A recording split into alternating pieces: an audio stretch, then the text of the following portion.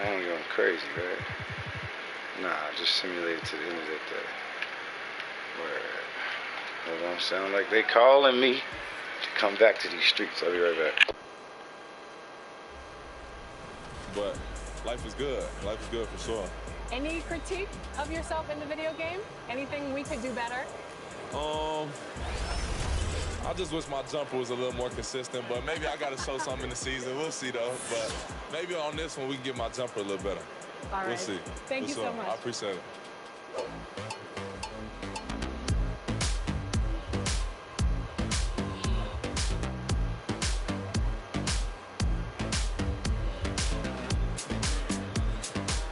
Tyler, you're getting an early taste of NBA 2K23. What do you think of the game thus far?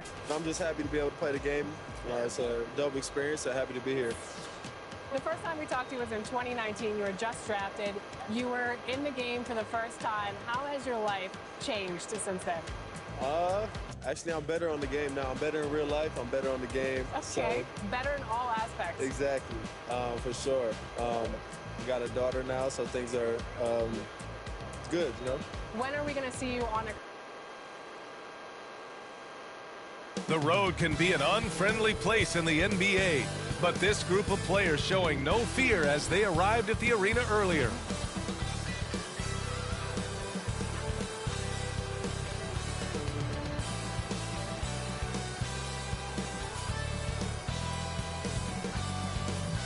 It's the NBA on 2K Sports. Thanks for spending Sunday evening with us. With Grant Hill and Clark Kellogg, I'm Brian Anderson. Allie LaForce is our reporter. And we've got a moment to look at the rebounding trend over the last few months for him. And the last couple of months, the rebounding totals have taken a bit of a dive for him. Let's see if he can refocus and put more effort on the glass. And we have a minute to catch up with our reporter. What do you have for us, Allie? Hey, Brian, you could say the alley-oop is perhaps the game's most exciting play. Ricky Rubio said that 80% of the credit should go to the finisher. LeBron James said, quote, the worst passes often lead to the best finishes. And Lonzo Ball said, when you have someone you trust to catch it, you can pretty much throw it wherever. Oh, yeah, he's had some good ones, Allie. Thanks. Now the starting group for the visitors. Jamal Murray out there with Jalen Noel. Then it's Andrew Wiggins. Then it's Domantas Sabonis. And it's Harrell in at the 4. And for Houston, they've got Stephen Curry. He's out there with Devontae Graham. And it's Smith in at the 3, the small forward. All right, Grant, in the name of player development, if you've got a young team that's effectively out of the playoffs, do you scale back minutes for the veterans, even if they're playing well? I would think so. Obviously, if the playoffs aren't in the picture, it's giving that remaining part of the season a chance for you young players to learn what the NBA is all about. So giving them more chances to play, resting the veterans, might be the smart move. Now here's Curry.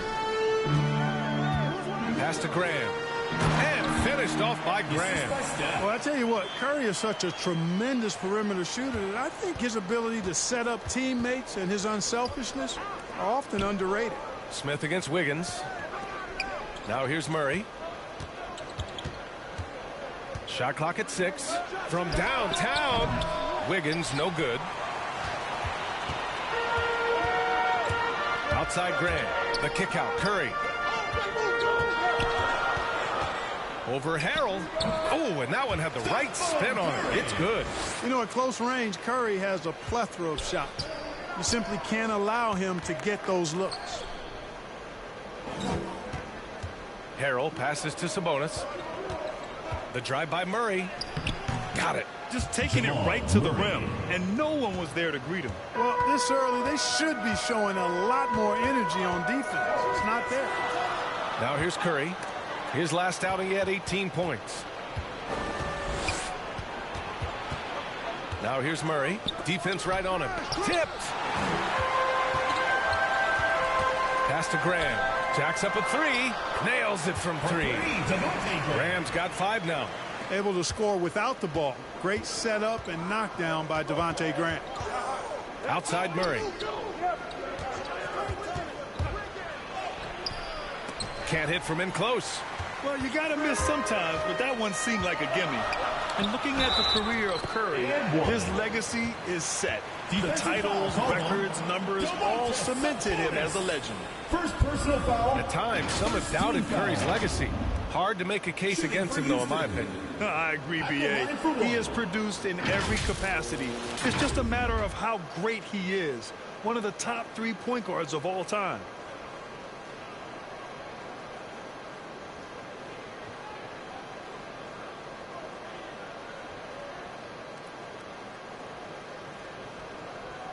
Mind the lanes.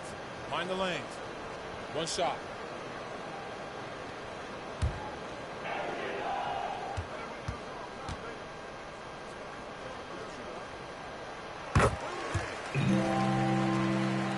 And around 2 minutes played here in the first quarter.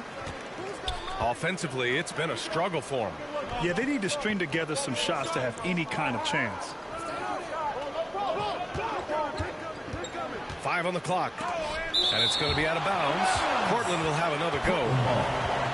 A fantastic mobile one block. This one deserves another look. That'll put some fear into the shooters, and he made sure to do it early, too.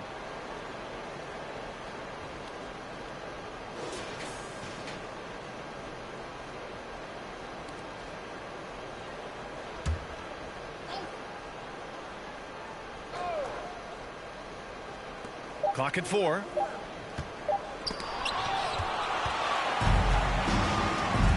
Pass to Graham. Inside. To the middle. And there's Smith. That one's good. On the assist by Curry. Curry's got 4 assists now tonight. Outside Murray. Oh, the offensive struggles continue. Missing again. Well, he has not been sharp this period. Seems to be a little flustered out there, too. So far, they're owning both ends of the floor. We'll see if they can keep this going. And, you know, nothing like getting an opponent on the ropes early. You love that if you're on that side of the scoreboard, and they are landing some haymakers now. Timeout called. Portland. They beat this team last time largely because of the massive free throw disparity. Yeah, did a really good job of drawing foul after foul. Very physical and rugged in how they perform. And it paid off.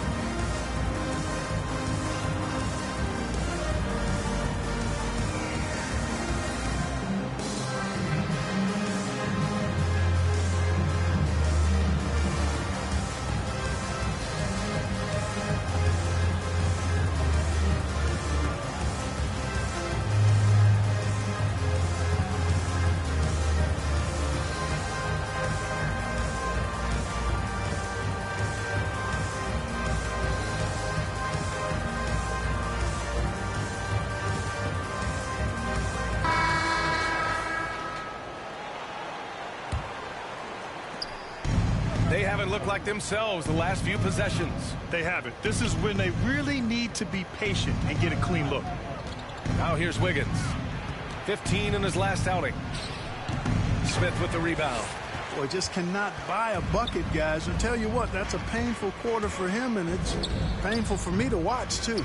Very surprising that he came away empty there, especially given room to operate. Pass to Wiggins. Driving to the basket and blocked. That one goes careening off the glass. Curry with it. Checked by Murray. Steps back and shoots. The rebound by Wiggins.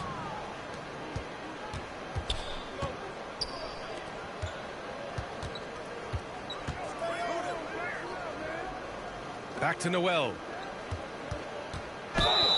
And there's a whistle. He'll head to the line to shoot 2. First personal foul. First team foul. Shooting for Portland. Jalen Noel. 2 shots.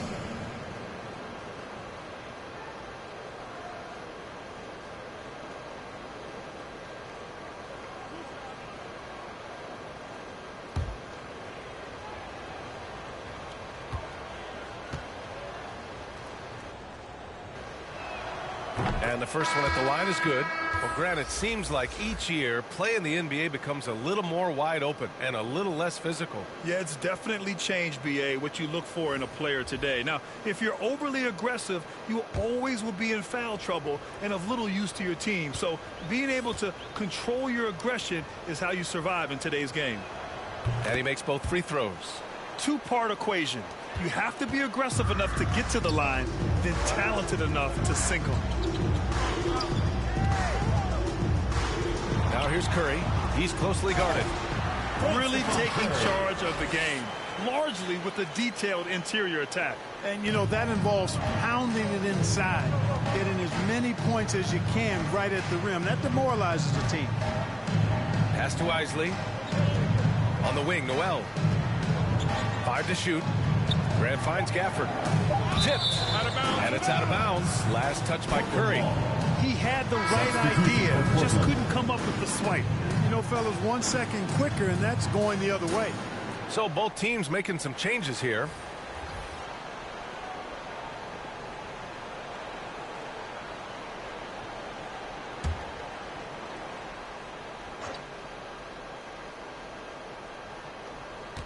Here's Brogdon. That one a little long. For Houston, they've gone 7 of 9, a solid percentage so far. Here's Curry. Unable to get that one. And it's Portland the other way. They were lights out from beyond the arc, and they spaced the floor beautifully in that one. There's all kind of talk in the game today about stretching the floor, because when you do that, everything else just becomes a little easier. Now here's Curry. A reliable go-to guy for them. He's averaging around 26.5 a game. Boy, absolutely no rim protection, leading to a lot of easy buckets here. There's 1:54 left in the first quarter of the game. Here's Brogdon. Doesn't go that time. For Houston, they've gone a fantastic 8 of 11 so far. You know, Malcolm Brogdon is a guy who can get it done offensively. His shooting percentage really speaks for itself. And he knows how to find shots in a hurry. You really do have to respect Brogdon's offensive game. I think he's clearly a guy who puts in the work. You're exactly right, B.A. He does put in the work. He's a high-effort player, both when it's game time and behind the scenes. You don't see percentages like his without a lot of hours being spent in the practice gym. 2 shots.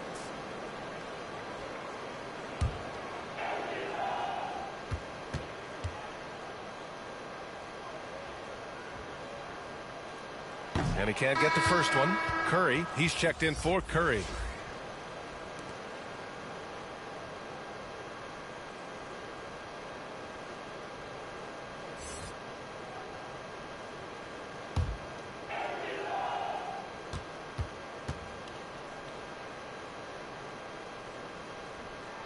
Good on the second one. Now Portland with it. Down by 15. Morris outside. Back to Brogdon. With the drive. Banked it in off the glass. Very good at exploiting the defense. Brogdon is excellent at finishing off these drives. Curry passes to Oubre. Down low. And he floats it in for the easy 2. Credit the sweet setup on that one. They're finding ways to get the ball into the paint. 5 consecutive buckets. And on the flip side, the defenders have to show more fight on the interior. They've got to offer more resistance here. And it's Brogdon missing. Brogdon's gotten just 1 of his 4 attempts from the floor tonight. Curry with it. Gafford picks him up. Curry passes to Oubre. 6 to shoot. Lets the 3 fly. Can't get his first shot of the game to fall. To the paint. Grant finds Gafford. And the dunk by Gafford. Yeah, that's just good basketball there by Grant. Moving the ball to the wide open man and getting an assist out of it. 20 seconds left in the first. And it's Isley with a rebound. Outside Brogdon. Grant outside. Back to Brogdon. And some nice defense there to end the quarter. And as the first quarter wraps up, already a double-digit lead. They lead by 13. And we'll bring you the start of quarter number 2 when we return.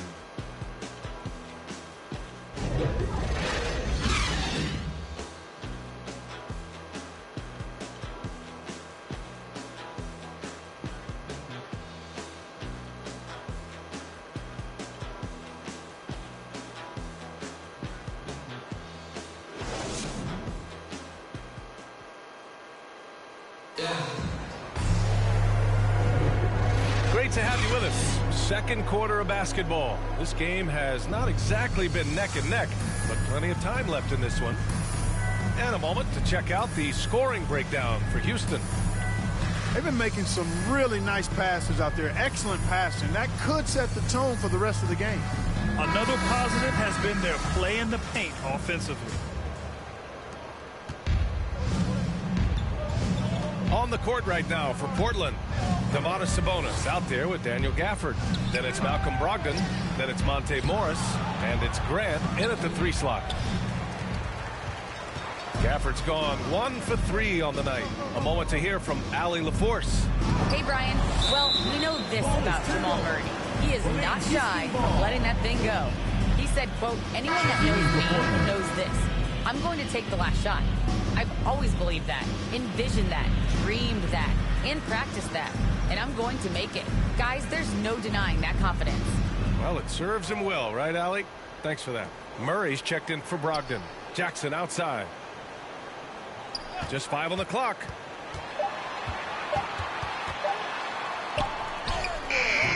It's rebounded by Sabonis. For Portland, they've got none of their first 3 shots to fall so far in the second. Here's Grant. That shot is off, and Houston will come the other way. And it's just so hard to stop them when they're scoring at that level. They were efficient and didn't let up at all. Well, it's really hard to stop them when they're in a groove offensively, and they were in a comfort zone all game long in that one. And here's Oubre from the arc. Out of bounds. It'll be Portland's ball. Ball goes to Portland. Checking in for Portland.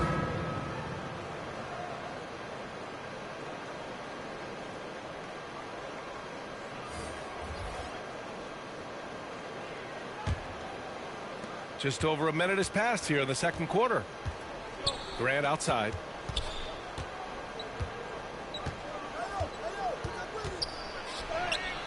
Tries again. And it's good. Fought through contact. Hit the shot and will go to the line. And there's always been dialogue between NBA officials and the coaches and players. Some concern that it's gotten too chippy of late, Clark. That's not a good look. No, it's not a good look, and you certainly have to recognize the fact that both sides are humans and emotions are going to run hot at times. The league has rules about how you engage with officials. I think you should actually have some give and take, but it should be toned down from what it has been recently. That's good from Harrell. And the energy Harrell plays with is incredible. He's like a junkyard dog with basketball skills when he plays. Defended by Murray. For 3, Smith. Offensive rebound. Nice work on the boards, paying off with a basket. 6 points for him. That'll drive your coach crazy, failing to box out. Ugh. Those are free points you're giving away. You got to work harder on the glass. Sinks it from distance. For 3. I'll tell you what, how easy does Wiggins make the game look? I mean, in the flow, excellent stroke from distance. That's fun to watch. Graham, that's good. And trust me, when the D's slow to react, he'll be the first guy to make them pay. Boy, the defense looks shell-shocked. I mean, they're on the ropes right now, on their heels. Now here's Wiggins. A valuable part of their offense, averaging a little more than 16 a game. The shot no good. Some solid defense from Diallo. He's been ice cold tonight. And, you know, you look at the scoreboard, guys, they really could have used this contribution. For Portland, they've gotten only 2 of 8 field goals to go in the second. You know, it's a huge benefit for a team to have a big man like Sabonis that can run their offense. Kind of a point center, if you will. He's an excellent decision maker, an outstanding passer, and has a really good feel for the game. Just 5 to shoot. Back to Graham. Takes the 3. And it's Noel with a rebound. Yeah, no, he usually makes you pay from that range. Murray passes to Wiggins. On the take. Another shot. And so he draws the foul, headed to the line to shoot a pair. Personal foul, second. Drawing contact on the dribble drive there. Wiggins with a quick first step. Forcing the issue offensively, and as a result, draws the foul.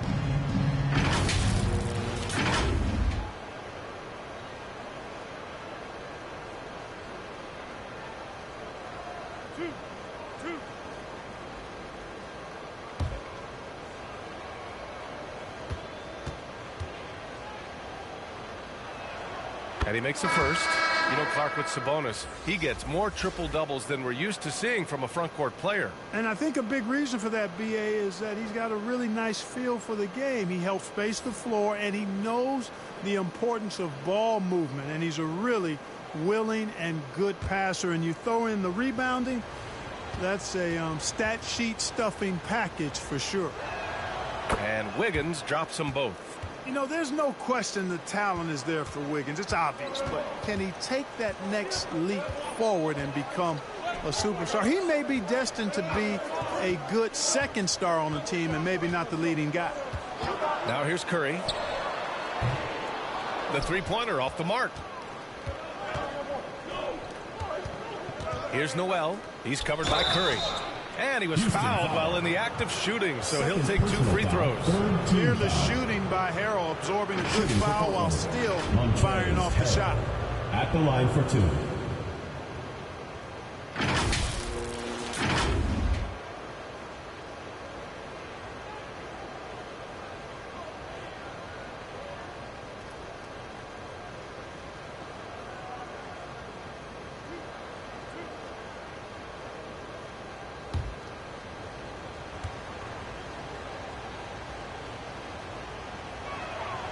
And he drops it first. And give them credit for making a more concerted effort to get to the line this quarter. Yeah, I like everything you said there, because when all else fails, if you can get to the stripe, that's really a good way to change the momentum in the game, because you get points and you also slow down the opponent because the game isn't going up and down as much. Harrell hits them both. Houston has gone 0 for 4 from beyond the arc here in the second quarter. It's stolen. Wiggins outside. Pass to Noel. To the middle. Here's Isley.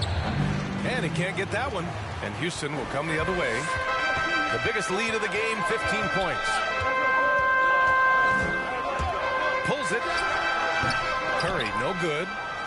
Curry's gone 1 of 5 from the field. Curry against Wiggins. Now Curry. Outside Graham. Over Harrell. Oh, denied by Harrell. You know, when Harrell does a good job with his positioning defensively, he can block some shots. Solid job right there. Here's Noel. Graham covering. Blocked. Curry against Murray. And that's a foul. Called on Montrezl Harrell. That's his first foul. First team foul. Substitution for Portland.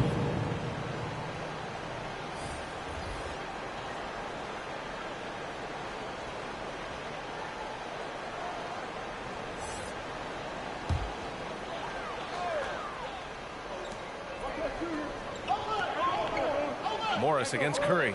And the lob disrupted. Not to be. To the wing, right side.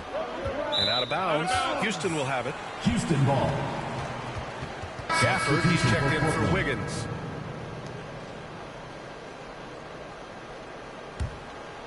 Houston shooting 46%, a decent average so far.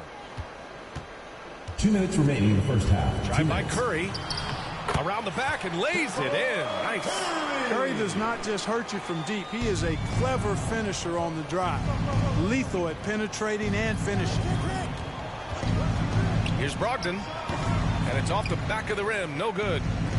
Houston has gone 0 for 4 from beyond the arc here in the second quarter.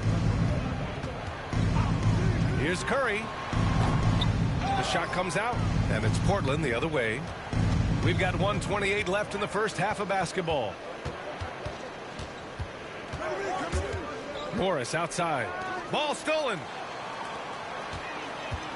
Outside Oubre. Inside. And Gafford with the block. Morris against Curry. Pass to Isley. And he banks in the layup.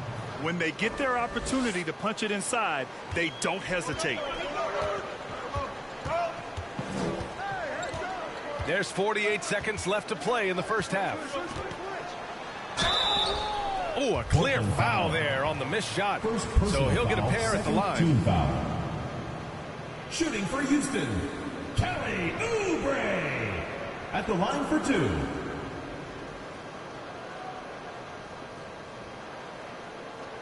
Shooting 2.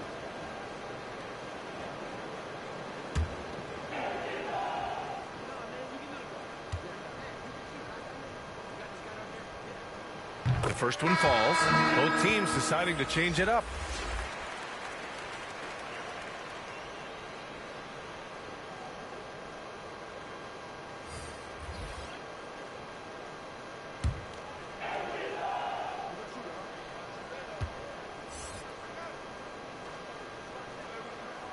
He's perfect from the line this time. There's 42 seconds left in the first half of this one. Brogdon, the pass to Murray.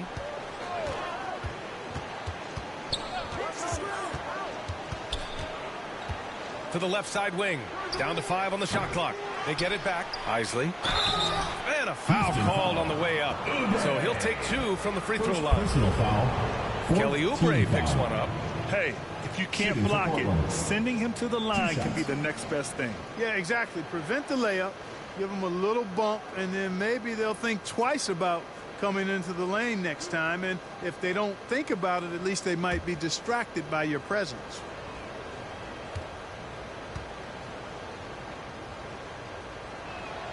First free throw is good.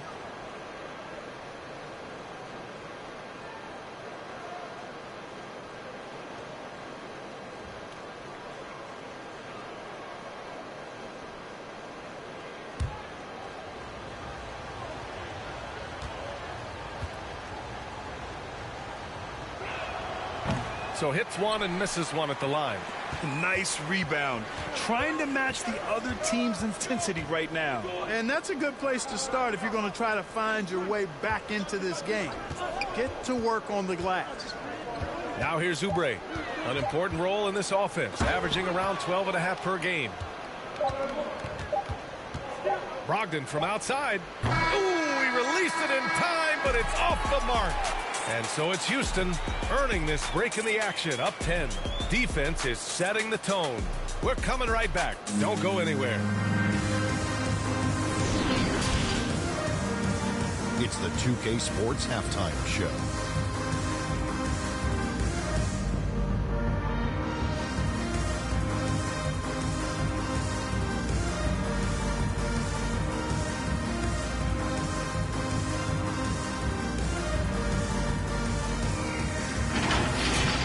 Well for Houston. And big fella, let's get your thoughts on the home team. Well, what I like, the ball never stopped moving, nor did the players. Everyone working in unison, playing for one another. Love to watch this brand of basketball. We've done a whole nother half of it. So excited, I'm so excited, I'm so excited. How about you, Kenny? What did you think about the visiting team? Whatever they're trying to do on offense, it ain't working. If they have any chance of coming back in this one, they're going to have to be more methodical in their approach. Talent without discipline will never result in sustained success.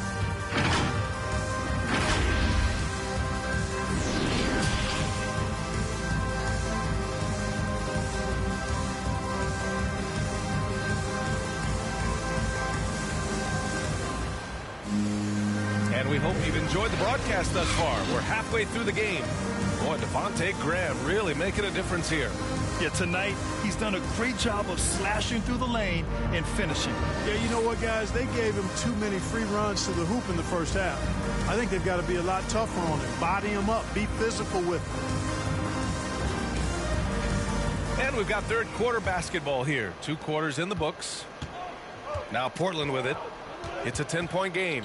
We've got Devontae Graham. He's out there with Stephen Curry. And it's Azubuike in at the 5. That's the 5 to begin the second half for Stephen Silas. Well, the contact not affecting Murray one bit. This guy is a really naturally strong player. And as a leader, Murray is vocal. Talks to his teammates up and down the floor, and he pushes everyone, and they tend to follow. Here's Noel. Shoots off the step back. It's good. Sometimes it's simple. Put the ball in the hands of your scorers and let them do what they do best. Graham, the pass to Smith. That 3's off the mark. And Murray's vocal to the opposition as well. He's used to the trash talking. I mean, he loves to challenge people. I mean, does it cross the line at times? Well, it depends on who you're talking to. Well, that was clearly a foul. Yeah, he took a shot there. Earned those 3 throws. Jalen Noel at the line for 2.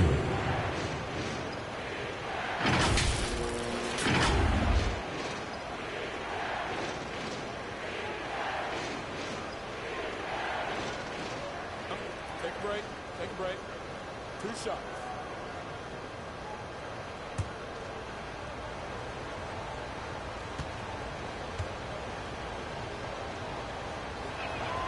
The first free throw is good.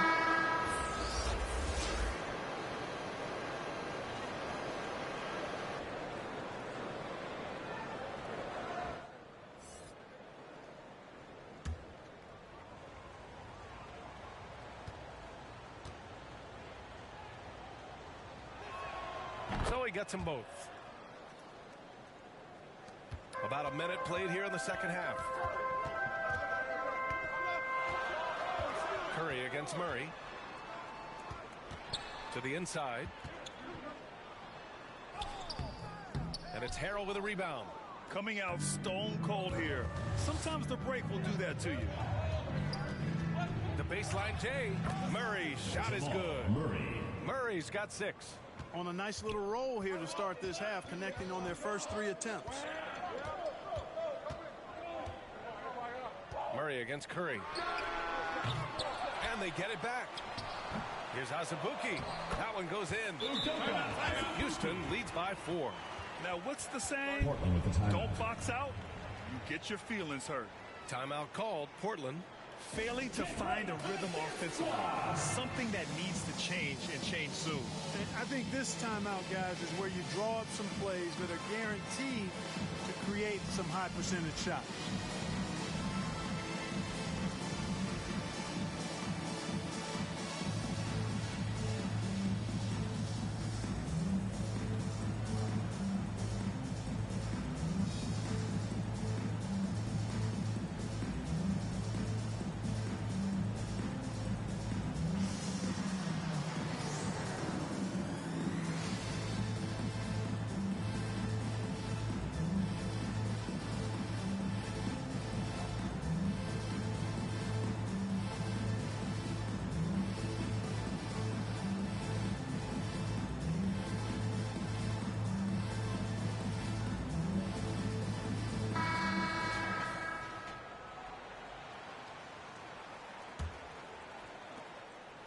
For Portland, they've gone 3 of 3 in this second half.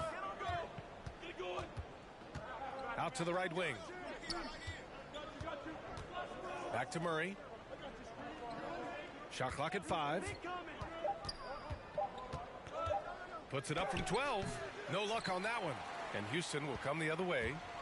The biggest lead of the game, 15 points. This offense's first miss after 3 straight makes to start the second half. Here's Azubuike.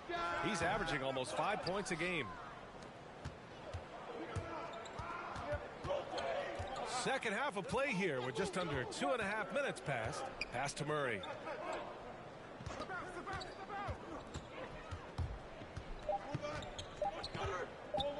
The 3-ball. The shot, no good. Houston has got nothing to fall from outside in this third quarter. And that one is stuffed right through. Attacking the rim with power. Tremendous finish. Really piling on the lead with a dunk like that. Here's Noel. 6 points for him. That's tipped and out of bounds. Houston will have it. Houston ball. Let's take another look at the staunch defense during that mobile one block. What a play. I mean, that'll have the offense thinking twice about taking shots in his presence. Grant's checked in for Harold.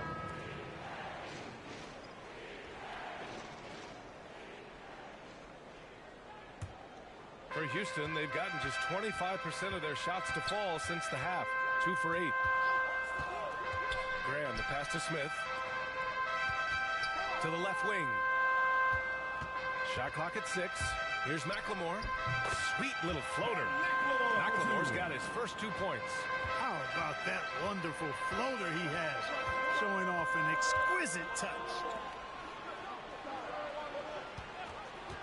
Wiggins outside. Just over 3.5 minutes through the third. The shot no good. Here's Smith. Good. And Graham with the setup. Smith's got 7 points in the game. Just so successful getting the ball inside and finding those great looks. Sabonis finds Murray to halt the run. And he takes it up and lays it in. You know, we've seen a much different version of him in this half, guys. He's been sharper, more focused, and more assertive. It's hard to think about Domantas Sabonis without thinking about his father. Arvydas Sabonis was one of the first great Lithuanian players in the NBA. Things just don't seem to be clicking for them offensively. Yeah, they really need to find a way to get back on track. I look at Sabonis as a terrific stretch four. He's a guy who can play either power forward or center. He has excellent length and a nice touch. All right, well, a look at how the hustle game has been going for Houston. We've seen them make the extra effort defensively, rotating, closing out airspace, and sending shots back. They worked hard tonight at crashing the boards as well. They've had a bunch of second chance points.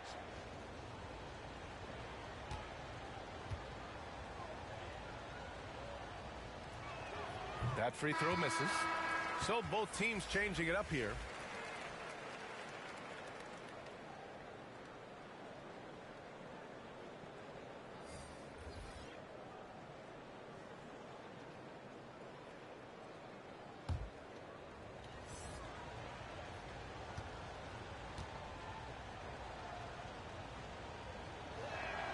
He hits the second from the line.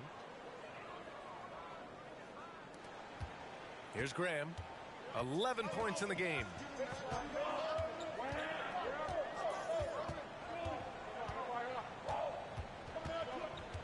There's the drive. Good. And that makes him 6 for 9. A quality game for him so far. Boy, you see right there the willingness of Devontae Graham to get in there and mix it up with the big guys, grabbing some rebounds for himself. Brogdon against Oubre. And he's going to the line for 2. The official saw contact while he was going up. You know, Grant, court is a familiar place for Malcolm Brogdon's family. It's just Malcolm's involves a ball instead of a gavel. Yeah, his father Mitchell is a lawyer and a mediator. Brothers Gino and John are also both in law.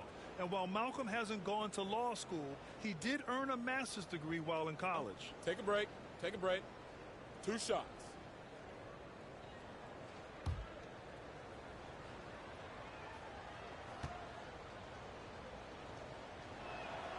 And he knocks down the first one.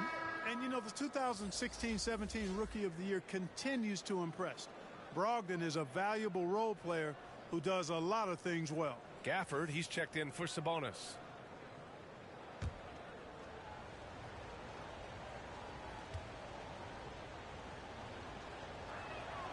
And that one goes in. 2 from the line that time.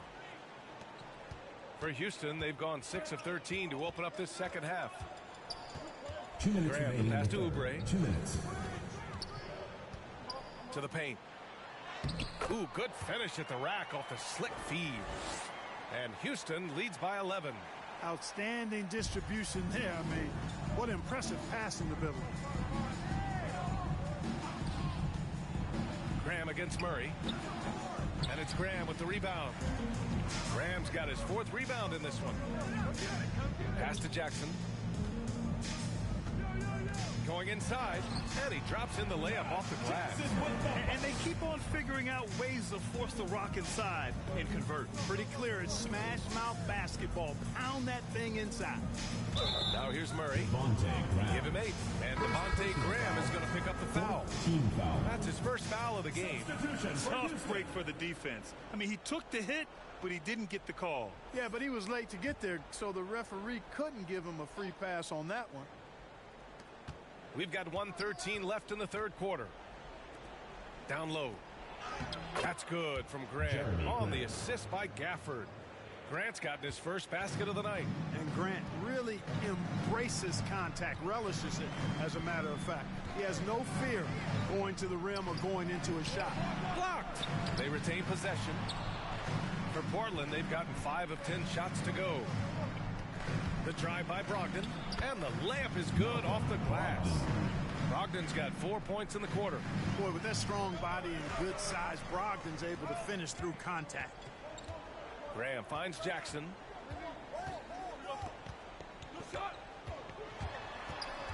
Five to shoot.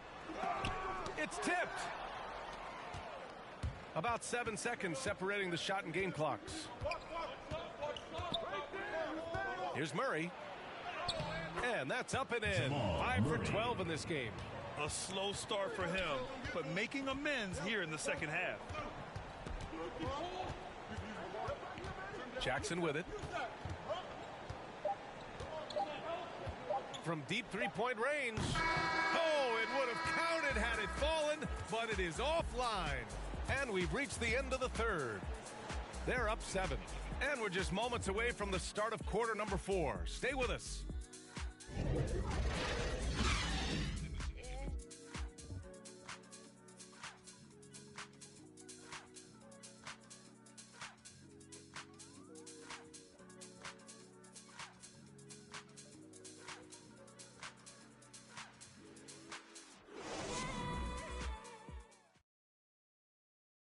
And a worthy candidate tonight as we take a look at our State Farm assist of the game.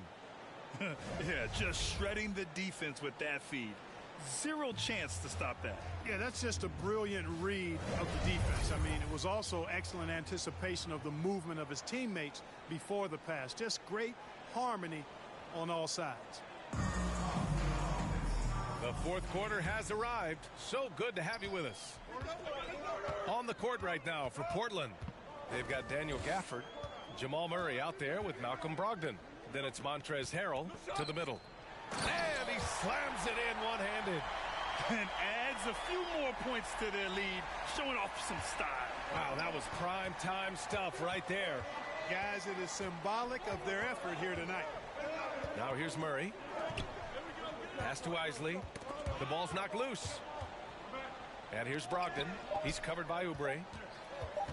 Shot from the wing. Deflected. And they recover it. And there's the shot clock violation. Couldn't get the shot off in time. Noel, he's checked in for Murray.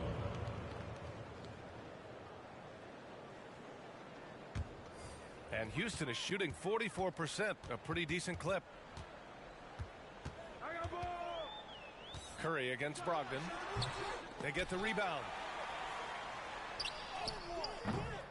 Nice fake there to create the shot, but it's no good.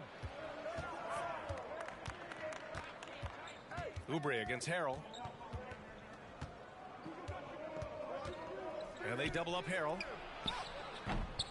It's hauled in by Oubre. For Houston, they've gotten just 1 shot to fall out of 3 attempts in the 4th. And that one's good. And Houston leads by 11. Precision pass into the post. Well-earned assist. Trying to find a spark here. Yes, indeed. A rough stretch offensively. They could really use a basket. So it'll be 2 free throws. He was fouled in the act of shooting. Man, the defender really went after him. Yeah, if you're going to foul, then make sure that you don't give a chance for the and one. Shooting for Portland, Jalen Noel. 2 shots.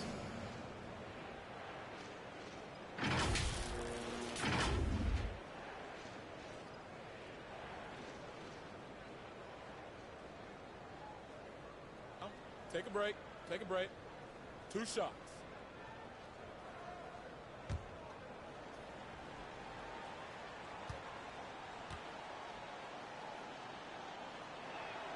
First one falls for him. Wiggins, he's checked in for Gafford.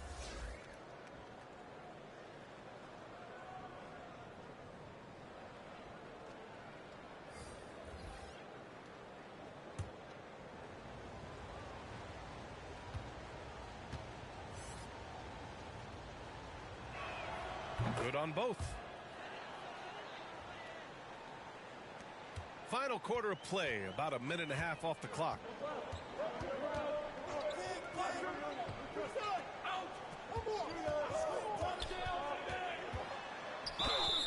Oh, and he got fouled on his way up. He'll head to the line to shoot two. First team foul.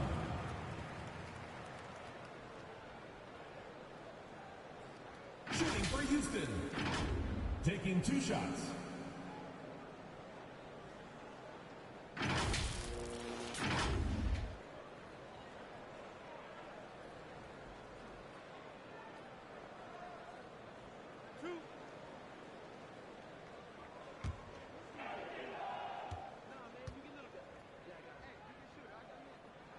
And that one misses.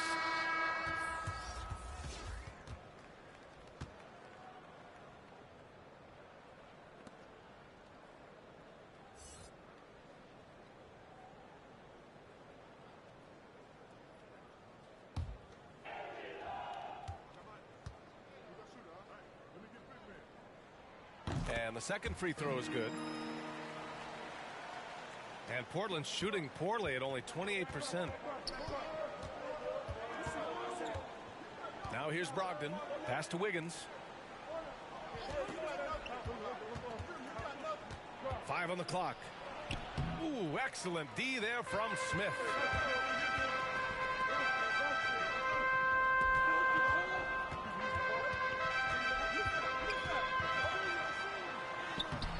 Off target at the rim. For Portland, they've gone 0 for 3 in this fourth. Not good. Here's Brogdon. Up top, Wiggins. That one is off, and Houston will come the other way. The biggest lead of the game, 15 points. Curry. Ooh, the lead pass was in the perfect spot to set up the layup. And they're just taking what the defense gives them. And right now, that's the interior. Well, once they recognized the advantage they had inside, it made a lot of sense just to continue to attack that area. Now here's Wiggins. Puts one up from 19, and he gets the friendly roll as that one goes. This is the dilemma defensively. I mean, when Wiggins glides off the pick, he's hard to shadow. Pass to Oubre.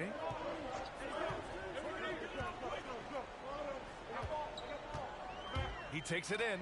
Oh, rejected by Wiggins. And they're on the break. Here's Noel, covered by Smith. Noel, no good. For Houston, they've gotten 3 of 7 attempts in this fourth quarter to fall. Smith passes to Curry. Pass to Smith. Good on the short little jump shot. And Houston leads by 12. And just totally relentless, only increasing the intensity level. Yeah, I love the fact he doesn't play the score. He just keeps coming, attack mode. He doesn't know how to step off the gas pedal. Timeout called, Portland. Protecting the rim has to be their top objective right now. Yeah, you know, just look at the numbers, guys. I mean, they are being taken to the woodshed in the paint.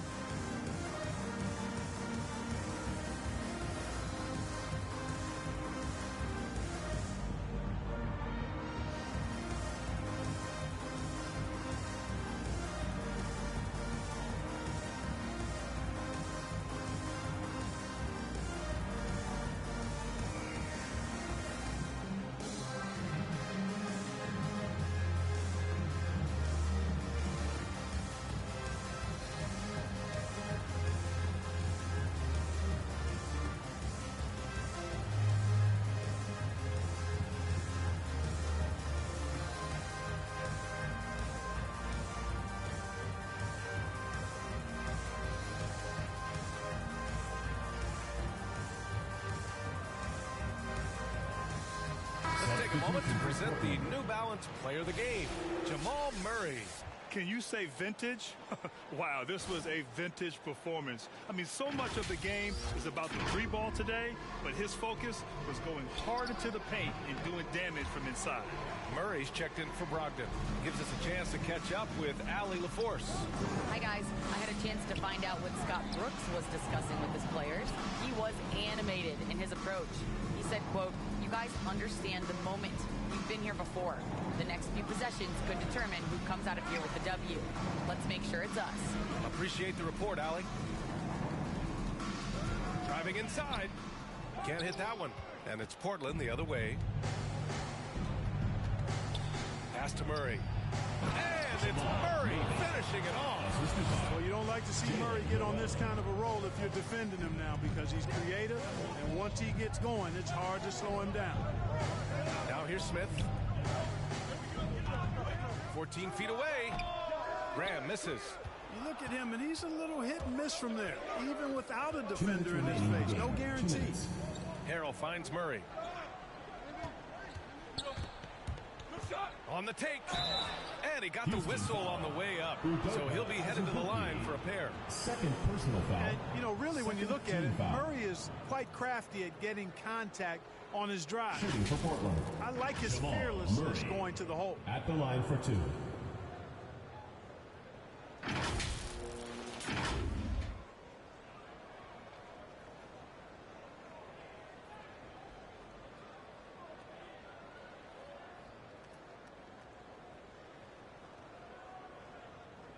Take a break.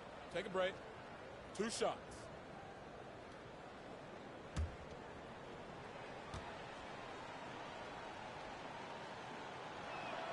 So the first one drops, and that brings him within single digits.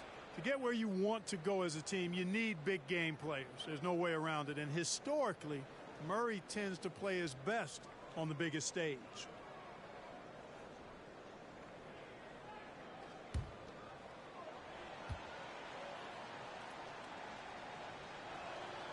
And that's good as he hits both shots. Here's Curry. 1:51 left to play in the fourth quarter of this one. High arcing shot. It's rebounded by Sabonis. Sabonis has got 5 rebounds tonight. On the attack, Wiggins. That one no good. And Houston is shooting 33%. This hasn't been their quarter. Pass to Graham. Up top, Curry.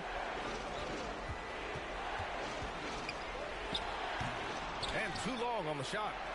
He hasn't been able to find his touch this quarter. To me, it appears he's starting to lose his composure a little bit. We'll see if he can regroup and get back into a better rhythm. Now here's Murray, and the shot goes in. Murray's got 14 points here in the second half. Hey, you can't just have skill and confidence to make big shots. You got to have a big ticker, too. And he lobs it up. Boy, left it right in the sweet spot with the lob. Nicely done.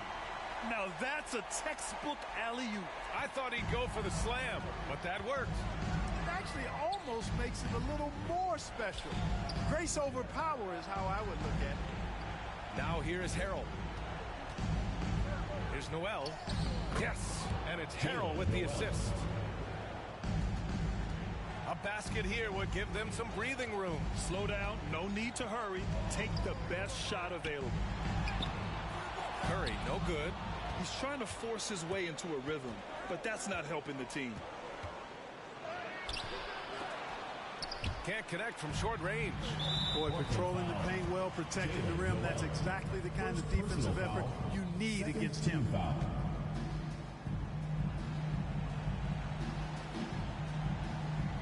Curry with it. Now Wiggins defending. And now we've got an intentional foul. First personal foul. Third team foul. Shooting for Houston, Stephen Curry. 2 shots.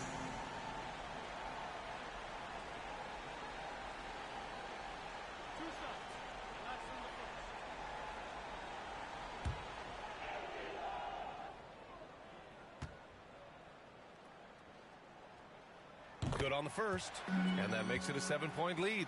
So many of the hopes for this team rest on Curry's shoulders. It's an immense responsibility, but he carries it out with fire and optimism. And so he drops them both, and it's an 8-point ball game. Now Portland with it. And just not enough time for them to get back in this game. Not by a long shot. It's all but official.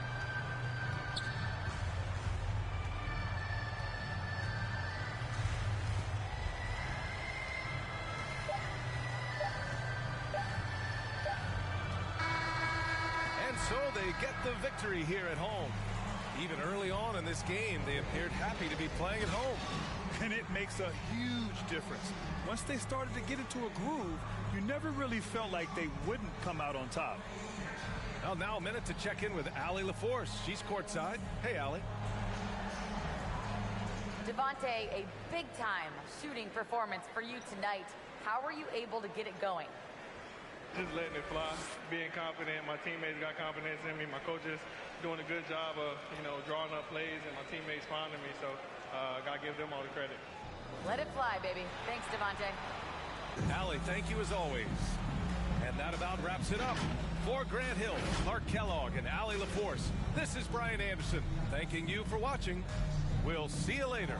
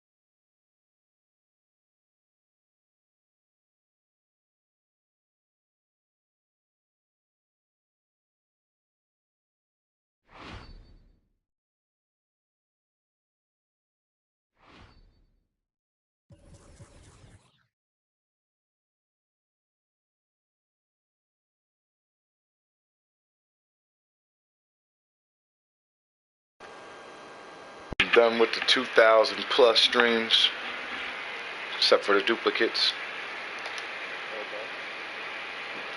Then, but I realized those are only the ones that were sent.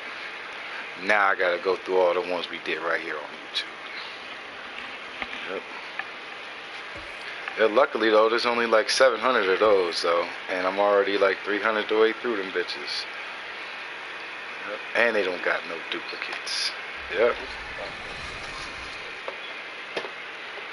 One by one. One by one. It's real fucking intricate how it's not real fucking intricate. It's literally one by one.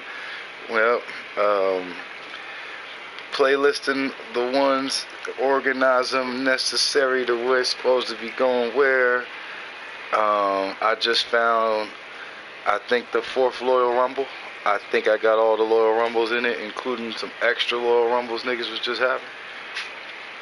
I think I got all the Starcade type beats all on the same joint. Group of players as they came down the tunnel earlier. So that's just how we trying to do it, man. Get everything all where it's supposed to be. That way when you click tribute for the troops, you go watch all the tributes to the troops that we done did. Yep, thumbnails and all that shit, man. Yep, it's all worth it. It's all worth it. Have I told everybody once upon a time that there'll be a day I ain't never streaming never again. I'm gonna be watching all these motherfuckers back, every single one of them, start to finish. Yep. Yep, that's why I'm mad, because a lot of the good shit I want to see, it never got saved. And then the rest of the good shit that I want to see. We thought Twitch was saving it. But then one day they sent me an email saying, yo, look, yo, you stopped paying for Twitch Turbo last year. We've been giving you these Turbo benefits, so we're going to take it all away tomorrow. Save what you need. I'm like, oh, all right. Thank you, DA. And a look at the starters for the Pistons. Karis LeVert is out there with Dosunmu. Then it's Pascal Siakam, and it's Sharp in its center. And for the Sonics, they've got Porter. I think. See, some of those are on the playlist because I need to go back through them and make sure they're what they say they said. So I know some of them sus. But hopefully, those are all the possible ones that could be those joints. You know what I'm trying to say? Especially with names getting fucked up. Yeah, I know I do, man. I've seen you in a couple of thumbnails. Seen you in a couple places we could get you into a thumbnail. You know we had to put that over. I think one of them Loyal Rumbles got Casey in the thumbnail. A couple of them AEW joints. I think I put all the AEW pay-per-views I could find under All Out. I'll do it. I'll go back through that later. Now here's Dosunmu. Yeah, this the playlists are in there. Are in beta. Yep. But everything else should be straight. Well, there is nothing else. Here's Sharp. Yeah, deleting all the fucking streams that didn't even stream, all these duplicate ass shits. Cause there's a couple things. The duplicates, when you send them bitches, they not supposed to go through. So they open up a brand new thing for you. That's like a blank video. It's like, alright, bro. And then some of them actually did go through. And then them shits is out of order. Yeah, so it's real intricate. Real intricate. Because that shit kind of funny. If I send a 5-hour one and a 3-hour one, and the 3-hour one happened before, the 5-hour one happened before the 3-hour one, YouTube gonna get them in the wrong order. Every fucking time. So if I blitz that bitch off of Twitch and send like 18 straight streams, man, them shits is just a clusterfuck. Them shits ain't in order. Down by the Pistons. Their last encounter was in Detroit. Cool. Yeah, and their last I know niggas is really only interested in pay-per-views. Because a lot of the cool shit, like arguing, discussions niggas had, probably happened on like a show niggas didn't even care about. Fucking the best slam dunk Zion's ever did or something like that. Man, I wish he could do that at the dunk contest. We ain't gonna make it. Well, White has quickly developed great floor vision. Doesn't miss the wide open all them types of things, I know we ain't gonna get. Now about 2 minutes gone here in the first quarter. Oh, LeVert in position. Yeah, and this is the other thing, man. What's that? Like that, man. Yeah, this is a lot of shit. In basketball, executed to perfection. I don't think you get an argument there. Everybody loves the alley-oop. Sharp. It was all good, such good shit. Off the left iron. And this is a shot he can definitely make, streaming and on the defense Twitch. Not a factor at all. And there's the pass to Dosunmu. Keep an eye on his team now. And here's Levert. And you can see his scoring totals. Those are some pretty good numbers. He's putting up close to 15 points a game on average. Here's White. The shot that time, not on target. The Pistons go the other way with it. Here's Dosunmu. And foul on the shot. I'll be back after breakfast. Don't be in the chat now. First team foul. Detroit shooting their first shots from the free throw line tonight. Taking 2 shots.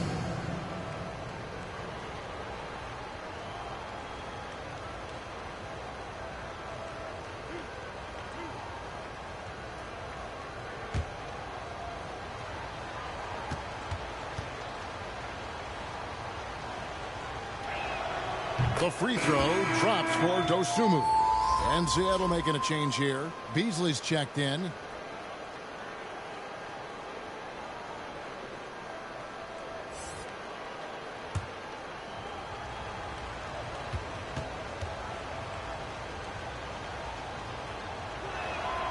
So he gets them both.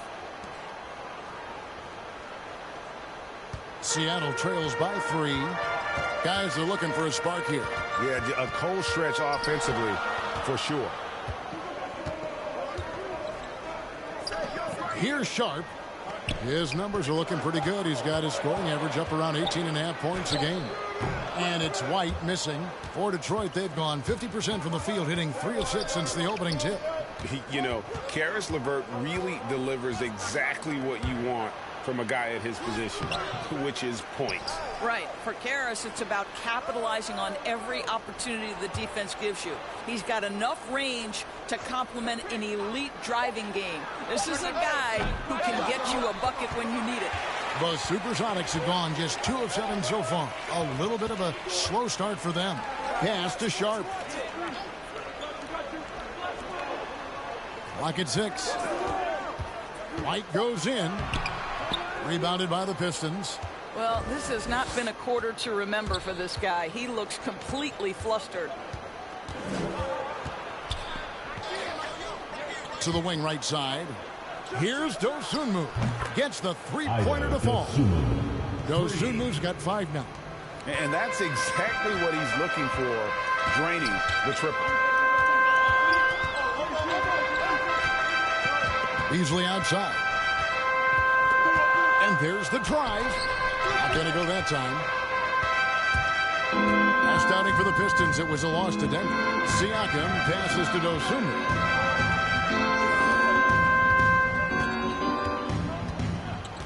Pass to Sharp. Basket counts. And it just seems that every pass they make is leading to a score. Just great ball movement. And the first time out of the game called for Seattle. Their last game, a win against Boston, looking to carry it into this one. Yeah, I mean, it was such an unlikely outcome. I don't think anybody saw that transpiring. That third quarter frenzy they put together, just incredible.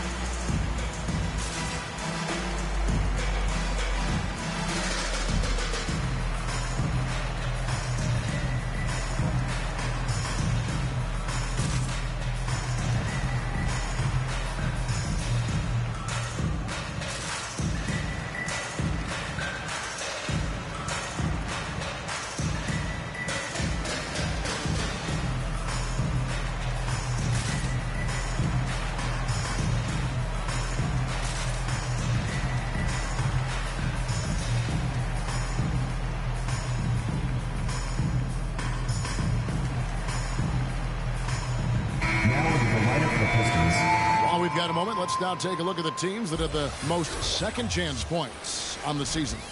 One of the better rebounding teams in the league, especially on the offensive end. They never take that for granted in terms of whether the shot's going in.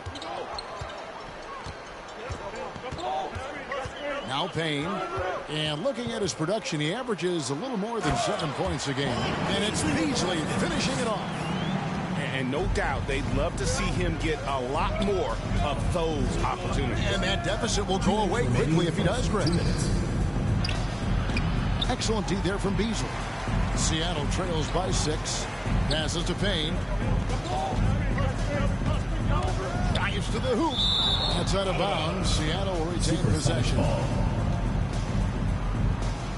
Monk's checked in for Beasley. Malik Monk.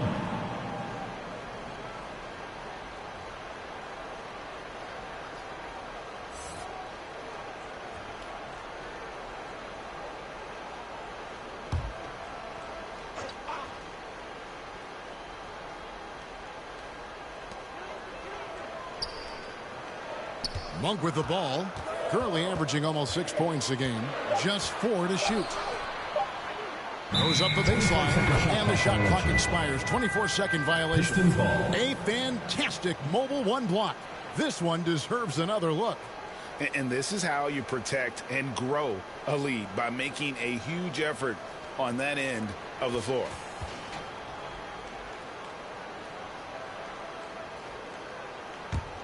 Pistons leading by 6. 1:31 left in the first quarter. Throws down the alley-oop slam. Well, Markelle Fultz continues to develop his floor awareness. Passes like that will create all kinds of chemistry. The pass to Payne.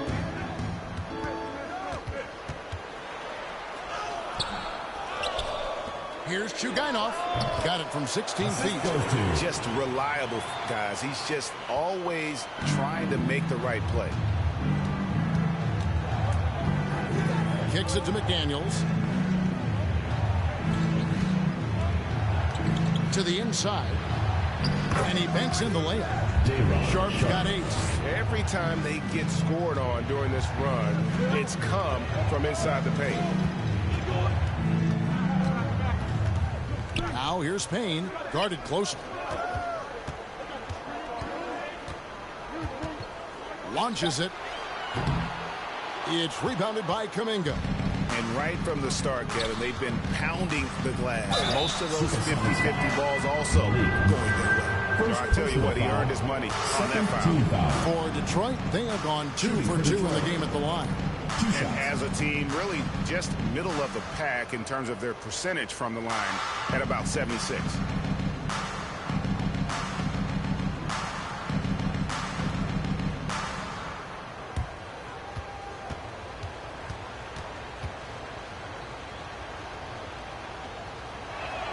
The first free throw is good. Looney's checked in for the Sonics. McDaniels checked in for the Pistons. Osman comes in for McDaniels.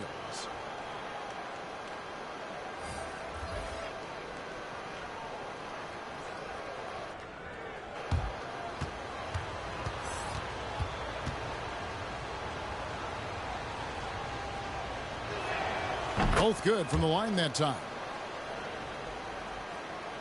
Seattle trails by 10. Now here's Payne. No points in the game yet for him. And it's going to be out of bounds. The Supersonics will retain possession. This is one of those nights. Mistake after mistake, a comedy of errors.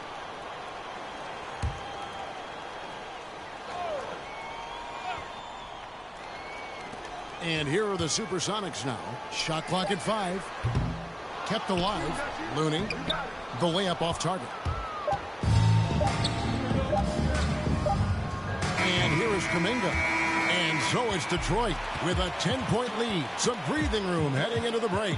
They've been playing some ferocious defense. And we've got more NBA action on 2K Sports coming your way after this break.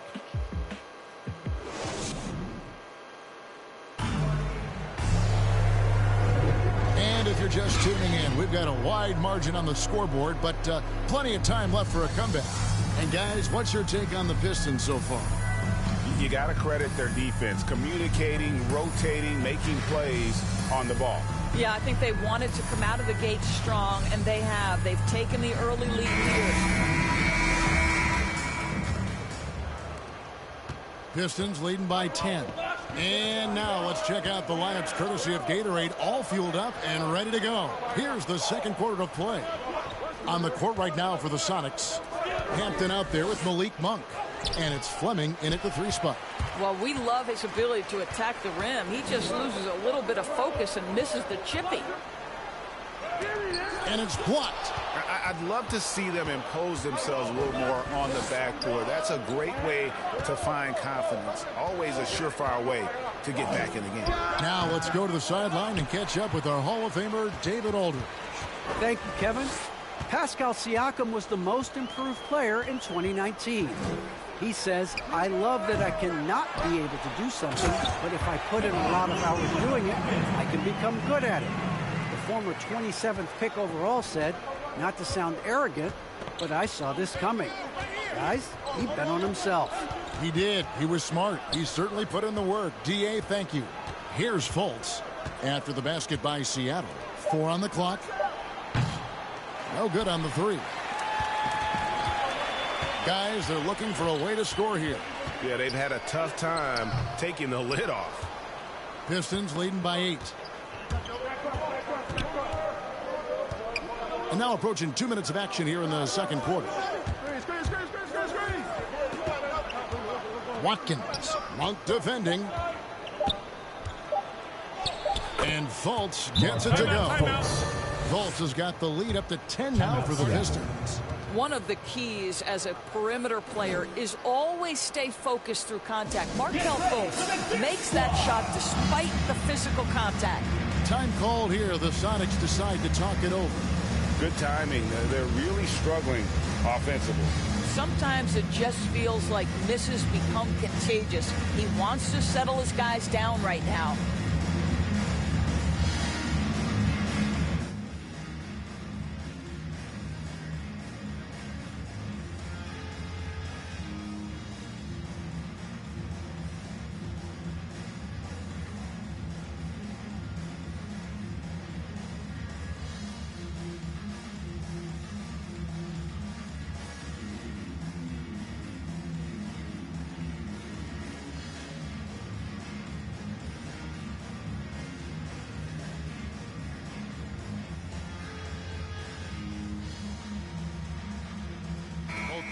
Deciding to change it up.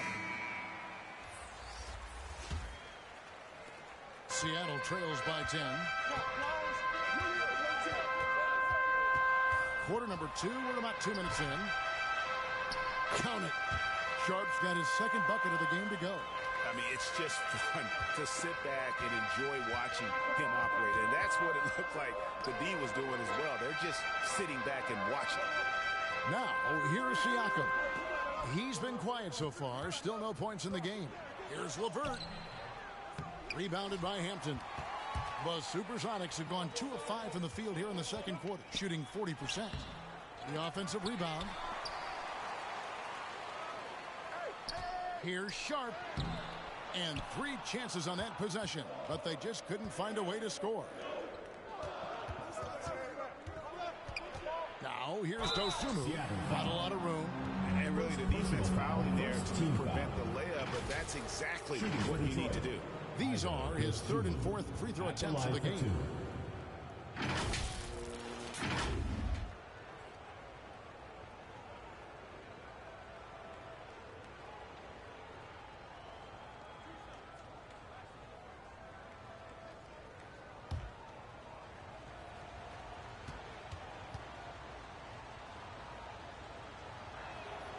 And he knocks down the first one. And Seattle making a change here. Beasley's checked in.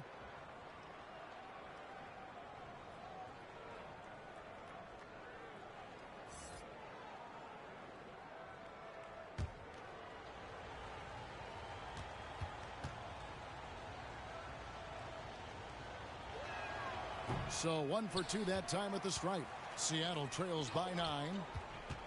White with it. Now guarded by Siakam. He takes it in. The rim-rattling two-handed jam. And just running the offense. White's that new breed of combo guard who can do a little bit of everything. And contact on the shot, so he'll be shooting free throws. Personal foul, second team foul. And what do you guys think so far about the offensive approach for Detroit? Guys, right from the start, it's been apparent they're determined to establish a presence in the paint. I think the other thing they've had going for them is their passing. Plenty of their baskets have come off assists.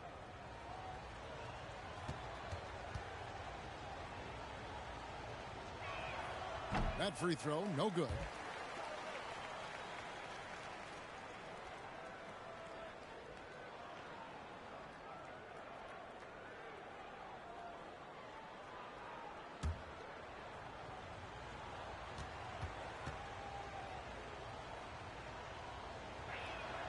And he's good on the second. Seattle trails by 8. Here's White. He's coming off a 10-point game against Boston. Here's Beasley. Porter trying to free himself up. Out to White.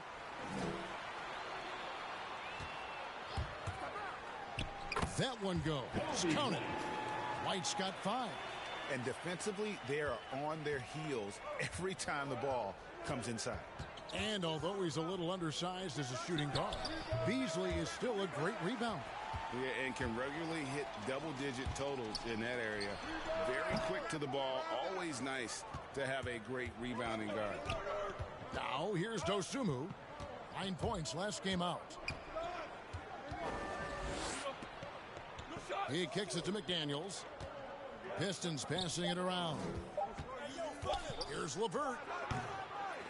They get it again. A shot by McDaniels, no good. I'll tell you, most of the time this guy's going to finish that, but that was tremendous defense that prohibits him from completing the play. Dosunmu, the pass to LeVert. White with it. He's picked up by LeVert. It's Beasley on the wing. Pass to Sharp. Second shot opportunity. He takes it up and lays it in.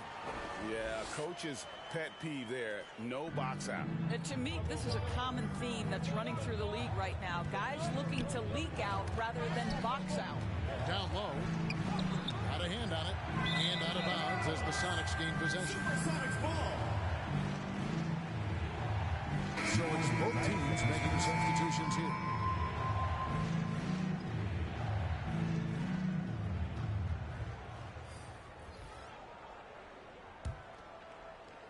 Seattle trails by 4.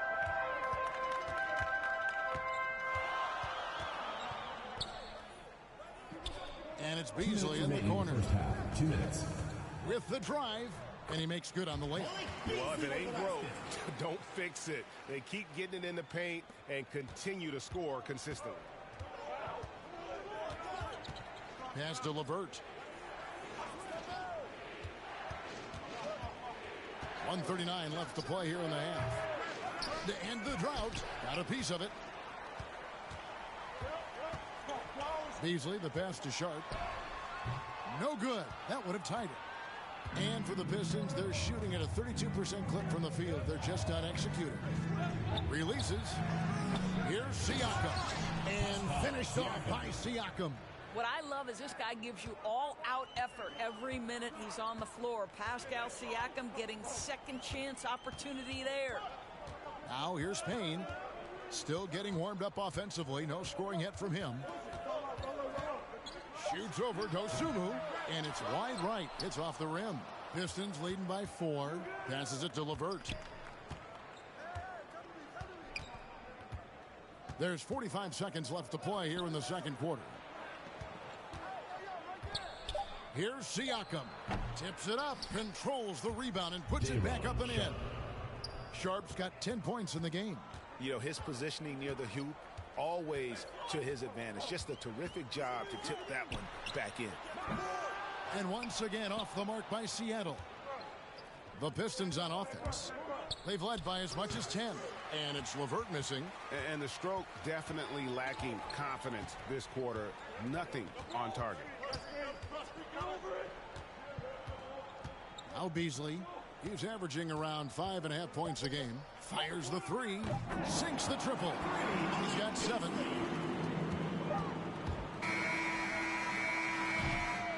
And that'll do it for the first half. A competitive game so far. Pistons lead by 3. Time now for the halftime break, with the third quarter soon to follow right here on 2K Sports.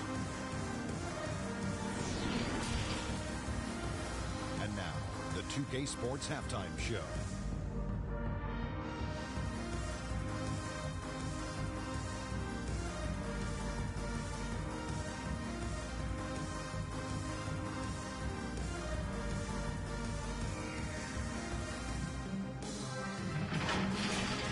And guys, for the Pistons, Kenny, what's your view? The road can be unfriendly. They've clearly risen to the challenge. They're shrugging off the tantrum and fans. Defense, all of that's no.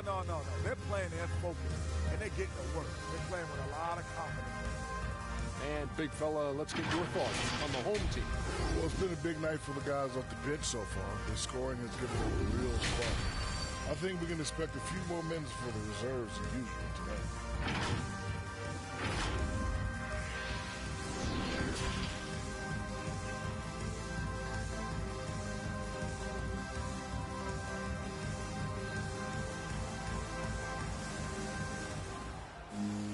And in that first half, we saw a pretty tight battle. We'll soon find out what sort of adjustments were discussed during the half.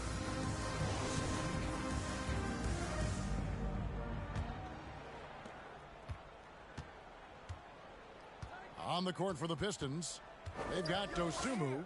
He's out there with Karis LeVert. And it's Siakam in at the 4 slot. And it's blocked. And that's out of bounds. Detroit will retain possession. We have got to see that sensational mobile 1 block again. And this is why coaches stress the importance of defense. Big block there in this close game.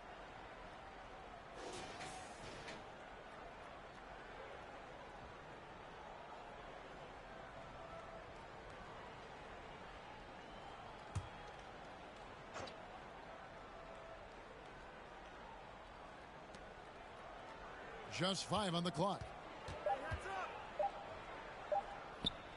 The turnaround, it's good.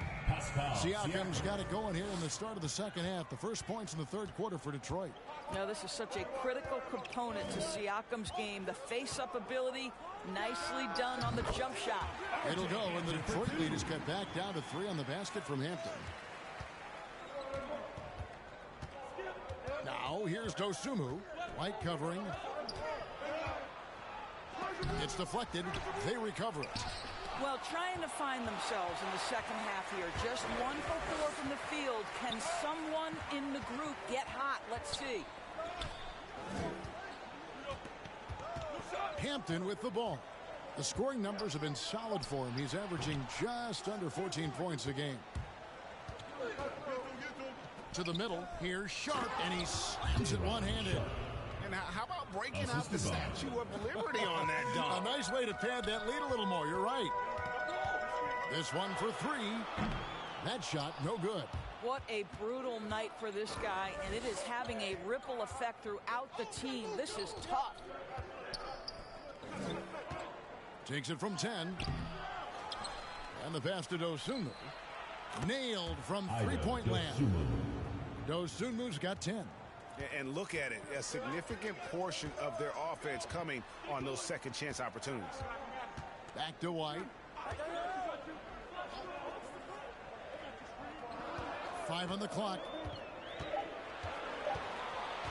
Pulls up on the elbow. And that one goes long. Detroit leading by 8.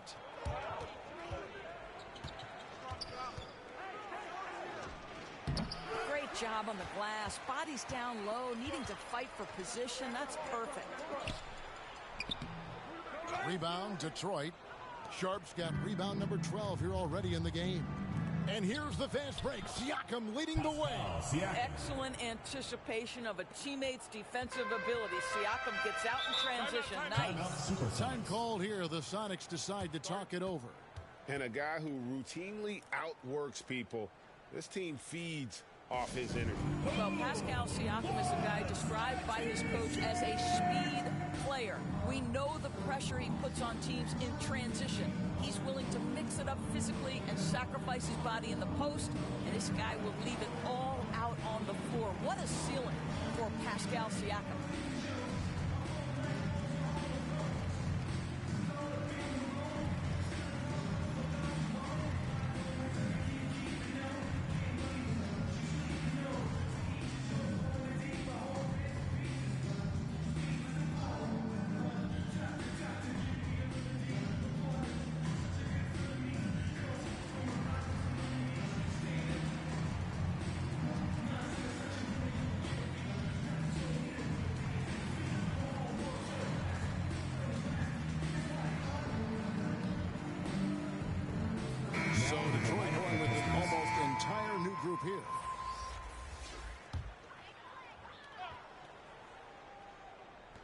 Just over 2.5 minutes gone by here in the second half. Monk with the bounce pass. Here's Fleming. They get it back. Looney. And there's the bucket. Stay with it on the offensive glass, getting it done. Looney's got his second bucket of the night. Fultz against White. Fultz, no good. Seattle trails by 8. Now, here's Monk. Nothing yet on the scoreboard for him. And it's blocked. Fultz looking around.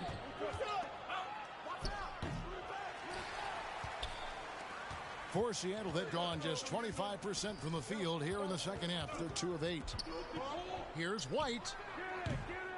That one off the back iron and out. This guy just can't find his rhythm, and you look up at the scoreboard, they absolutely need his productivity. Here's Sharp. Misses in close. And yes, it's good.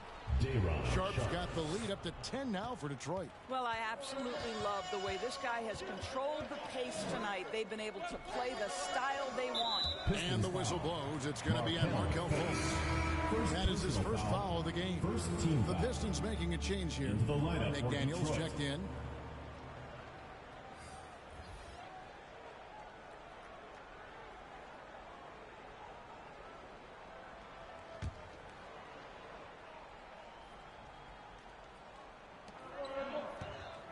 At the top of the key, Monk. Shot clock at 6. Puts one up from 19. And, yep, finally drops after rolling around the rim. And Monk is a good shooter from the mid-range. He's only going to get better the more he looks to shoot from there. Here's Fultz. Here's Kuminga. Makes it off the glass. And the Pistons lead by 10. When you allow good scorers to get uncontested shots at the rim, no wonder you're losing.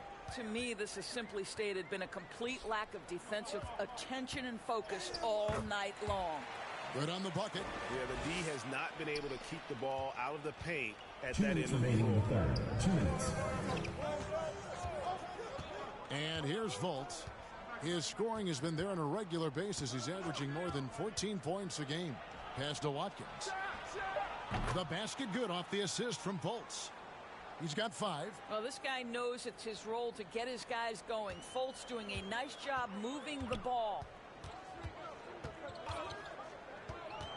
Payne looking around.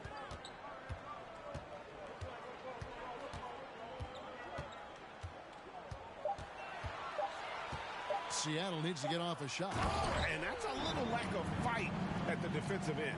Absolutely. At least on that slam, you're right. That's one way to let a team back in the game. Right. You could see on that possession, one side playing with a little desperation, the other side losing focus.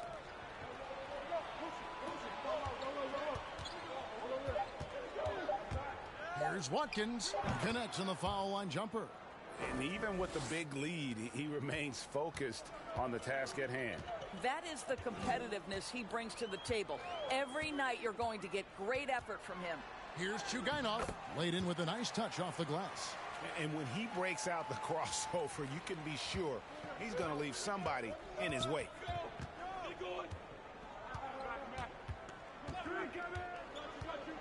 And he's going up for the alley-oop. Out of bounds. Seattle will take possession. Yeah, simply stated, you have to take care of the basketball, and they don't on that possession. Malik Beasley, he's checked in for Seattle. McDaniels, he's checked in for Detroit. Seattle trails by 9.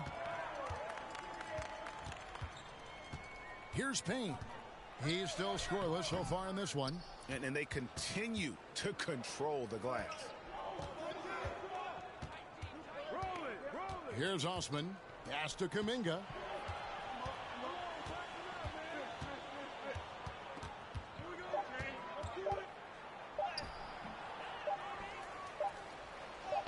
2 points. That one goes. Kuminga's got 4 points in the quarter. And so is Detroit, holding on to an 11-point cushion as we get ready to take a break. They're playing a bruising game inside, and it's working for them.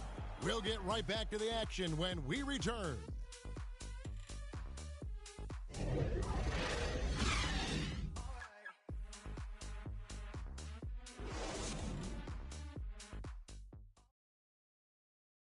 And now let's go back to a play from earlier as we show you our State Farm assist of the game. And he's always been the favorite to bag this honor. These kind of feeds are his bread and butter. Well, this is why great point guard play is so critical in today's NBA, and you see it right there on display. And there have been 2 very different performances from these teams today as we get going in quarter number 4. We've got Beasley. He's out there with Hampton. And it's Sharp in at the 3. That's the lineup in the game for Seattle. Beasley finds Porter. And that'll be 2 free throws coming up. Officials on the call with the foul. First personal foul. It's going to go on Dosunmu. Yeah, easy call. And what's your take, guys, in the hustle stats for Detroit? Guys, how about all the second chance points they've been able to convert throughout the game? They've gotten out on the break over and over tonight as well. A lot of baskets coming in transition.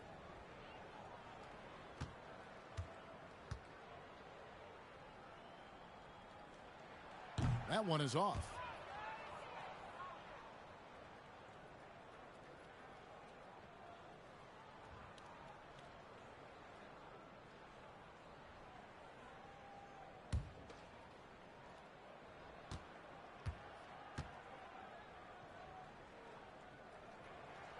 He hits the second from the line.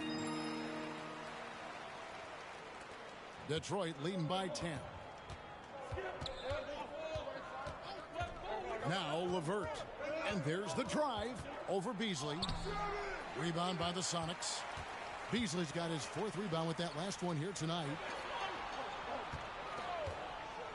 Here's Sharp. No good on that one. And the Pistons now going the other way. Here's Siakam. And the layup's good off the glass. Siakam's got the lead up to 12 now for the Pistons. Well, Siakam pushing right through the contact. Go ahead, young sir. Here's Beasley. Great D that time from LeVert. Boy, that's the kind of look this offense is designed to create. That's just a tough miss.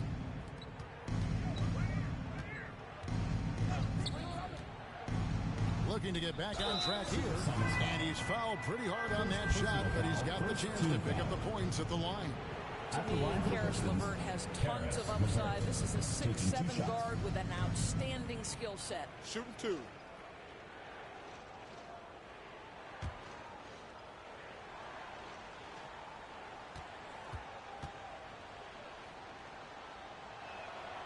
And the first one at the line is good. Whitey's checked in for Malik Beasley. And the Pistons making a change here.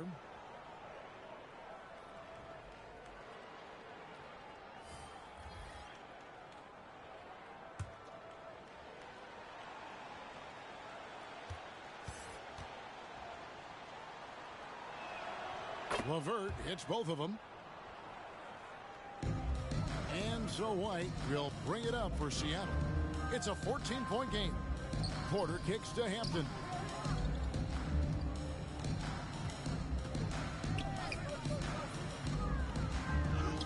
And he gets it to go. Well, use the pick and going right to the cup. I love the aggressiveness.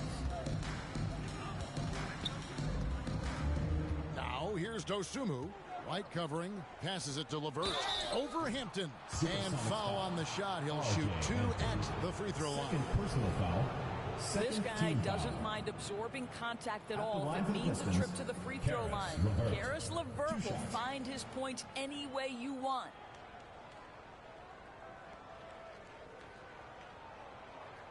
Shooting 2.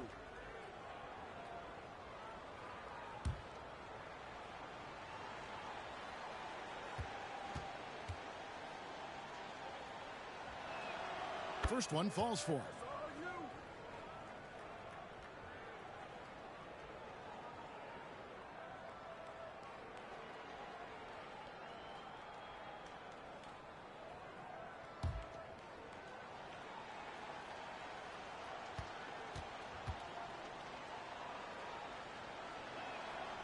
LeVert hits both of them. Seattle trails by 14. Outside, White. Hampton with the ball. 6 on the shot clock. From downtown. A second chance effort, and they call the foul, so a chance at the line for one more coming up. You have to appreciate the doggedness and intensity on the glass. Wow. 1 plus the penalty. 2 shots.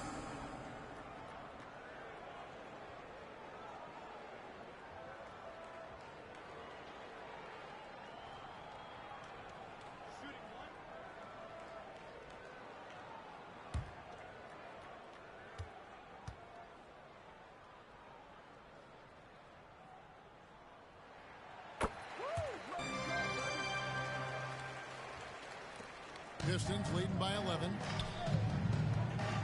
Inside. Off target at the rim. For Seattle, they've gone 2 for 5 on field goal attempts in the fourth quarter. And the lead is down inside single digits. Well, known for being a terrific passer, he shows you right there. Case in point. For Detroit, they've gone 1 of 3 from the field to start the fourth quarter. Here's Dosunmu. And again, it's the Pistons missing. For Seattle, they've gone 3 of 6 from the field so far in the fourth quarter. The rebound by Sharp. Detroit's gone 3 of 6 tonight when they've let it fly from downtown. Here's Siakam. The shot, no good. Seattle goes the other way with it. The pass to Sharp from 13. That's short off the rim. He is single-handedly dropping the temperature in here with that cold streak.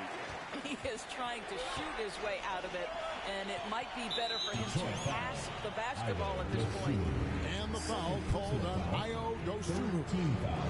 That's foul number 2 for him.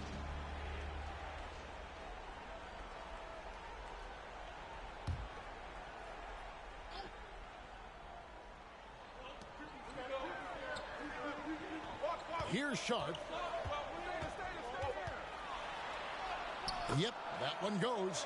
No issues on that one. Good work all around. Detroit leading by 7.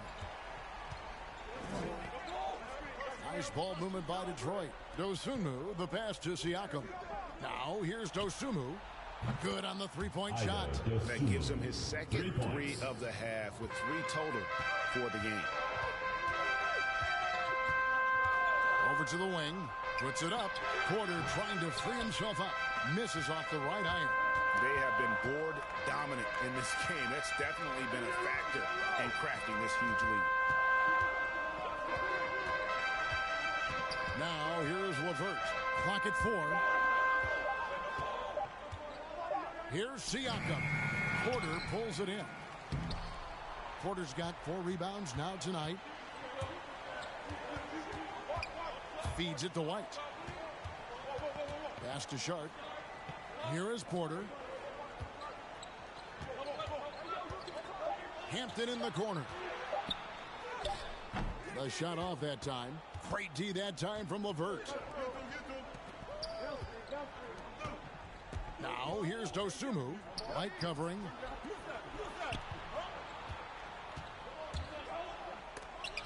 Porter with a block. Here's Sharp. And once again off the mark by Seattle. Detroit leading by 10. 2 minutes. To the paint. Siakam finds LeVert. And here is Dosunmu. Puts up a 3. Offensive rebound. Hard work and soft hands. Guys, that's what made that play possible. No simple offensive rebound there. Going for the tip-in. Now, here's Hampton.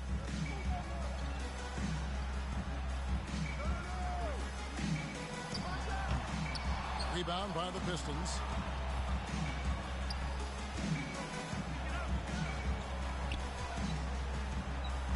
Now, LeVert.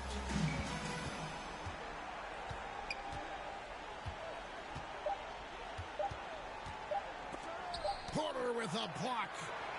And there's no doubt about this one. Playing with a lot of confidence tonight. It's a statement victory for Detroit.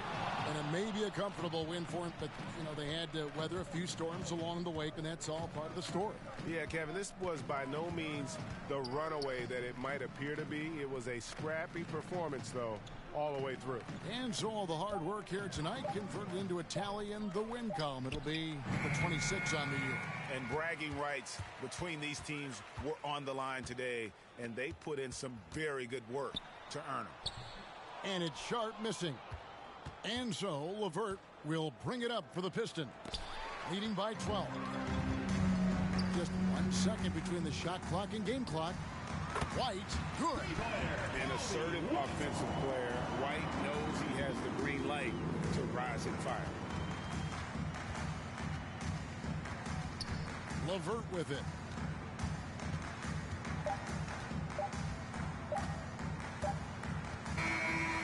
And so it's Detroit with the W. And in the win, a comfortable win in what was, I think, gee, a pretty hostile environment. It really was. You know, it's never going to be easy on the road, but they didn't have too many problems with that tonight. That's it, folks. The NBA regular season is in the books. For Doris Burke, David Aldridge, Greg Anthony, and the rest of our terrific 2K Sports crew, this is Kevin Harlan saying thanks for watching. So long.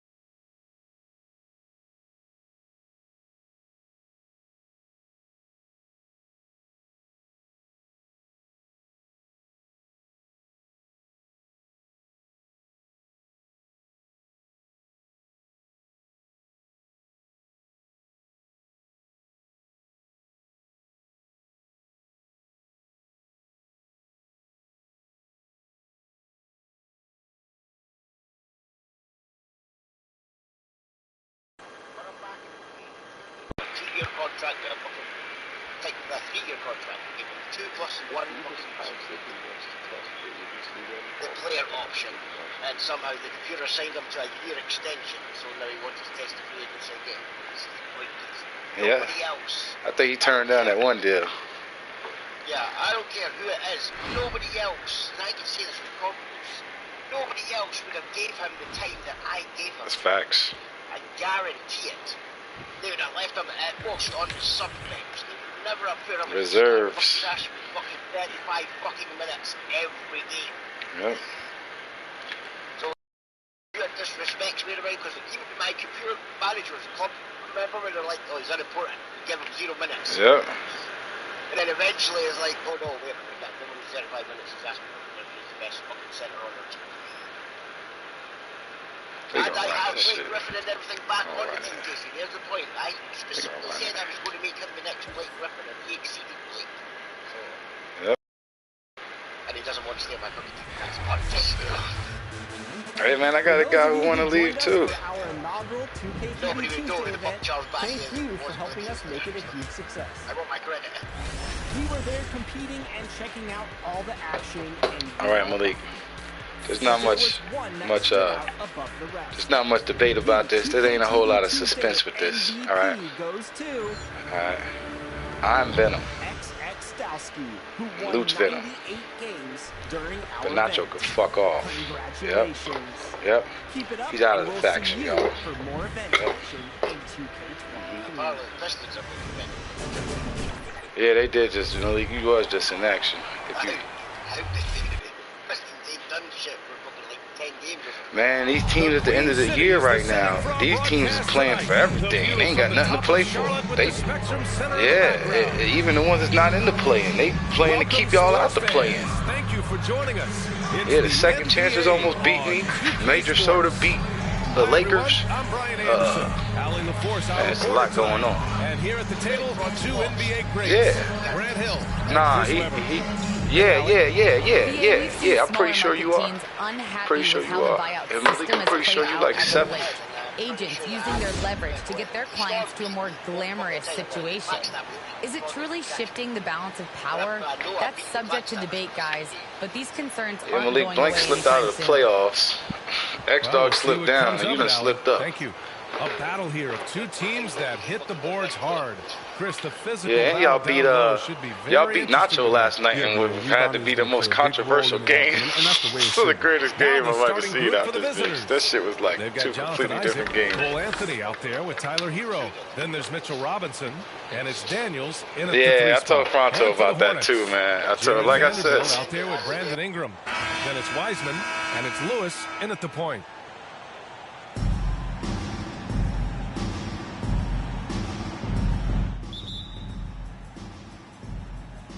So off the tip, it's Charlotte.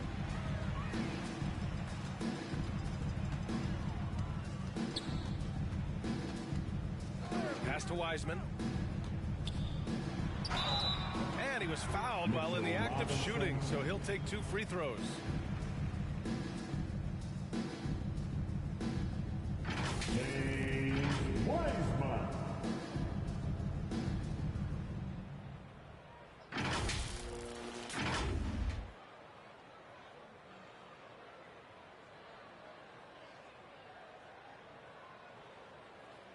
Shooting 2.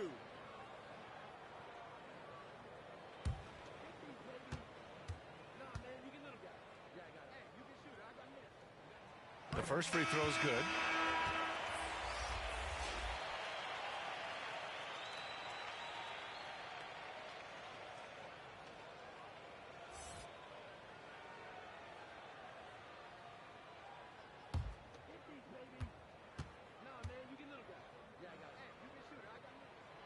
And so he makes both from the line. Here's Anthony. Inside. And he makes no mistake. Slam dunk. And he just punches home the one-hand finish. Hey, 2 points the easy way. Here's Charlotte. And guys, it really was a thrilling duel all the way to the end. You hated to see anyone walk away the loser. Yeah, it was a coin flip game. Both teams had chances to win. They pushed them as far as overtime. They ran out of gas. I tell you, a little extra pressure on D when you're up against a point guard who can elevate. It doesn't make it easy, does it? And guys, it's clear, though, he enjoys showing off his athleticism. The D can't give him these opportunities. Down to 5 on the shot clock. Here's the 3. Anthony grabs the board. Here's Daniels. And it's Kinney with a rebound. He usually takes advantage of D like that. Should have been a simple layup.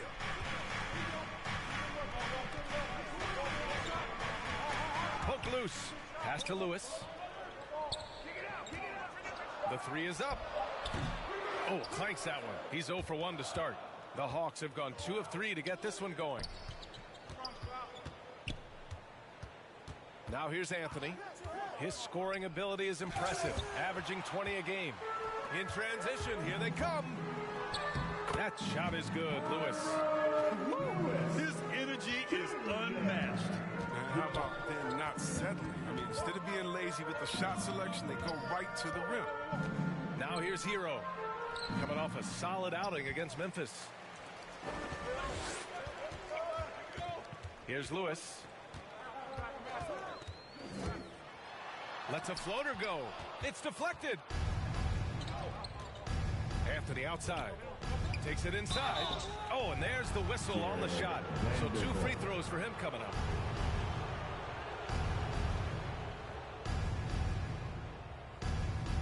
Cole Anthony.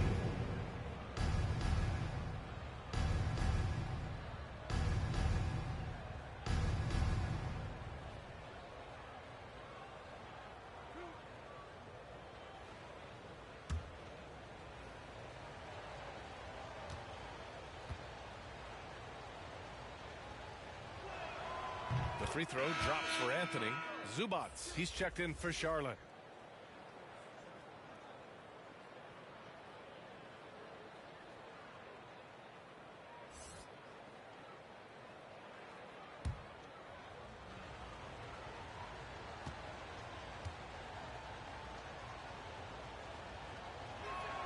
That one falls, so he hits both of them. That's what he does. Rock solid at the line. Here's Lewis. He's averaging just around 8.5 points a game. Now Ingram. From deep. Tries to keep it alive. And it's Wiseman with the jam. That'll drive your coach crazy, failing to box out. Oh, it's simple. When you fail to put a body on someone, you're inviting a breakdown on the defensive glass. Anthony misses.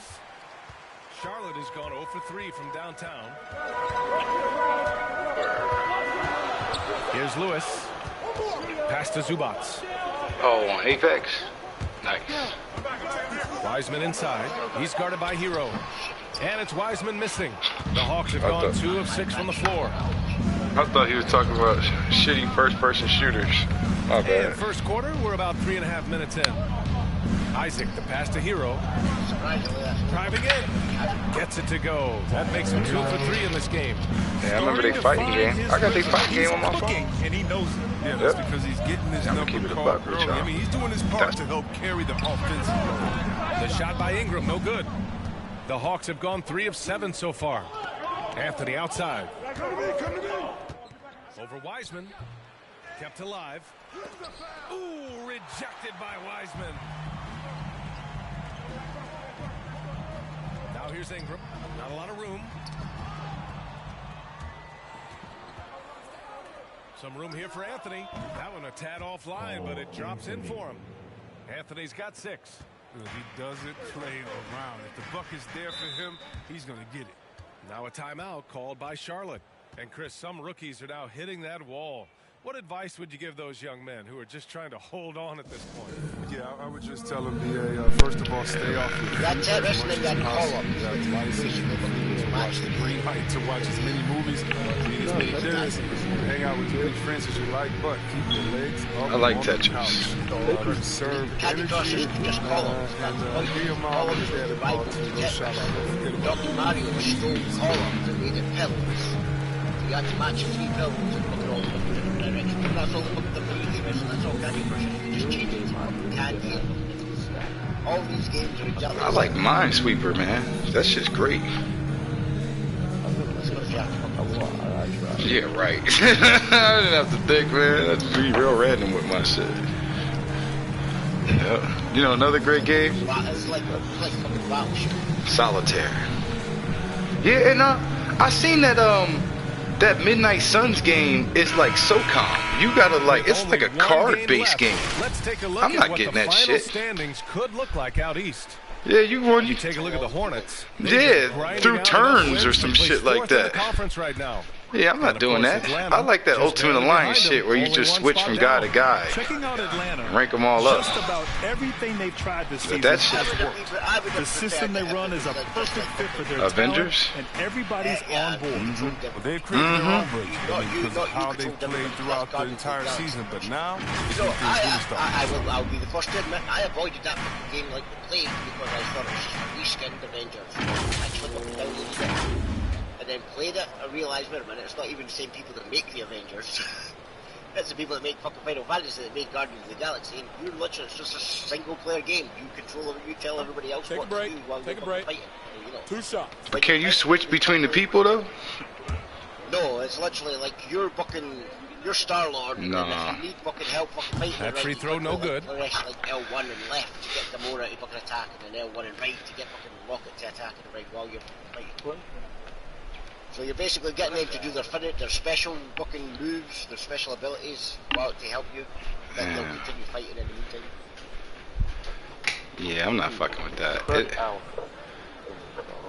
Yeah, what's that? The card game WWE had? And he sinks the second. The Hawks have gone 4 of 10 shooting the rock. I think that was the card game. Yeah, I was looking at WWE's version. Here's Erickson. Twisted Metal. Williams defending. And it's Erickson missing. Charlotte trailing. I ain't gonna cap though. That's dope. Here's Vassell. The problem with that is they don't be putting them games out on console. They put Battlegrounds on console though. For Immortals, I would have bought Immortals. Like, so for example, I'm gonna give y'all an example. I had Injustice on my iPad way before I ever thought about getting a console. I was fucking the computer up on my iPad on Injustice, and that shit was great that they even had it on iPad or whatever. Then I think I tried to get it on my phone. My phone was shit. That's kind of what I'm saying. My point is, like, I got both Injustices on PlayStation right now, and I had this because I know it was dope because it was dope on iPad. So if Immortals would have came out on console, I'd have that shit by now. Not letting the game come to him naturally.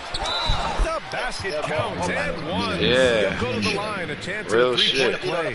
Pounding it inside early and often, setting a physical tone. And a look at how the offensive approach has been going so far for Atlanta. They carried out a great game plan in the paint so far, working it down low a lot. Yeah, let me give them a base game and charge them for extras. Terrific in the first half. They'll be happy with all those assists. And then, you want to buy the rest of the game, it's going to cost you like 180. Yeah, that's why I ain't doing that shit, bro. Yeah, because we're just going to keep releasing. And the free throw, no good. Overpriced. Charlotte has gone 0 for 3 from downtown. Then you have the fucking battle passes as well now. Just release the full fucking game. Here's Jang. Well, he hasn't scored yet, but I'm sure that'll change. Clock at 6. I just went downstairs for nothing. I'm gonna actually go get this vodka. And for Atlanta, they're shooting just 36% here in the first quarter. Shit, not in Scotland today. What time is it in Scotland? Oh, yeah. 6:40. Yeah. Pass to Erickson. To the middle. For 3, Hardaway. It's safe to drink, Casey. No good on the shot. And Charlotte going the other way now. They came away with a victory in their last meeting, which, by the way, was also in this building. Well, in this last matchup, they captured the win. That's just it, man. I wish I could find that Pronto stream where my character got arrested at 4:20 talking about his 5 o'clock somewhere. That shit was fucking classic. Here's Erickson. Oh, that was classic. Yeah, I know. That shit was classic, man. Blocked by Williams. About 3 seconds between the shot clock and the game clock. Oh, man. There's a foul. It'll go on Tim Hardaway. That's the most. That's the most.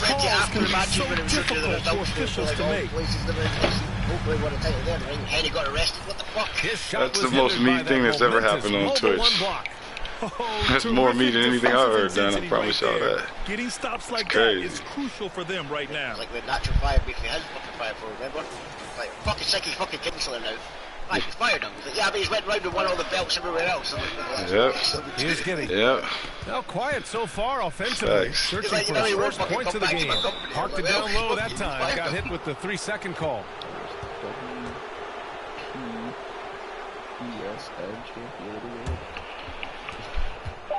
One second left. That shot, no good. And still a close game as the first quarter comes to a close. Leading by 3. Quarter number 2 coming up right after this break. Don't go anywhere. It's just an acronym. There's only one title. No, but that's my point. I have all the world titles. And we hope you're enjoying the game. Both teams tonight keeping things pretty even on the scoreboard so far. And what do you guys think about the visitors here in this one? It's simple. The main takeaway from the first quarter is they're winning this game with defense. Yeah, they really got after it. I mean, they made life extremely difficult for the shooters, which is why they Just remember it. That's all good, Malik. Malik, just remember what I said. Universal champions. Universal champions. Yep. Down low. Here's Robinson, and he comes up with a bucket. Good execution. They're getting some short-range looks here. Well, the Hornets shooting just 21% from the floor. Pass to Jang. If I had to take a guess, I'd guess a girl's going to beat you. A beauty. Now that's how you use the screen right there. And it leads to a thunderous finish. That was nice. Look at coach is definitely lead. That's the execution he loves to see. Here's Erickson. Well, no scoring yet from him, but that's likely to change. Here's Vassell.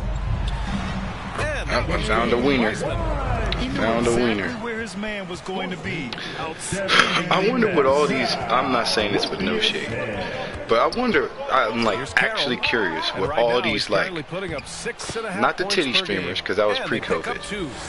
I wonder what all these hot tub streamers did in 2019. Pass to Vassell. Yes, I'm up. I'm also seeing now that yoga is just taking off. It's just taking off. So huge. Shot is good, and this game is back to you're right. I ain't did yoga. Actually did it. Been in practice. He's giving away too many hits. Oh yeah. The drive. Yeah. And he's now 1 for 4 after they're that. Not even really not doing an ideal start for them. The shots were dropping, but they're definitely surging now and could open this lead up even more. They're doing the angles, y'all. Right now he's contributing about 15.5 points a game. Yeah, what he needs, Casey, is they're just holding their leg up while they're talking to chat. Yeah, they got the camera all behind their butt while they doing a Bro, they literally only do ground and leg yoga. They ain't doing no arms, none of that shit, right? They're doing like the most minimalist body yoga they could be doing. And I'm over here just like, I know it. They got to, but they got to. They doing like 8-hour streams, bro. 6-7 hours. Yeah, you can't. Yoga's a 40-minute thing. And that's something that none of these guys can afford to have. And that's a strong yoga workout, 40 minutes. Yeah, and they are standing like you said, holding that plank for 25 minutes. So like, I'm bent over for 40 minutes, y'all. This is yoga. All right, I like it. Ball. But you know, I'm just saying, guys. Cancel. Let me go ahead and take this one off. Yeah, see, that's the shit.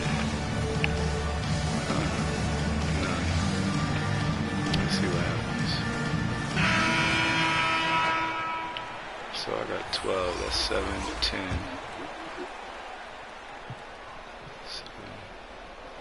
And a little under 2.5 minutes gone by here in the second quarter. So I mean, I still got 2 slots. Hero outside.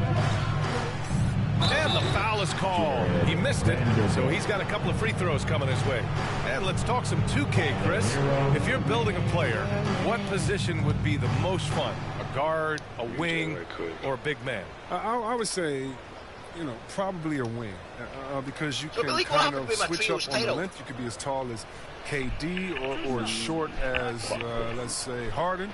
But you can also have skill sets with that. Quickness, shooting, you know, getting other guys involved. So I would say, yeah, I'm probably going with the small forward. And he drops it first. Williams is checked in for Vanderbilt. Can I just not hear Malik or something? I got you. I didn't see he's talking. Oh, okay.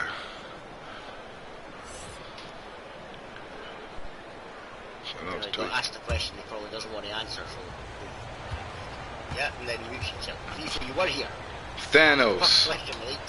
Thanos happened to the title. Both good from the line that time. For Charlotte, they've gotten off to a perfect 4-for-4 start in the second. Like, what? Pass to Wiseman. And it's Wiseman with the jam. Impressive one-hand slam right there, B.A. Man, as long as he's confident about it, I'm good with it. Maybe use 2 hands next time. He knows where he is. Was it an old one? I thought the second was talking about one from 2018. Anthony misses. Oh, that kind of look very often. I thought she was seeing like one of them old ass ones that I premiered. And it must have been, you know, your Thanksgiving booking one.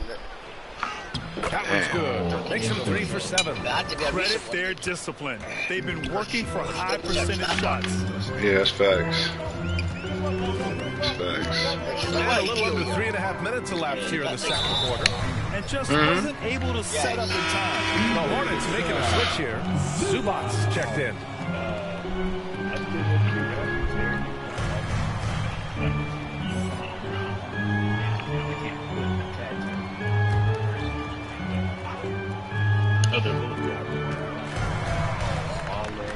Here's Vassell. He's guarded by Hero. But Kingstar's the one defending it. Now that takes a skillful touch. Yeah, excellent control to just ease the ball back up. Wait. So I beat them, Malik. Yeah. To the paint.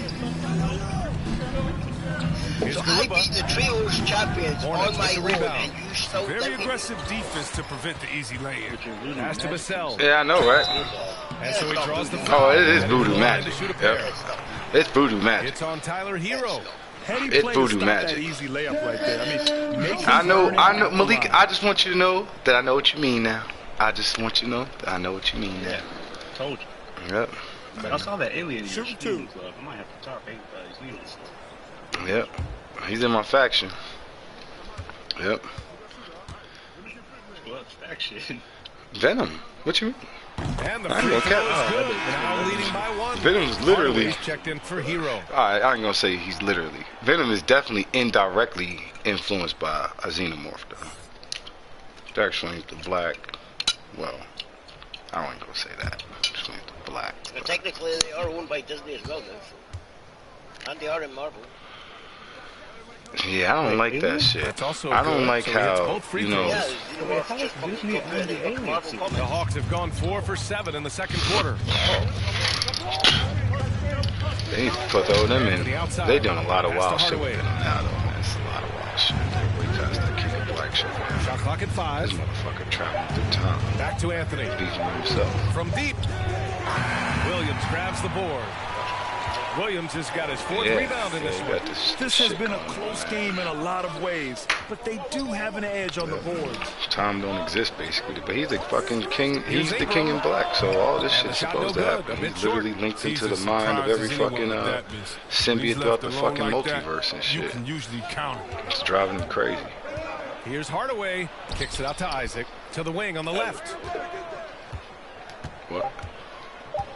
Here's Daniels. Looking for his first basket still in this one. Yeah, you're right. And this is like, honestly, most of them motherfuckers are scared to death. Outside for Ingram. That's no good. Pass to Zubac. Okay, so you gave the Bullet Club member the belt. Over Anthony. And Zubac with the basket on the assist by Ingram. Zubac has got his second basket of the game. He just said that, though. He said that they're carrying it, but you're the one defending it. He mentioned 3 of them fuckers. Here's Daniels. Yeah, I'm pretty sure he mentioned 3 of them fuckers. Some Fale, Ishimori, and UTO bullshit. That was true.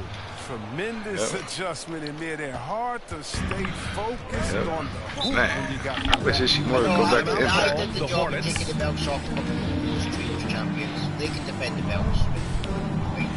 Yeah. If they need to win the belts back again,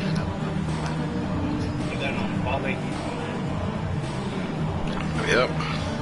Yep, that sounds about right. Do you got you got everybody that's in the Bullet Club?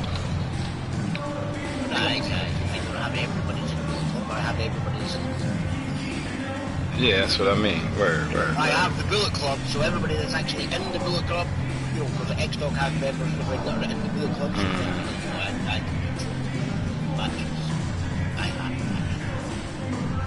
Okay. Nah, Fire Pro. I'm trying to really think. My favorite guy in Bullet Club now, I think it's Ishimori. I'm trying to really think. I'm really trying to think. Yeah, but I like the fact that, you know, he took his little influence from, you know, the leader of the Bullet Club as well. He added red lights and yellow lights and white lights. And here are the Hornets now. Gold flash. Pass to Lewis. Launches a 3. He's got 5. Malik, that was the very anti-Semitic comment you just made. Now Hardaway. He was talking about the best of the Super Juniors. When the game is this close, you have to go all out. He certainly understands his role, huh? What about what's that nigga name I see yesterday? It was like Biff Malenko. That shit was great. That shit was great. Oh man, that was Steve Malenko's little brother. I think it might have been Boris. No, is it Boris? No, I think it was Boris. It was Boris. Boris is like he must be. I think Boris is the uncle or his dad, and John Malenko's the brother. Okay. Then it wasn't Boris. Yeah, Boris is real. Yeah, Boris died. They was talking about Boris. Hold on. Anthony. Let me go get the clip. Rebound and the putback. That's great work on the glass. That kind of hustle play can energize your team. From the strike, buries the jump shot. Ingram's gotten his first bucket of the night. Is it still doing it? Or did it turn off? Alright, word. Yeah, I was about to go right back there. Man, I'm here for that Quantum Rumble, man. Even though I know that's some bullshit. Like, I know that's some bullshit. I know that's some bullshit. That definitely fits the gimmick, man. I'm here for the Quantum Rumble. The 2K Sports Halftime Show. Yeah, I ain't mad at it. It's quote unquote legal. Yes. I have had the book of the Quantum Realm for a very long time.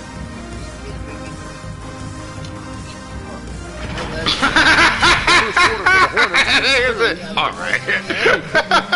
Trailing by at the post. Oh man. And they turned it on during that second quarter, turning that deficit into a lead and playing with confidence. Kenny, your thoughts on the Hornets first half? They put a big effort into this. I got nothing to That's the hustle you love to see. They can maintain this approach, it'll give them an edge in other areas of the game. Shaq, let's get your insight on the visiting team. Under 40%, they need to stop setting. Stay patient, move the ball around, find better looks. It's hard to score this thing, you've got to work for it. This is why I'm glad that Casey has the pin particles. Yep. That can't be illegal interference if the referee doesn't see them. That's true. That's still illegal, Kingsler. The I literally sent them to a different fucking universe to get their ass kicked. And as we get into this third quarter, as we've seen so far, neither team able to create much separation on the scoreboard.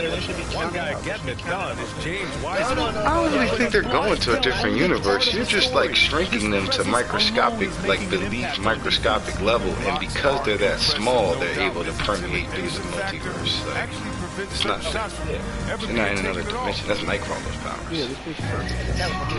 Yeah, Nightcrawler. No, Nightcrawler goes to another dimension. Yeah, he goes to another dimension. And it's Lewis in at the one. Yeah, but that's another dimension though. The microverse is everything small. Pass to Lewis. From the left block, 2 points. All right. Ingram's gotten his second bucket. I was just saying, if Bishop is in the quantum realm, don't save him. Now here's Robinson.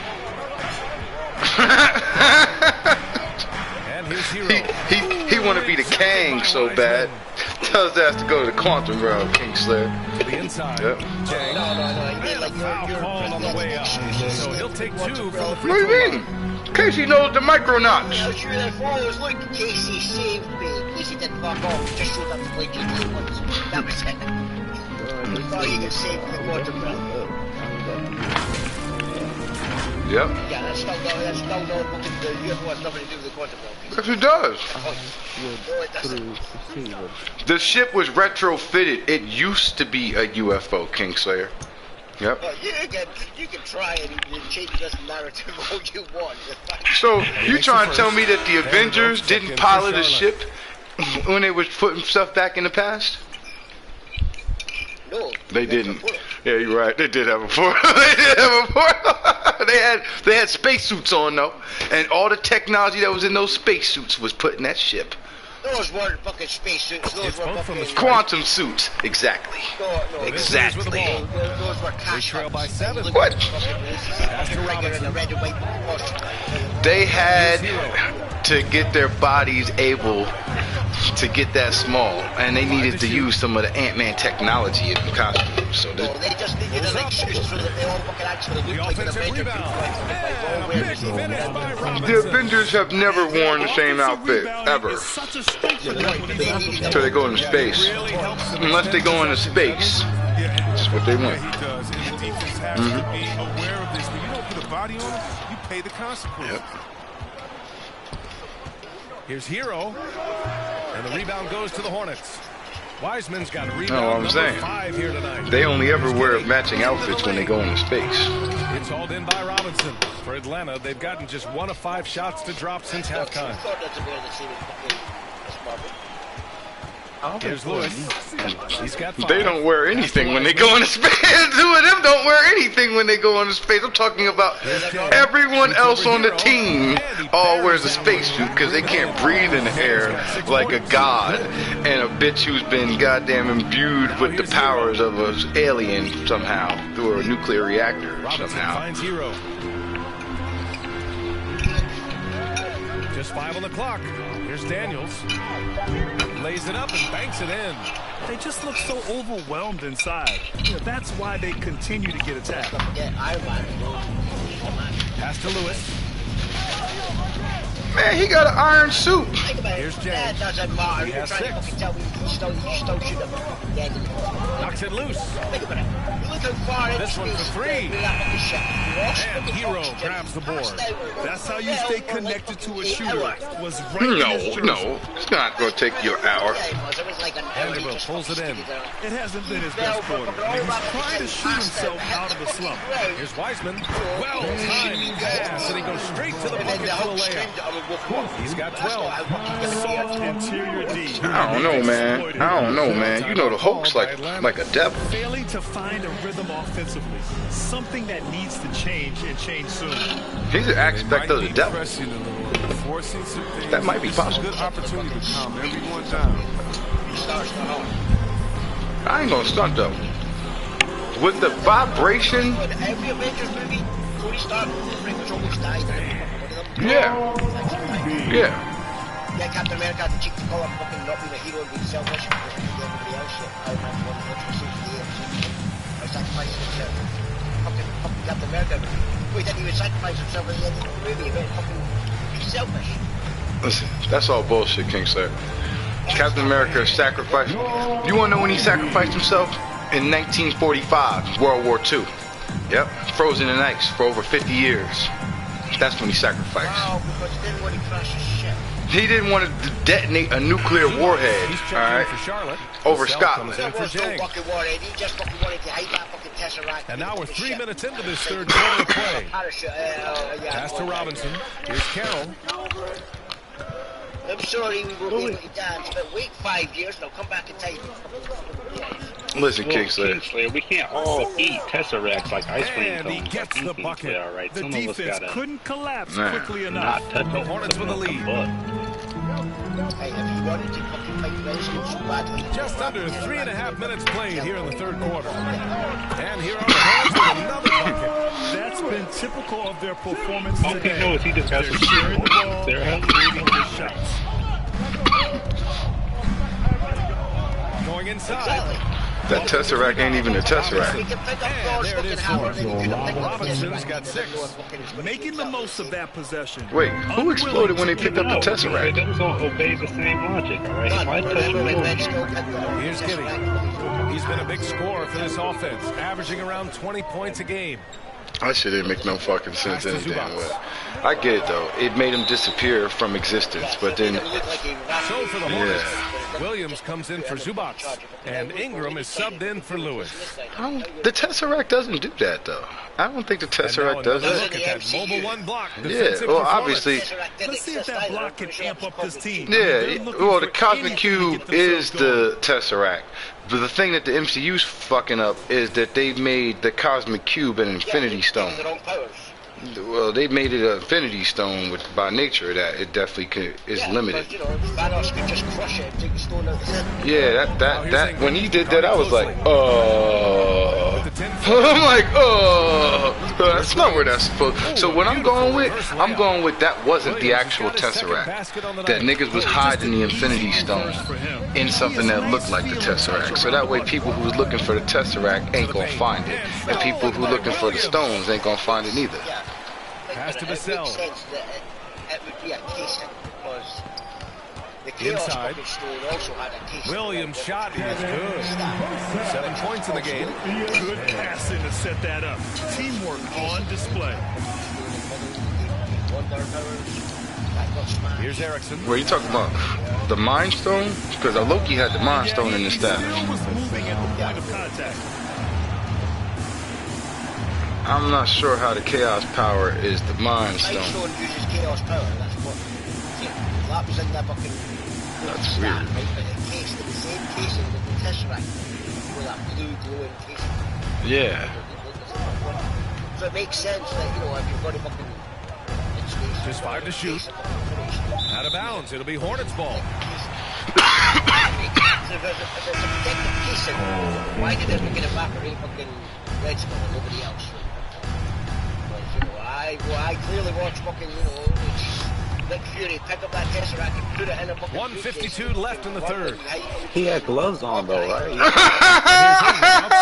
Gloves. Cotton. And it's a 12-point Hornet leather. I'm like, what do these gloves need to be made out of to be goddamn? Pass to Anthony. Here's Mullen. I thought he teleported this. Hold on, let me go check. I thought he used his raw hand, and that's why he like evaporated. He was raw dogging it. Too, so I was like, all right. Let me see here. Let's go. I'm pretty sure he had gloves on when he fucking. We've got 1:28 left in the third. The Hornets have gotten 7 of their first 11 attempts to go in this half. Pass to Giddy. Look, Red Skull. Shot clock at 6. Yeah, Kevin Charlotte with another. And just not letting up at all. I mean, you have to love this approach. You want to get the ball to the guys who make plays. You have to go to your best scorers. I mean, it's a smart strategy, and so far, it's paying off in this game. They need this. If Thanos is I only believe that because he's a Titan. Yeah, so it's like he's not really a Titan. He's just from a place called he's like Eternal. Titans sometimes, I think. Is he like a deformed or something? He's a Eternal with deviant G. Ingram on the wing. Yeah. Here's Williams. And he tries it off the glass, but it's no good. Deviant's all fucked up. Anthony outside. That's a good point. He technically as like non-threatening, like about 7 seconds separating the shot and block. Yep, that was good. Ingram's got 7 points for the quarter. Like some of these guys I can believe, especially when he's looking to shoot from the mid-range area. Like by Loki, there's 21 seconds left to play in the third quarter of basketball. Yeah, but he had gloves on, so there's some good gloves. Anthony with it. Give him 8. That's what they want us to believe. 5 on the clock. I wish I had those gloves. Fires from deep. That one doesn't drop. And so is Charlotte in control with a 16-point advantage heading into the break. Their defensive efforts have paid off, effectively shutting down the opposing offense. More NBA on 2K Sports right after this. I'm Iron Man.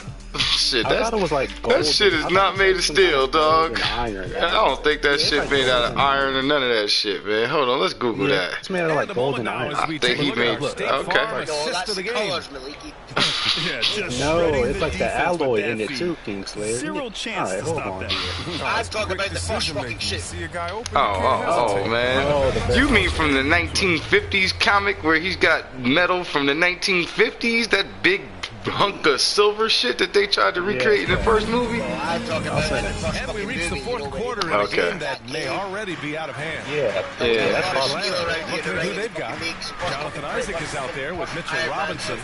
Then there's Anthony. Then there's Tyler Hero. And it's Daniels. Well, he makes that joke too, though. He makes that joke with the field. Rebounded by Daniels. It makes perfect sense, yo. Where's that metal king?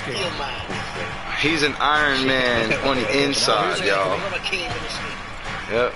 He's got iron shrapnel on his heart. That's what makes him Iron Man. Shoots from the line. No good. Off the front rim. I think he's gone completely dry. Nothing is hitting. Yeah, he just hit a rough patch. She's got iron hearts in her lungs. I'm pretty sure that's the hero. It's stolen by Ingram. That's what they needed, man. They should have been made this iron lung guy. Just getting started. 1 minute in the books. Oh man. How do you host people on? You can't host no more. How do you host people on Twitch? Oh, okay. I'm trying to say. I tried to host them all that. 4-3. Deflected. And he gets it back. I'm learning. And there's the shot clock violation. Couldn't get the shot Yeah. Malik, run a rerun after this stream. I've never done that before in general, but I can give it a go. We've never done that before in general, but we can do it again. Oh, you say you could give it a go. Like I could try it. Yeah, like I tried, because I've never done that before. Oh, your match is up next, Kingslayer. You know, you only wrestle 2 minute matches. No good that time. And Charlotte going the other way now. 2 minute man. That's Dylan McDermott. The 2 minute man. Driving to the basket. That shot is good. I'm the fastest fuck alive. Oh, man. I'm not judging him, man. I know what that really means. Here's Daniels. Now, Mr. Fantastic, that's the one. And the real interesting thing, white folks cheating. Pass to Lewis. I don't care about fucking what your little audience. There's the drive. They only paid $70 for these tickets. That doesn't fucking matter. They can pay fucking. Now here's Hero. Ooh, it's stolen away. I'm there too. To the middle. Here's Lewis. Beat them up. Just inside. Just hasn't found much consistency from the floor, but his teammates have picked up the slack. Here's Anthony. Vanderbilt pulls it in. You know what a kind of competitor he is? I know he's upset with his performance and with the score. That's what the fight club's for. I'm just thinking, man, just the idea that, like, fuck the fact that we've all sat here and watched that. I'm just thinking the idea of beating somebody up for an hour. The pass, the catch, The slam. What a clean play. Yeah, I disagree with that. Here's Lewis. Listen, Kingslayer. I remember the communist one that came from that commentator. Uses the glass to finish the layup. And the defense has no one to blame but themselves. They just let him get right to the rim. Yeah. Horrible effort. It appears they may be on the Now here's Anthony. Shot clock at 5. Listen, I think that by virtue of the fact that any time a match must continue, we have to play a vocal clip from Brett and Shawn Michaels' historic Iron Man match, where Pass to Lewis. I agree. Wait, what? The shot from the low post is good. Oh, I'm talking about Brett and Shawn. Man. Brett and Shawn. That's the greatest Iron Man match in KBA. I mean, in Fight Club history. Major problems offensively. Definitely in a the match shall continue. Timeout called by Atlanta. Failing to find a rhythm off. That was great, man. Something that I mean, it sucked. It was sucked. Might be pressing a little. This is a good opportunity to calm everyone down. How do I run for me? Yes, they had like 10 fucking matches in a row, but both of them kept fucking sitting there trying to one up each other by having a rematch straight away. I seen that when I was going through the stuff. There's been a lot of AJ versus Adam Cole.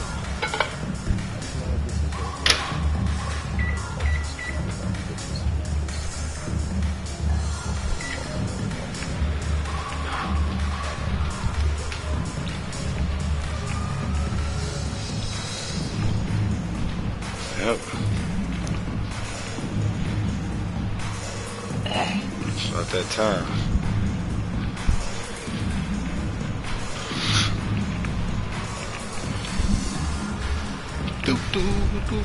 And now we present our New Balance player of the game, Cole Anthony.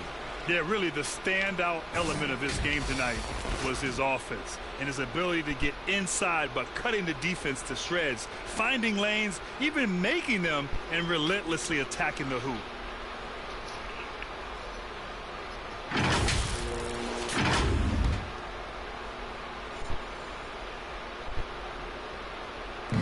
Hornets on D. Thank you for playing in the fourth, they've allowed just 4 points.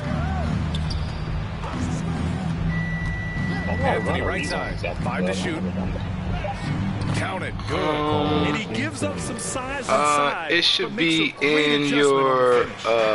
Wait, are you even done streaming? Helped him prevail right there.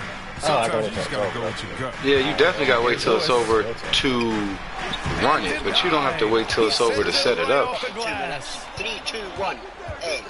There you go. All right. Here's Daniels, Even covered by Ingram. Daniels, that one's true. Once he breaks out the crossover, you just know something special's about to happen. That's not how you count the count, King. So you got to start from the beginning. That means he's outside Ingram. Pass to Wiseman. Time went and look at the count. Down low. Here's Lewis. Takes the assist and lays it in. Nice setup. This is what he gives you night in and night out. Stellar production at the offensive end. Isaac outside. Hero to pass to Anthony. Here's Daniels. No good from outside. He got his defender off his feet with a pump fake. You said you're going to fight everybody. Pass to Lewis. And he lobs What it about up. a kid? A nice defensive play to disrupt the lob. I got that guy. And the distance between the point totals for that's these teams you don't know that Axiom is a kid. Axiom wears a mask. They made the most of the extra rebounds tonight. Helped them out a lot. Now, when you What look does at that these matter? teams, they're both great rebounding Stop being clubs. racist, Any King night, Slayer. Not all masked men are the same. And they're going to win this one, making this their 47th victory so far. They have proven to simply be the better team of the two, winning all 4 games. Stop reading the script, King Slayer. Here's Giddy. 6 on the shot clock. From outside, off the mark. You know what the worst part of it is? The little promos that Hero they outside. ran the character are a hell of a lot better than the character. Over Wiseman.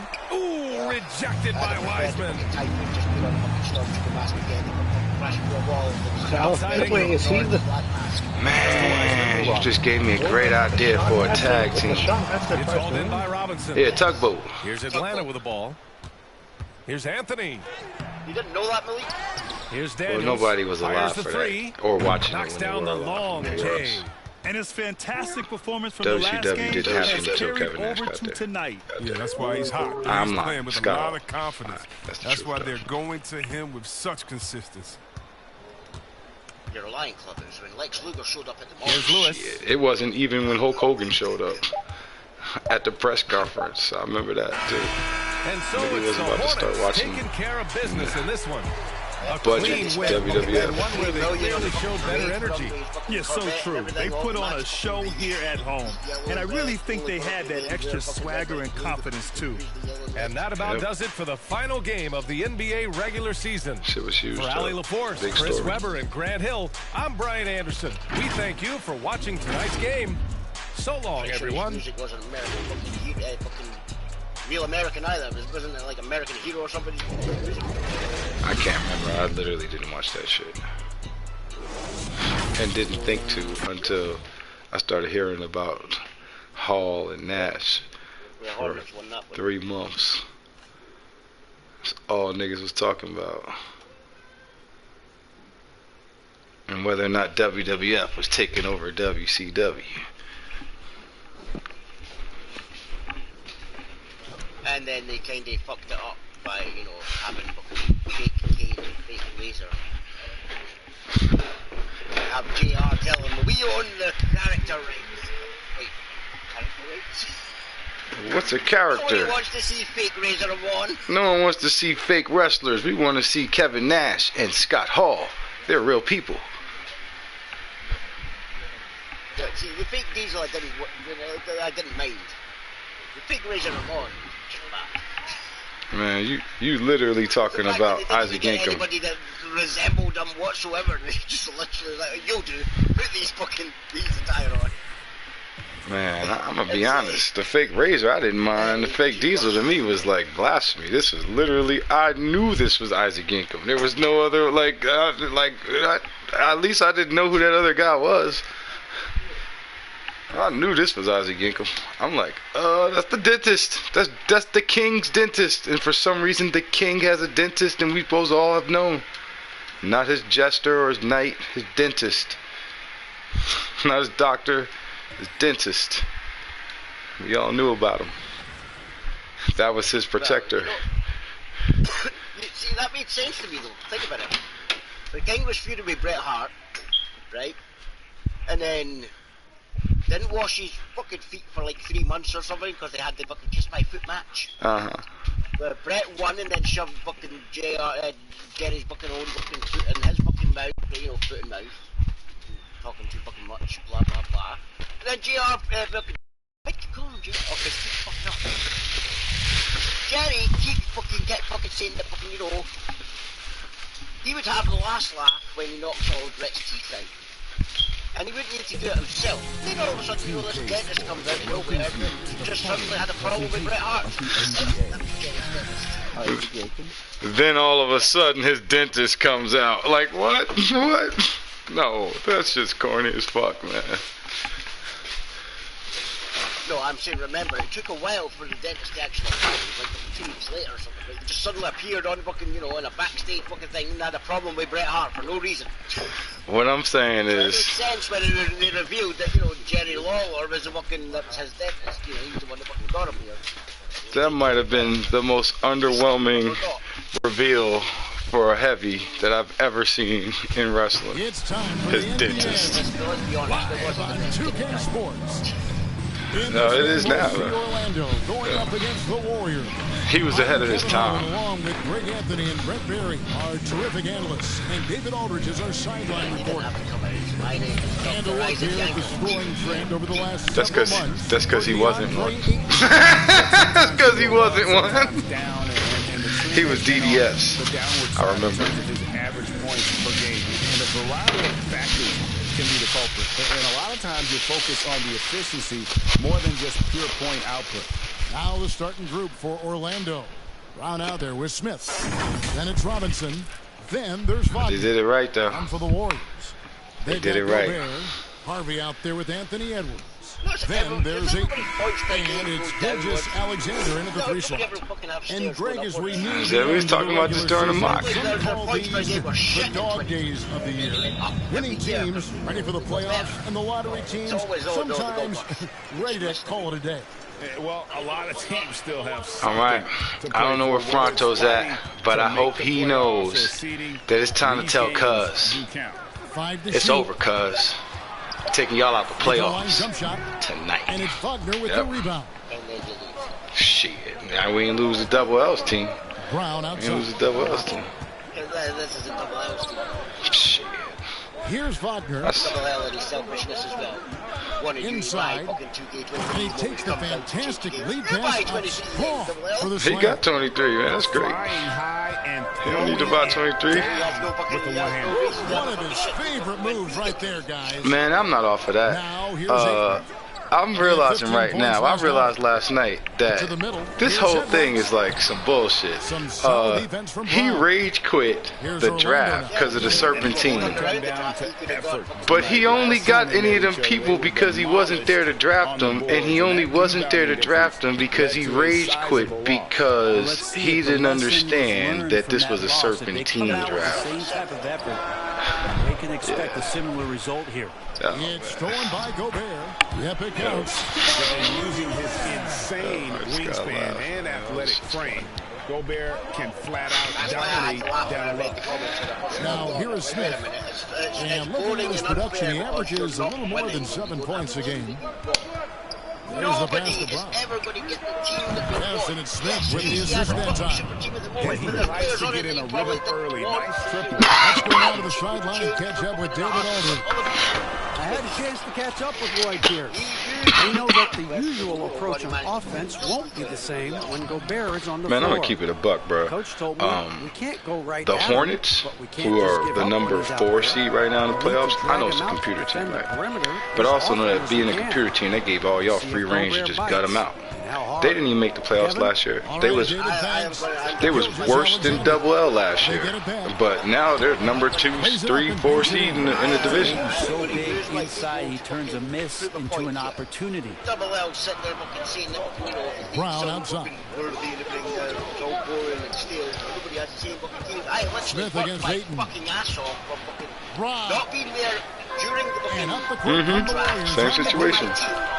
Here's Gobert, and he gets the whistle. 2 free throws coming up. First personal foul. And his free throw shooter compared to his earlier season. Nice to see Gobert attack his weakness. The Warriors shooting their first free throws. Well, second in the conference.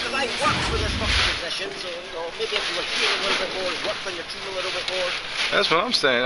I'm not even saying that. Malik ain't even been here. Malik's got his team. His team was in the shitter last year too, and his team's sitting in the playoffs right now. So I'm not beat. It's all about what you do when you're here. Yep. Whether or not it's allowed or acceptable. A free throw drops for Gobert. And Orlando making a change here. Johnson's checked in.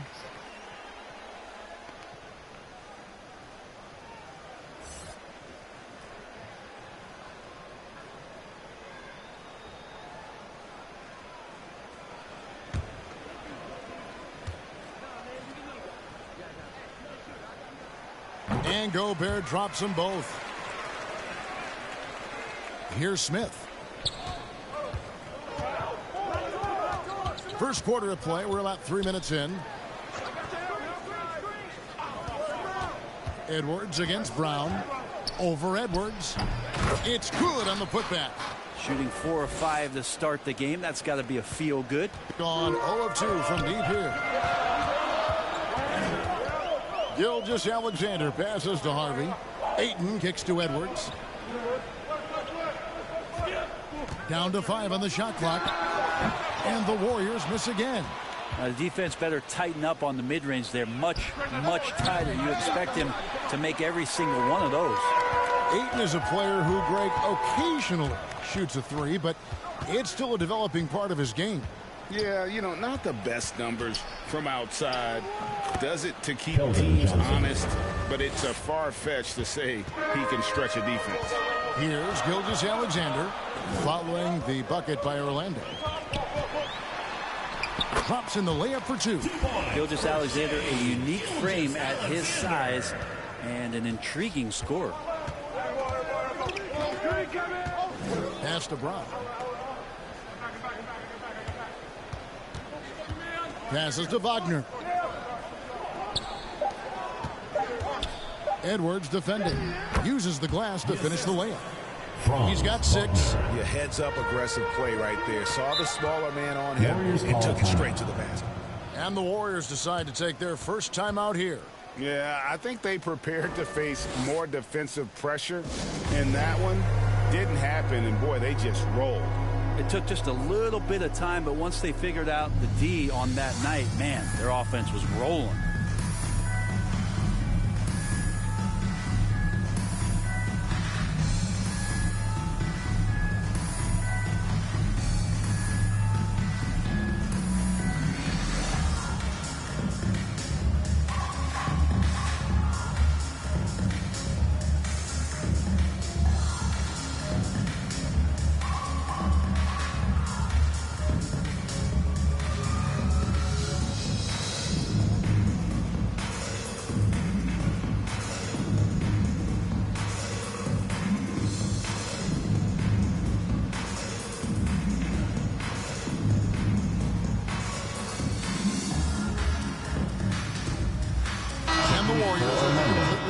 On the floor.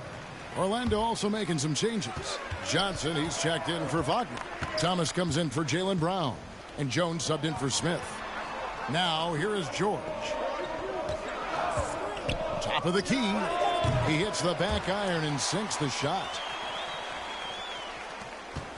Orlando leading by 3.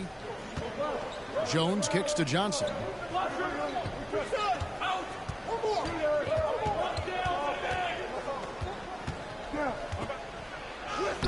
That shot missing. The Warriors go the other way with it. Right side, Williams. Ball's knocked loose. It's stolen by Johnson. Here's Jones. Boom, he jams it straight down. Well, if you don't take care of the ball, fellas, that's what can happen. Absolutely, Greg. That makes the turnover even more painful. And the gamble paying off. Offensive rebound. A nice shot by George. They hold the early advantage on the glass. And it's Jones with the ball for Orlando. It's a 3-point game. Pass to Thomas. Down low. There's the killer two-handed slam. And this sort of awesome dunk is one of the reasons this team is in charge of this game. Well, there's a swagger out there. You can see it on the court that they possess and are not afraid to show it either. On our AT&T 5G Slam Cam, you just saw an explosive highlight. LeBron, good. Well, LeBron right through the defense this time. Incredible at finishing off that one. Jones drives in, trying to get open as Johnson. Jones, no luck. He's so good at getting to the rim. Maybe tries to get a little bit too cute with that one. I thought he'd lay it straight up and in. Now here's Jones. Still getting warmed up offensively. No scoring yet from him. And the shot goes down. That's the 10th straight point they've given up in the paint. Here's LeBron.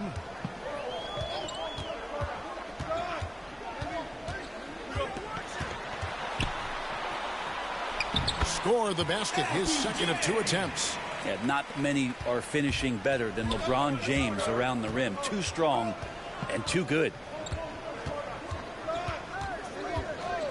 Outside, Jones. Driving in over George. And at the end of one, both teams putting up some points. Orlando leads by 3. Let's take a quick break now, and then it's on to the second quarter after this.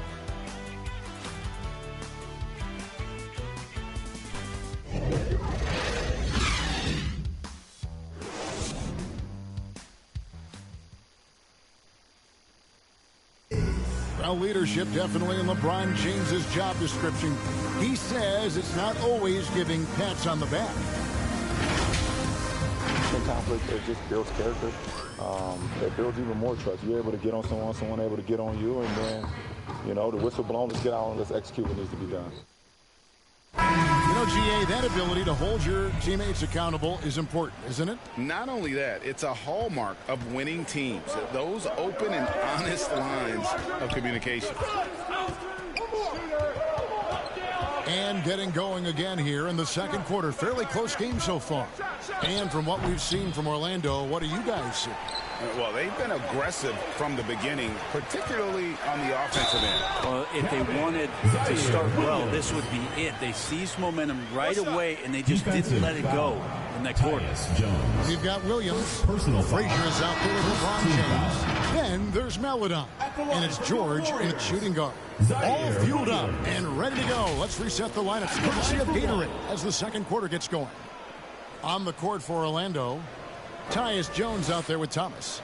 Then it's Johnson. Then it's Robinson. And it's Reddish in at the 3, the small forward.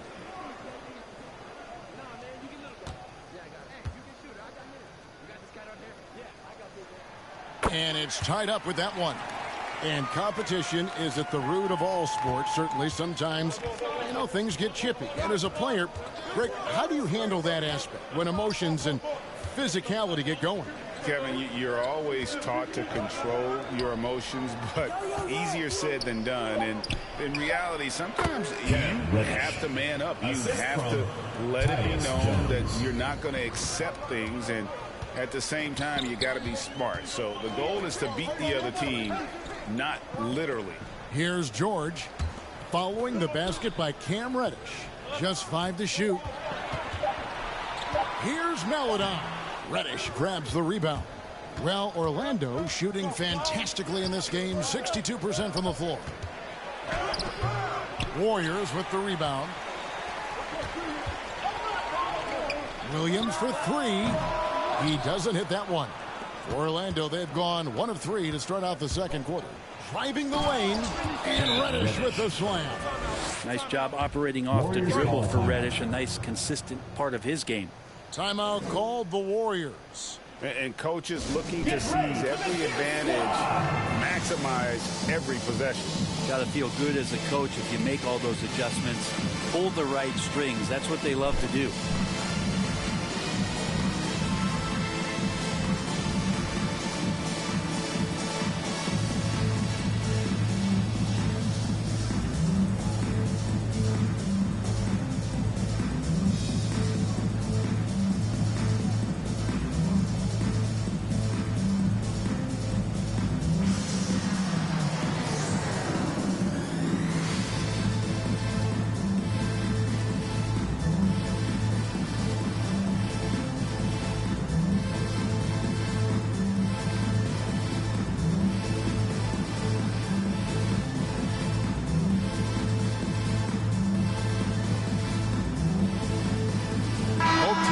Substitutions.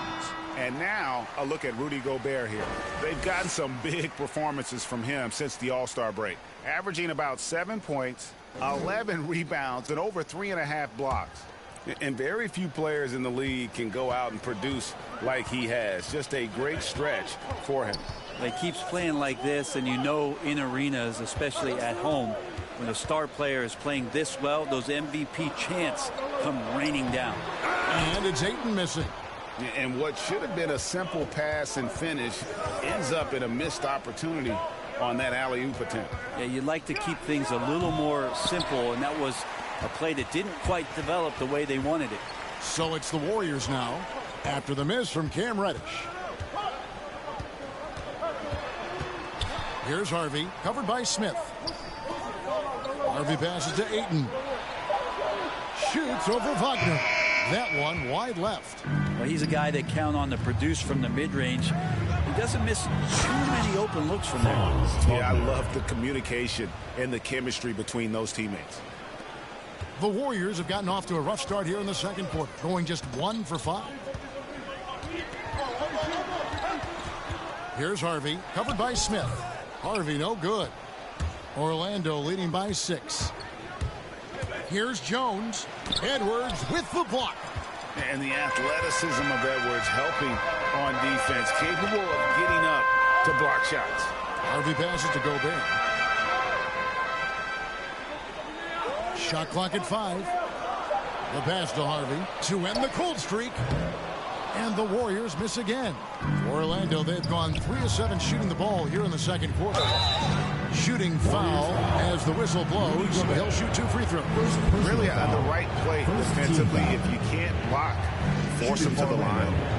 And let's take a moment, guys, to get your take on the scoring so far for Orlando. They pounded the ball inside in the first half, forcing the D to collapse, and that frees up the shooters going forward. Another big aspect has to be the fast break and transition play, really looking to go up tempo tonight. And he can't get the first one. Gilgeous-Alexander's checked in for Frazier. Brown is checked in for Orlando.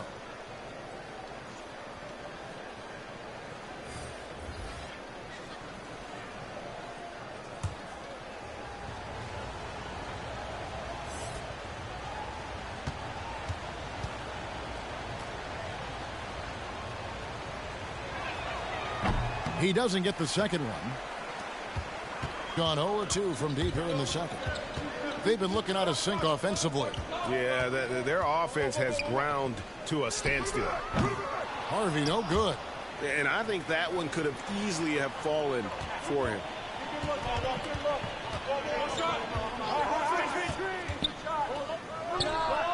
The putback, and there's Gobert, putting it right back in. Gobert's got 6. He knows his job. Gobert is there to own the glass and cash in on as many second chance opportunities as he can. Now, here's Wagner. Looking at his numbers, he averages a bit over 9 points a game. And 2 free throws coming up, unable to get that one to go with all the contact. That one on 8. Second team foul. Orlando shooting their 3rd and 4th free throw shots of the night. Herbert Jones. 2 shots.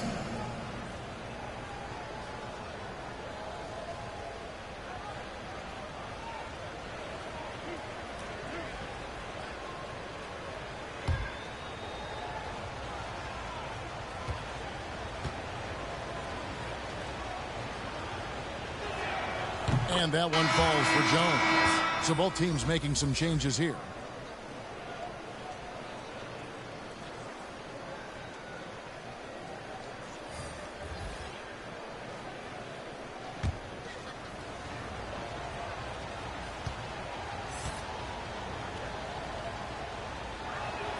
And so he makes both from the line. Yeah, nice job of drawing the contact and creating opportunities at the line.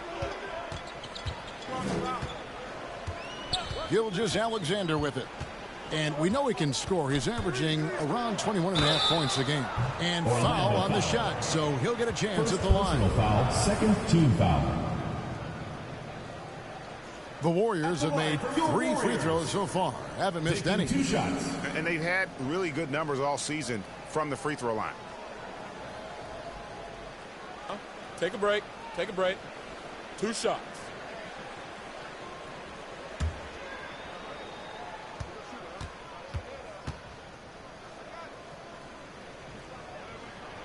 The first free throw is good.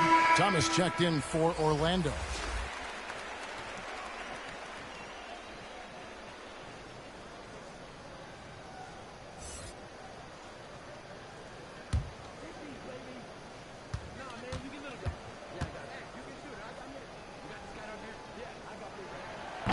So he makes 1 of 2 as the second one misses. Time for some consideration in the passing category, maybe, Kevin. The shot is just not on. Get somebody else going. Here's Harvey. He's a good contributor to his team, averaging about 10.5 points a game. That's what he gives you, a big-time presence on the glass. And you know what, Greg? Once he gets his hands on it, he's not even thinking about kicking it out. Oh, his competitiveness right now is why the teammates love him. Here's Smith, and the rejection by Ibaka. Just insane length and leaping ability. Ibaka can reject shots 2 minutes remaining anywhere on the floor. Here's Townsend. That one goes. Count it. Townsend's got his second basket. And defensively, they are on their heels every time the ball comes inside. Been interesting to watch the evolution of Serge Ibaka, just improving that shooting and that confidence to be a perimeter threat. Just 5 on the clock. Thomas kicks to Brown. Off target with his 3. And here's Edwards. He'll bring it up for the Warriors. They trail by 1. Over Johnson. And it's wide right. Hits off the rim. And with Ibaka, he doesn't shoot a lot anymore, but he's still very efficient. Well, I think, Kevin, that's what makes him an ideal fit with a team that has 2 star players or other guys who are going to draw attention away from Serge. He can spot up on the weak side, get into a great offensive rhythm, and knock down shots. Timeout called the Warriors. Trying to snap them out of this little slump. Well, they can't find the net right now, and all they need, I think, is just to get one to go, get back on track.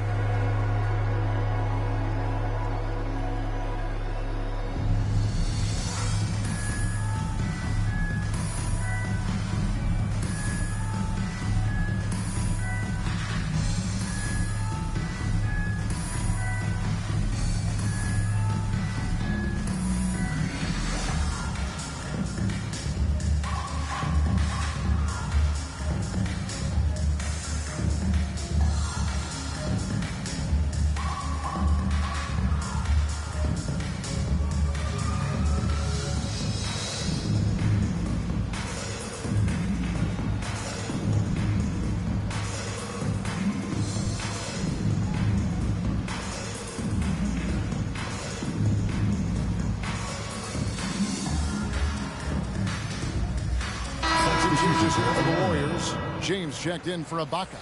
Williams comes in for Edwards. And it's Maledon in for Harvey. Orlando also making some changes. Johnson, he's checked in for Thomas. And Jones subbed in for Smith. Now here's LeBron. He's coming off a 10-point game against Brooklyn. Tries again, and he sinks the layup. LeBron's got 6. Well, you like to see LeBron make the read there as it comes off the rim and taking advantage of crashing the glass. Jones, the pass to Johnson.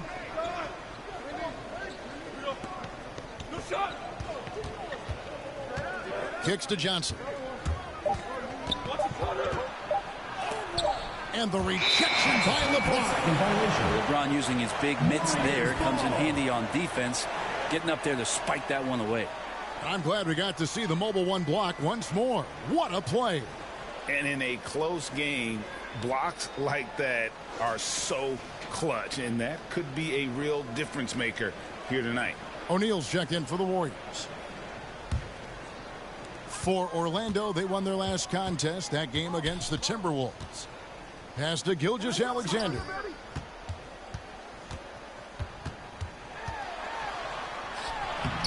And that won't go, missing the go-ahead bucket. Johnson outside. Back to Brown. Outside, Jones. Over Maledon. Can't hit from 12. So that'll be it for the first half. Fairly even battle underway in this one. Orlando out in front, leading by a point. And a chance now to send it over to David Aldridge, standing by courtside. David. Thanks, Kevin. Here with Steve Kerr. Coach, what did the team do in that first half defensively? Just competed. You know, we have a very good defensive team, and our guys are getting after. I think we've been a lot better defensively than we have offensively, and some of that defense has led to some transition and some open shots. Something your guys always fall back on. Thanks, Steve. Back to you, Kevin. All right, thank you, David. And folks, don't go away. After the break, we'll see you right back here for the start of quarter number 3. And now, the 2K Sports Halftime Show.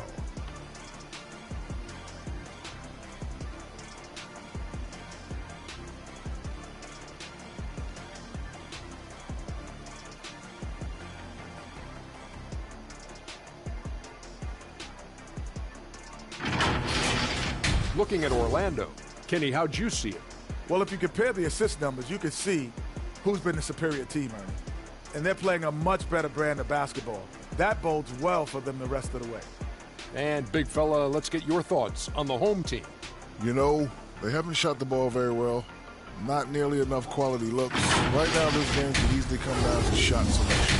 And how they run their offense. They need to keep the ball moving and generate better looks.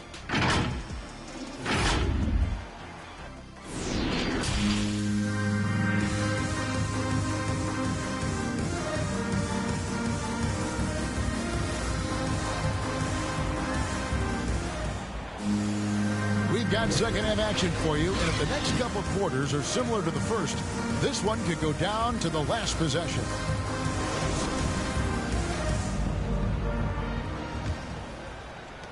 Orlando leading. So with James on the bench, here's the group that Steve Kerr has on the floor. Ayton is out there with Gilgeous-Alexander. Then there's Edwards.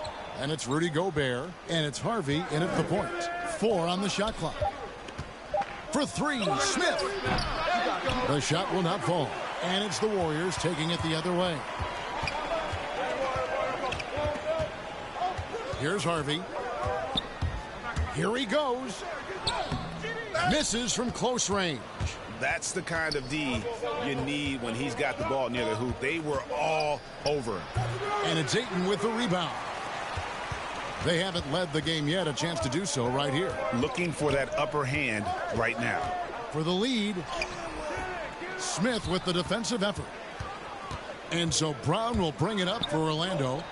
They lead by 1. They get it again. Second shot opportunity. Gets a hand on it. And Robinson is right there. Robinson's got the first points of the second half here for Orlando. And finally, someone scores. Yeah, the buckets have been few and far between, and neither team able to get into any sort of offensive rhythm. Not been an easy start. 3 straight misses here on these possessions. Now, here's Wagner. He's guarded closer. And the reach and height of Gobert, it literally makes it impossible to score over him. He's able to get all over that shot. Gilgeous-Alexander kicks to Gobert. Back to Gilgeous-Alexander for the tie from beyond the arc, and then some. Gilgeous-Alexander's got 5. Such a critical part of how their offense is going to flow. Things are only working when he seems to be on the floor. 3 on 3. Here's Harvey. And there's the feed to Gobert. For the lead, Ayton trying to break free. Good on the shot. Gobert's got the lead up to 2 now for the Warriors. For Orlando, they've gone only 1 of 6 from the field in the third quarter. Not how they picture the half started. And it'll be Orlando with their first time out of the game right here. Get ready for the Dance Squad!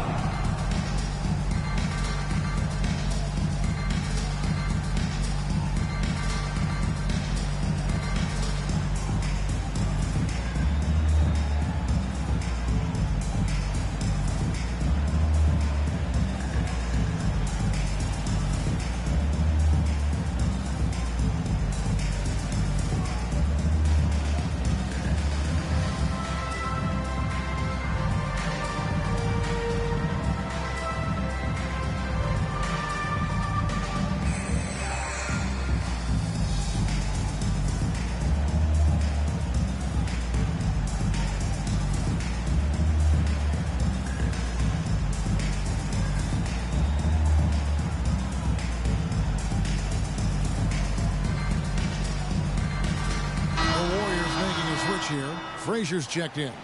Reddish, he's checked in for Orlando. Jones comes in for Brown. A touch over 2.5 minutes of basketball played here in the third quarter. Pass to Smith. 3 on the clock.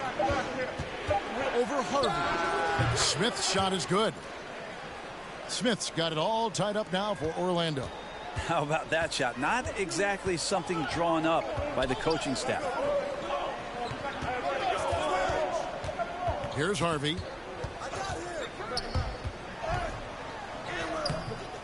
Here's Ayton, and Ayton throws it down.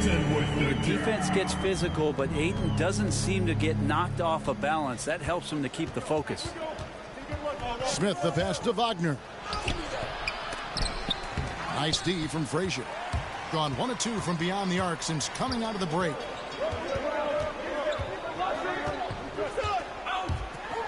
inside. Some solid defense from Robinson. For Orlando, they've gone just 25% from the field here in the second half. They're 2 of 8.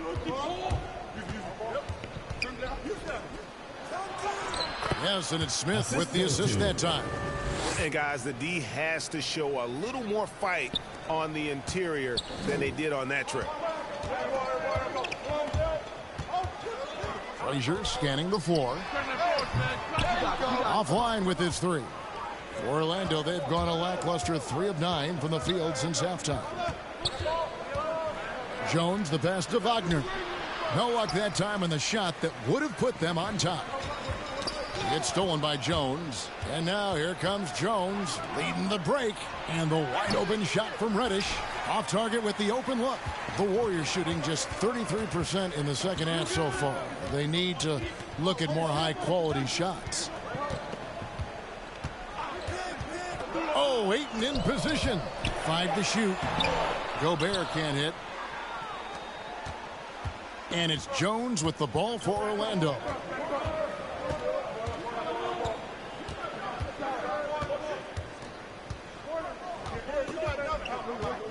Two minutes remaining in the third. 2 minutes. For the lead.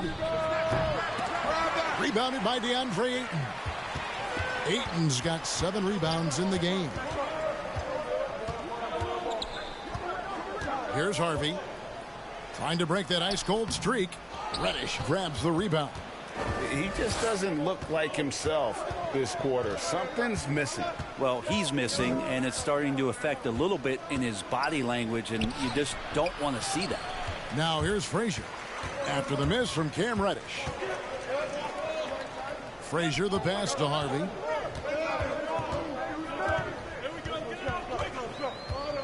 Lobbed up there for Edwards. Out of bounds. Orlando takes possession. That's tough because that one's preventable. The defense has nothing to do at all with that turnover. So Orlando going with an almost entirely new group here.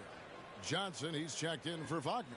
Johnson comes in for Reddish. Thomas checked in for Jones. And Tyus Jones subbed in for Smith. And that was a great replay we just saw of our Mobile One block. And boy, did he get up quick to reject that shot. That's as fundamental as defense gets. Now here's Jones. Looking at his point production, he averages almost 11 points a game. Here's Johnson for the lead. 2 free throws coming up, and they call the shooting foul. It's on Anthony Edwards. It's his first trip to the line. Numbers this year at the line below 70, so when he's getting to the line, not nearly as effective as you'd like. Shooting 2.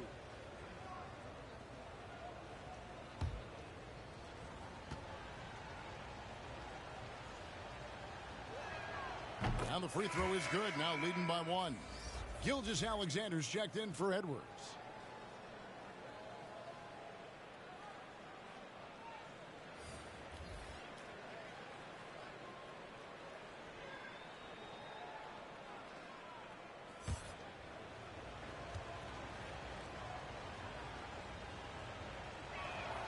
Second free throw, no good. They come away with the lead, but I'm sure he's kicking himself over that last miss. Here's Gilgeous-Alexander, and the basket is good. Gilgeous-Alexander's got 7 points. That's excellent. Get the ball down deep inside and cash in on a simple basket. There's 39 seconds left in the third quarter, and he comes up with the deuce.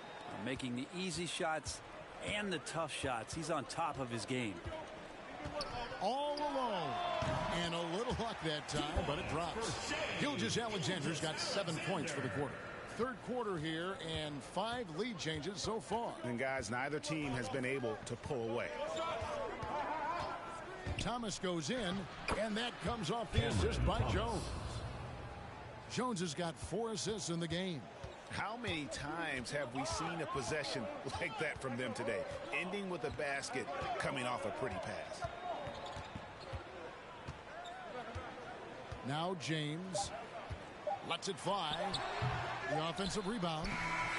And we just finished the third quarter, and we've got a tight ball game here. Orlando leads by only 1. And right after this, we'll bring you the start of the final quarter right here on 2K Sports.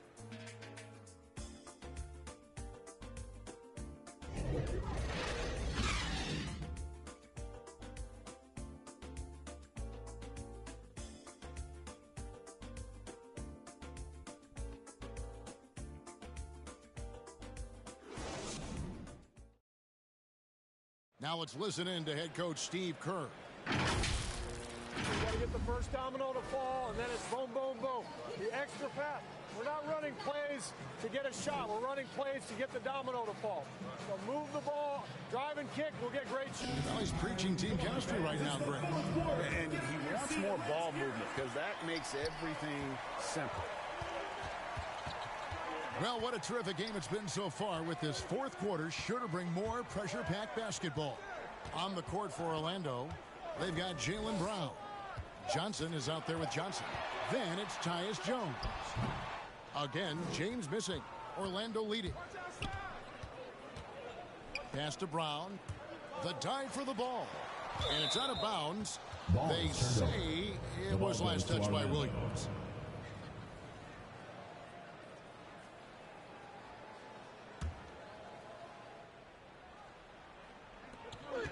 Outside, Jones. Brown kicks to Johnson. 6 to shoot. Fires from 14. It's tipped. Here's Gilgeous-Alexander. And it's Orlando with the rebound. Knocked loose. No one near James as he lets it go. And a great assist by Gilgeous-Alexander as that one goes in.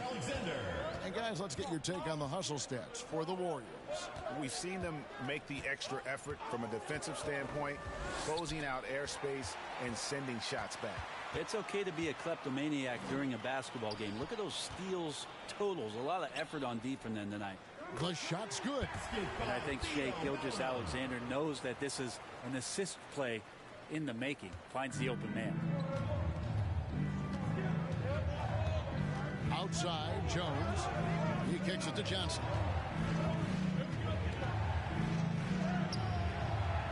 No good that time. LeBron with some nice D. Williams for 3. Jaylen Brown with the rebound. Brown's got 6 rebounds now in the game. Basket good. That's where Brown is at his best. A muscular beast who loves finishing strong through the contact. Now here's Gilgeous-Alexander.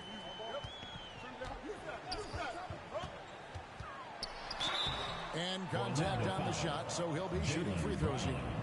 First personal Clearly foul. a foul. First team foul. At the line for your Warriors, Shai Gilgeous-Alexander. 2 shots.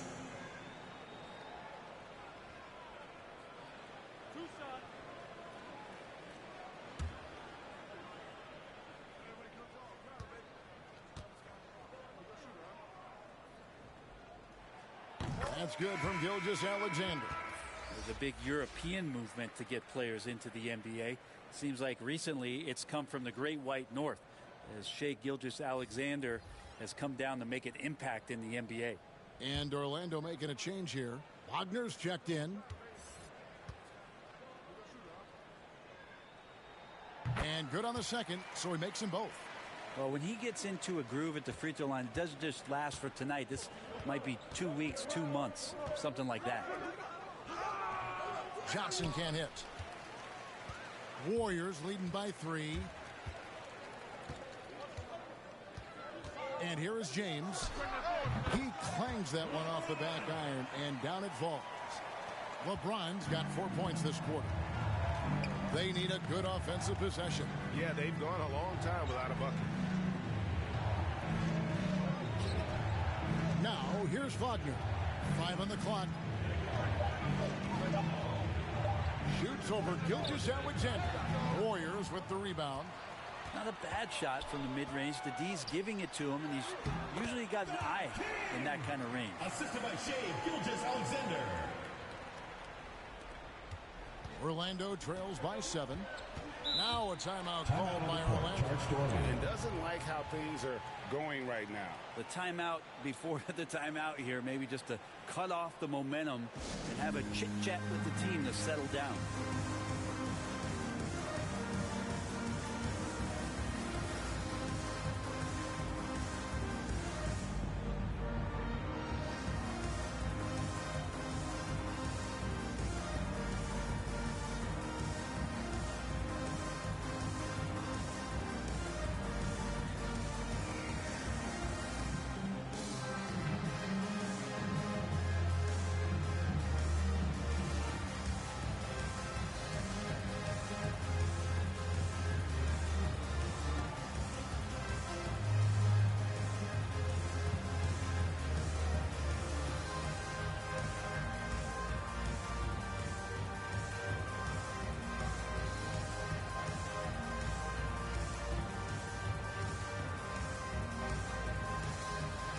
Changes here for the Warriors. Rudy Gobert comes in for O'Neal, and it's DeAndre Ayton in for LeBron. Orlando also making some changes. Robinson comes in for Johnson, and Smith subbed in for Jones. And we've got an update here, so let's catch up with David Aldridge. Hey guys, Lloyd Pierce talked with his team during that last timeout. No surprise, he was not happy with the turnovers. He told them, we are giving this one away, guys. We've got to be more careful with the ball. Play within the offense and get good open shots. Kevin? Thanks, David.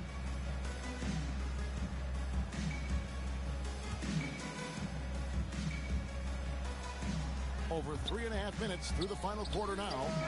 There's more he could have done in this game for sure, but it hasn't kept them from pulling ahead. Right side Robinson.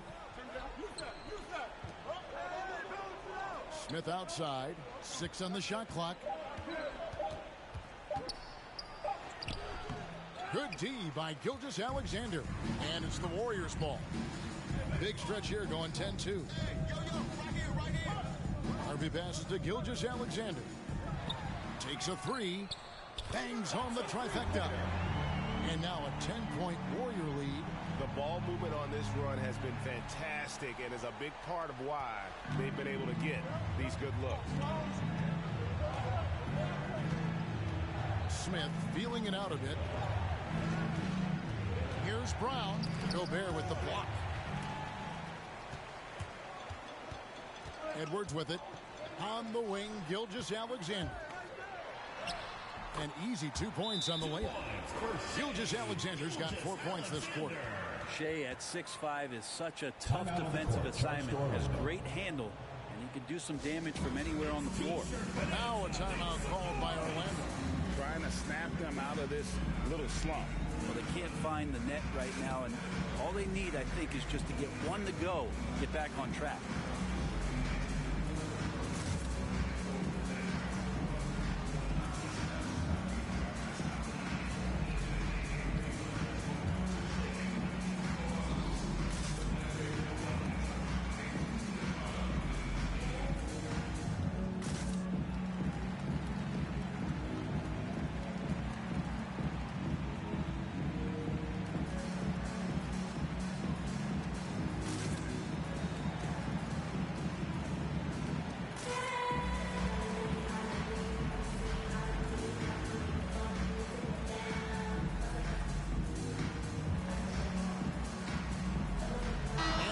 Present our New Balance Player of the Game, Shai Gilgeous-Alexander. And to me, the best part of his game has been the work he's done inside. I mean, slashing, driving the lane, attacking the basket at every chance. When he's had an opening, he's taken it. And with their spot in the postseason assured, he's picking up just at the right time to be on top of his game. Now, here's Brown.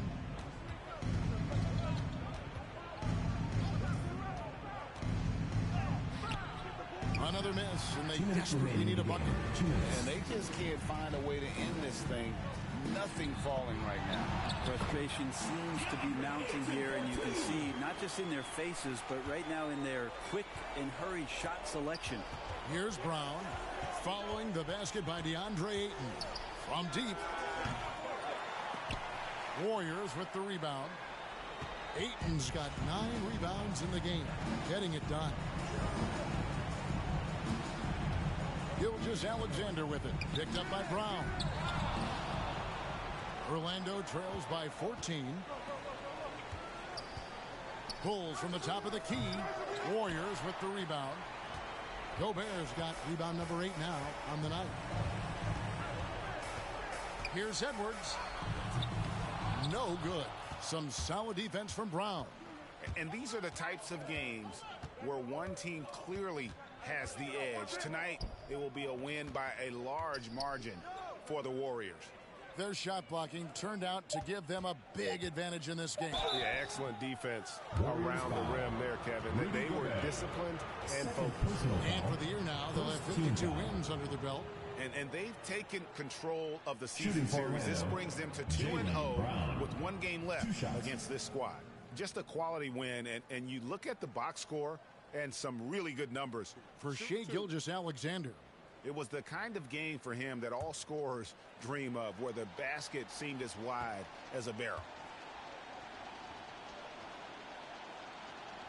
No good on that one. And the vertical that Brown has is pretty impressive, as relentless a finisher as you'll find in our league.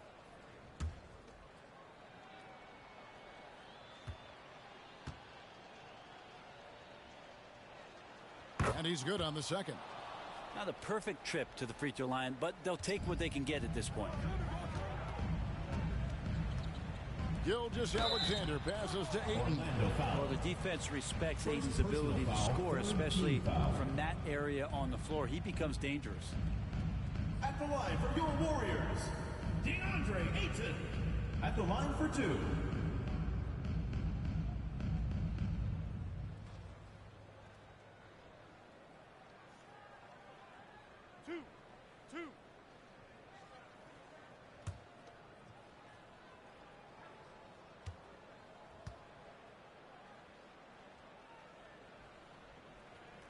First free throw is good. Well, this guy should be a double-double threat and is still learning how to play. DeAndre Ayton has a great combination of size, scoring ability, and rebounding.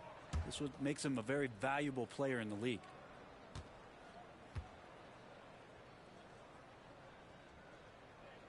Ayton hits them both.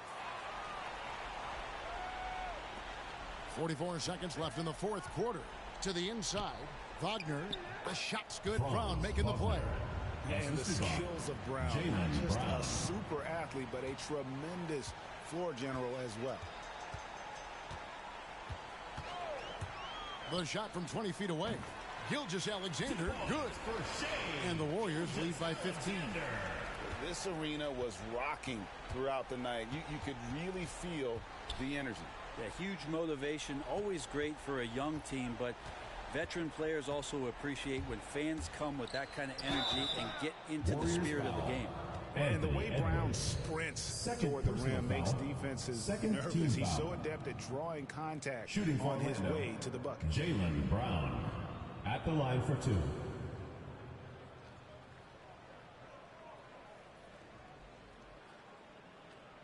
Take a break. Take a break. 2 shots.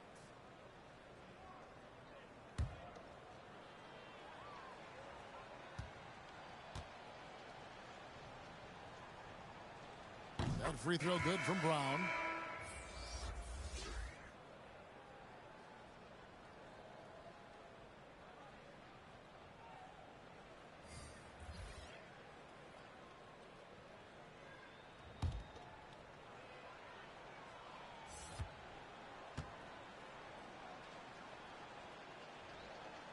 And Brown drops them both.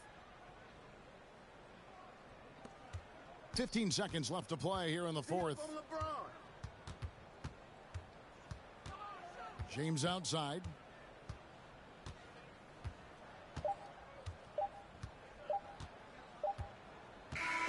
So we see the Warriors get the win here. A confident win, and one where they clearly showed the greater effort. Yeah, I mean, it was a solid performance, particularly here at home. And I think they built off that edge of being here and play with just a little more confidence than their opponent. It's time now to go courtside as we send you over to David Aldridge from the sideline. David, take it away. Thanks very much. Rudy, your impact on the game defensively, always something to watch. What's your approach at that end? Just try to win games, you know, and my teammates put it out, trusting me, being aggressive on the balls and try to be aggressive at the rim. And, you know, when we play as a team like we do tonight, it's tough to beat us. You were in full stifle tower mode tonight, man. Congrats. Back to you. Thank you, David. Great interview once again. Well, folks, that's going to do it for now. For Greg Anthony, Brett Barry, and David Aldridge, this is Kevin Harlan. Thanks for watching the NBA, presented by 2K Sports. So long, everyone.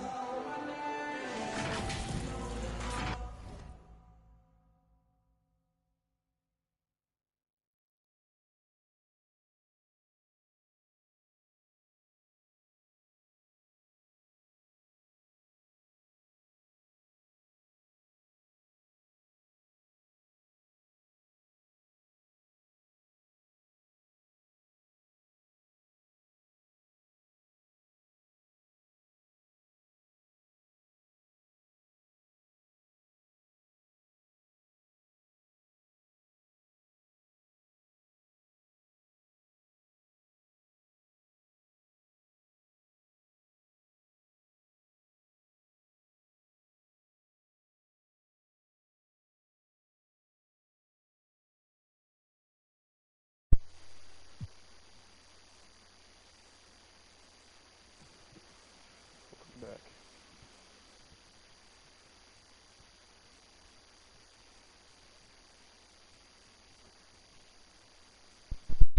We'll be back after these messages from our sponsors.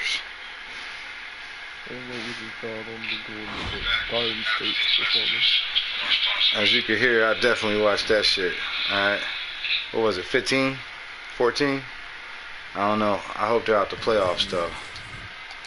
Yep. Yep. My response doesn't matter. Go Bears does. Yep. Then we play them again? Oh, yes. Oh, yes. Yep. Yep. We taking them out the playoffs. Tax season, y'all. Yep. Damn. You're trying to make it to where the Browns don't make it? That's crazy. Yep. Yep. We doing it for Teddy Ali. You think I want to do this? We doing it for Teddy Ali. Yep. We doing it for Milwaukee. We doing it for blank.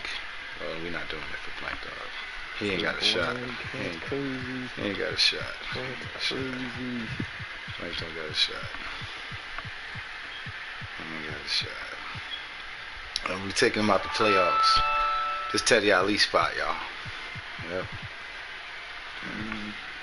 Hold on, let me actually get this square so all y'all can see this real quick before I disappear. Alright. That's the date. There's only been 4 games. Let's get through the date. Yeah. What else is lined up for the day?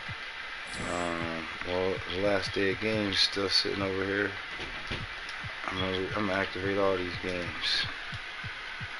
Yep. Yep. Lord knows I don't want to watch none of these shits. Except for this first one right here.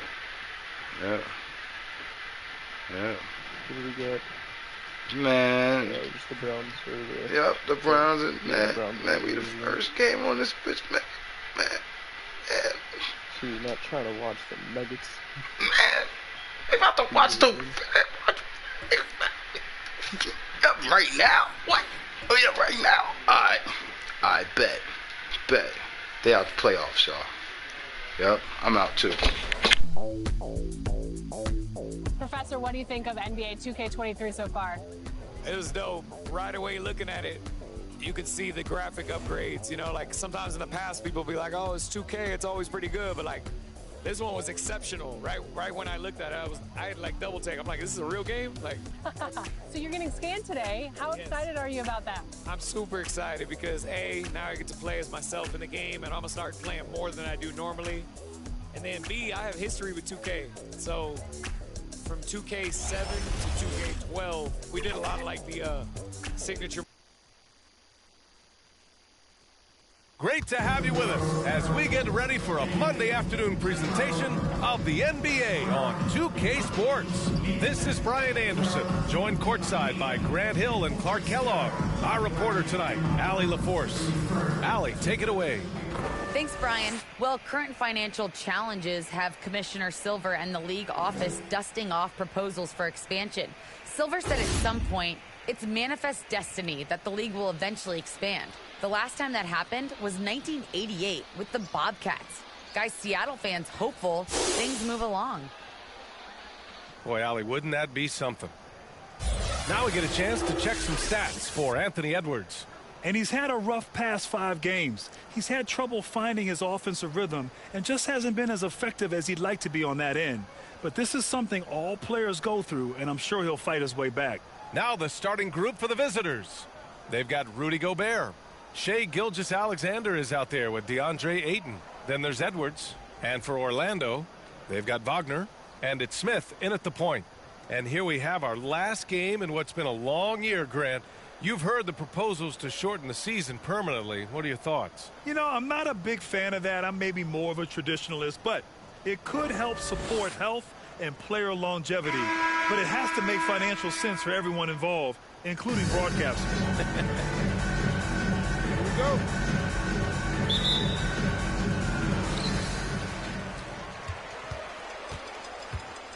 Outside, Brown.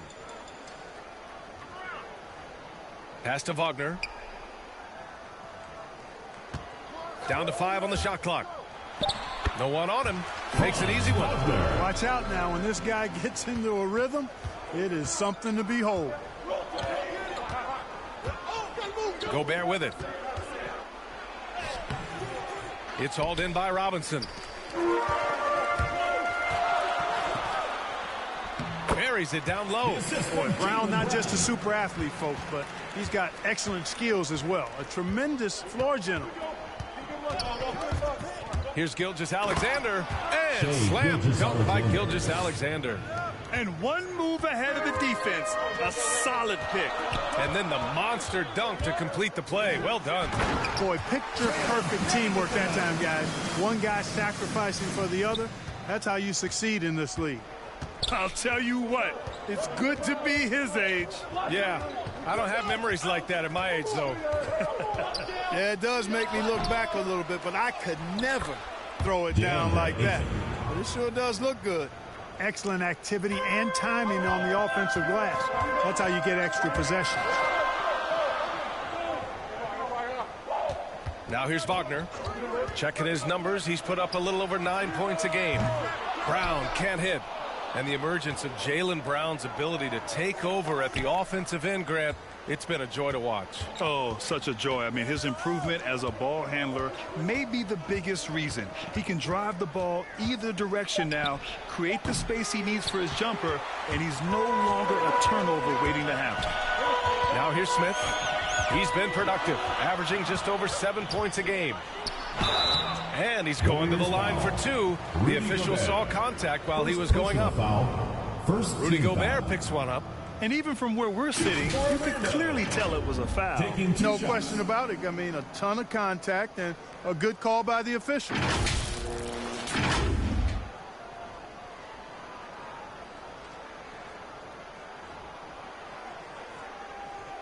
Shooting 2.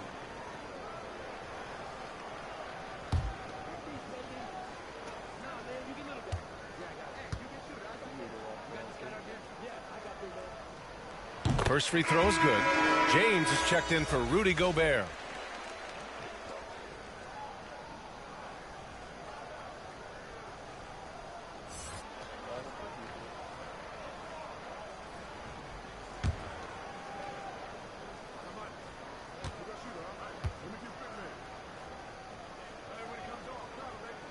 And good on the second, so he makes them both. Making it look effortless. Send this guy to the stripe.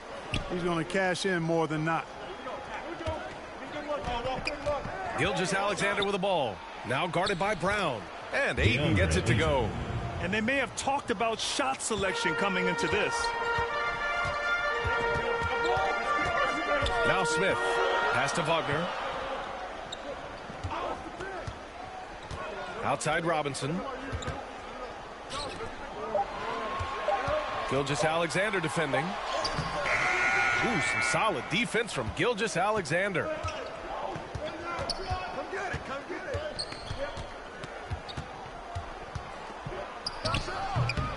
Here's Ayton. The kick out to Edwards. He buries it from three. You know, Edwards is still tweaking his three-point shot, but he sure looked good there.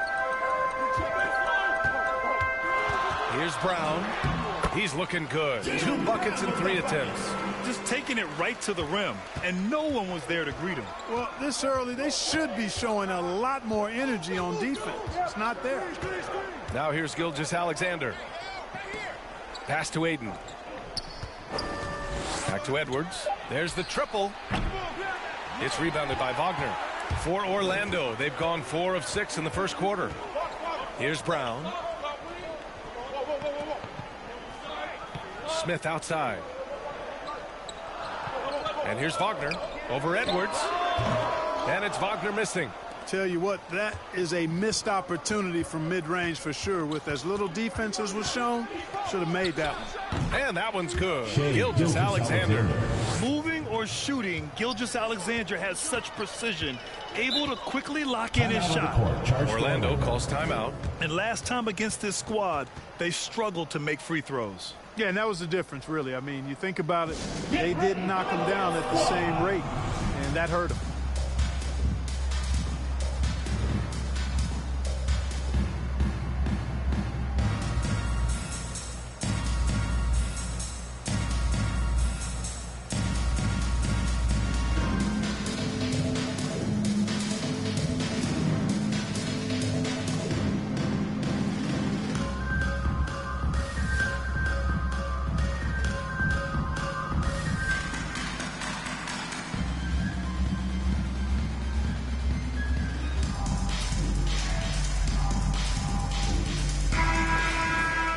With only 1 game left, let's take a look at what the final standings could look like out east.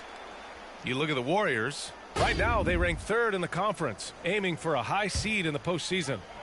And check it out, Orlando, down 4 spots. And looking at Orlando, they're really doing their best to rise through the rankings. Time will tell whether they can pull it off. You know, it's really hard to figure out exactly what's been missing, but there is something missing. It perhaps could be the system they're playing in. And that one's good. Maladon. Orlando has gone 0 for 2 from outside. Pass to Robinson. Maladon. Here's Thomas. Yep. Outside Jones. Offline with a 3.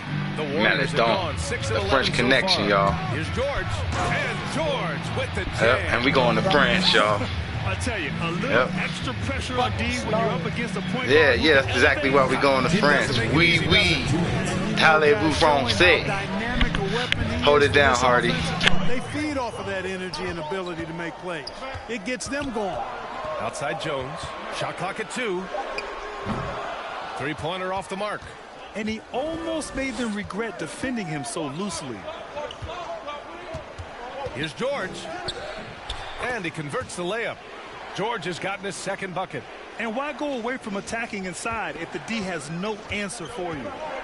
Offensively, it's been a struggle for him. Yeah, they need to string together some shots to have any kind of chance. Looking to win the run. And Johnson is good for 3. He's consistent from out there, especially when you give him that kind of room. 1:06 left in the first quarter. Here's George.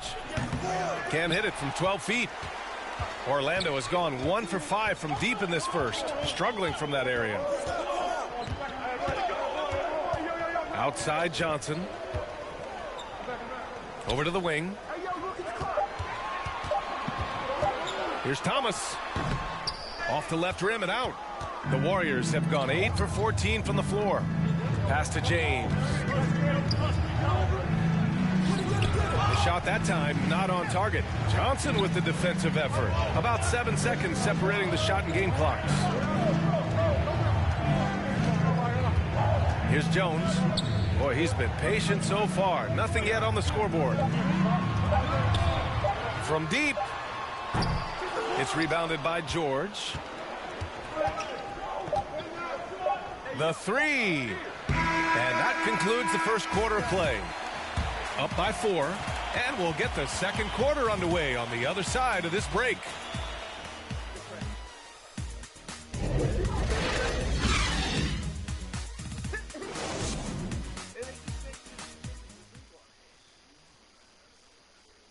Well, the old saying is defense wins championships, but you ask LeBron, offense can be trickier. More delicate than defense. Defense, you can make mistakes but cover for one another by just communicating and flying around at times and clean up for your mistakes. Offensively, if you're not all 5 guys at the same time and not moving and cutting, and one pass or one bad screen here or one pass there can mess with the rhythm of an offense. And the best teams work together at both ends, Grant. But which end did you generally feel most in sync with your teammates, offense or defense? Oh, you're putting me on the spot, BA. I'll say offense. I mean, I played in Phoenix with Steve Nash, so definitely offense at that point in my career. Hope you've enjoyed the broadcast so far. Halfway through the first half in this one. And what do you guys think about the visitors here in this one? You can really see the strategy coming in. Get the ball into the painted area. Yeah, and it's worked. They've got a clear edge and points in the paint. Now we'll see if they go with a more balanced attack or just keep on pounding it inside. They've got Tyus Jones. Johnson is out there with Johnson. Then there's Cam Reddish. And it's Jones in at the 2. And for the Warriors, they've got Rudy Gobert. And it's George in at the 2-guard spot. I tell you what, it reminds me of one of my college coaches who used to say, that ain't going to get it done. That's 5 straight baskets in the paint now. Now here's Johnson. Well, he hasn't put up any points yet in this one. When they get their opportunity to punch it inside, they don't hesitate. And the Warriors shooting about 56% in this one. Here's Maledon to the paint. Oh, he goes up high for the two-handed slam. And one move ahead of the defense. A solid pick. And then the monster dunk to complete the play. Well done. Boy, picture-perfect teamwork that time, guys. One guy sacrificing for the other. That's how you succeed in this league. Jones misses. If they just continue to dominate the boards. Guys, I think they've simply been the more physical team. That's why they're ahead. And a look here at the scoring trend over the last several months for him. And he's been trending downward in terms of his average points per game. And a number of reasons can lead to this. But he needs to figure out how to get back on track. Now here's Jones. Right now contributing around 10.5 points a game. Orlando calls timeout. Yeah, we know that on the road, you're already a little out of your element. Then the misses from the line become contagious. And, you know, one of the things about missing free throws is not only are you not getting points yourself, but it allows the other team to maintain momentum or keep a rally going.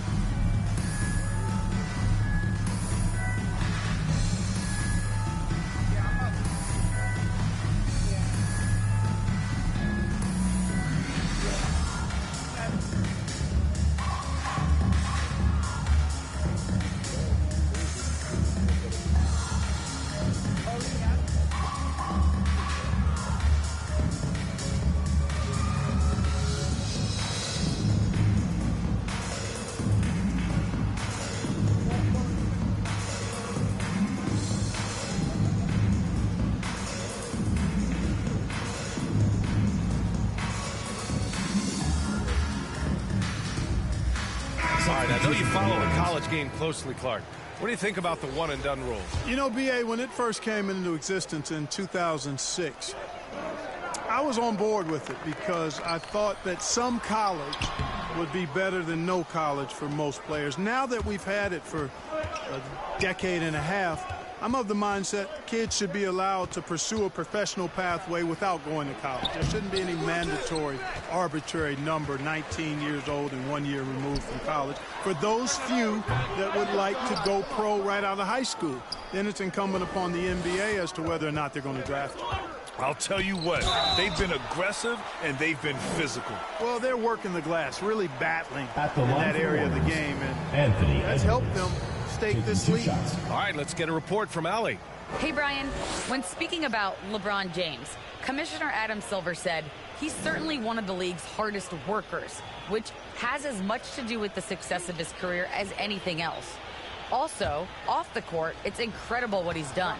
He is a marvel in so many ways, but it all comes back to his focus and his dedication. Thanks, Allie. In the 2020 draft, he was the #1 pick. Many are excited about Edwards' potential. It's up to him to meet those expectations and maybe even exceed them.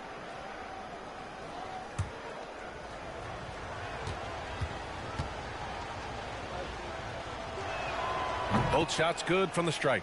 All right, here's a different question for you, partner. I'll be taking notes. Did you have a favorite city for food in the NBA? Well, write this down, B.A. So my mom is from New Orleans, so I know New Orleans very well. And so New Orleans was my favorite city, no question. The food there, I'm getting full just thinking about it. The assist from Jaylen Brown. Really love how Brown distributes the ball, keeping his eyes moving at all times.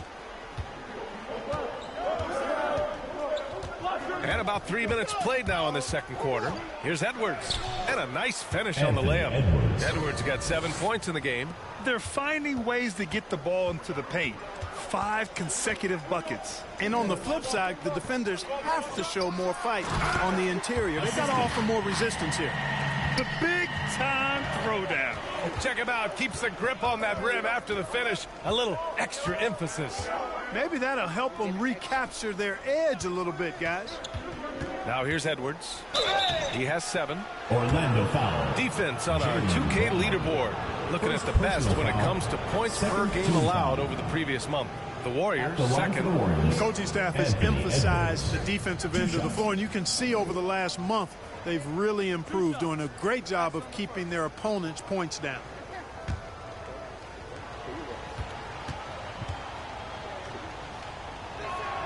And the first one at the line is good.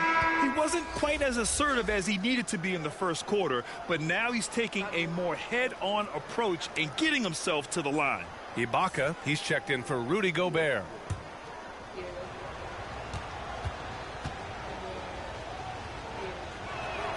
And both free throws good for Edwards.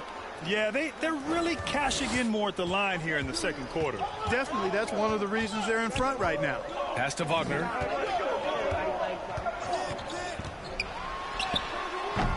And Ayton pulls it down. Ayton's got 6 rebounds now in the game. And right now they're +8 in the rebounding category. That's helping them run away with this. Yeah, double-digit advantage on the scoreboard. They've taken the initiative. They've played, I think, with more purpose so far. Here's Reddish. And so he draws the foul, headed to the line to shoot a pair. 4th in three-point field goal percentage, 7th in fewest turnovers per game. And I love how aggressive they are at pushing the pace off of turnovers. They rank in the top 10 in this category. They just love exploiting their opponent's mistakes. And with the perimeter game, it's one thing to hoist up a bunch of threes. It's quite another to sink them at a high clip. Some terrific shooters on this team.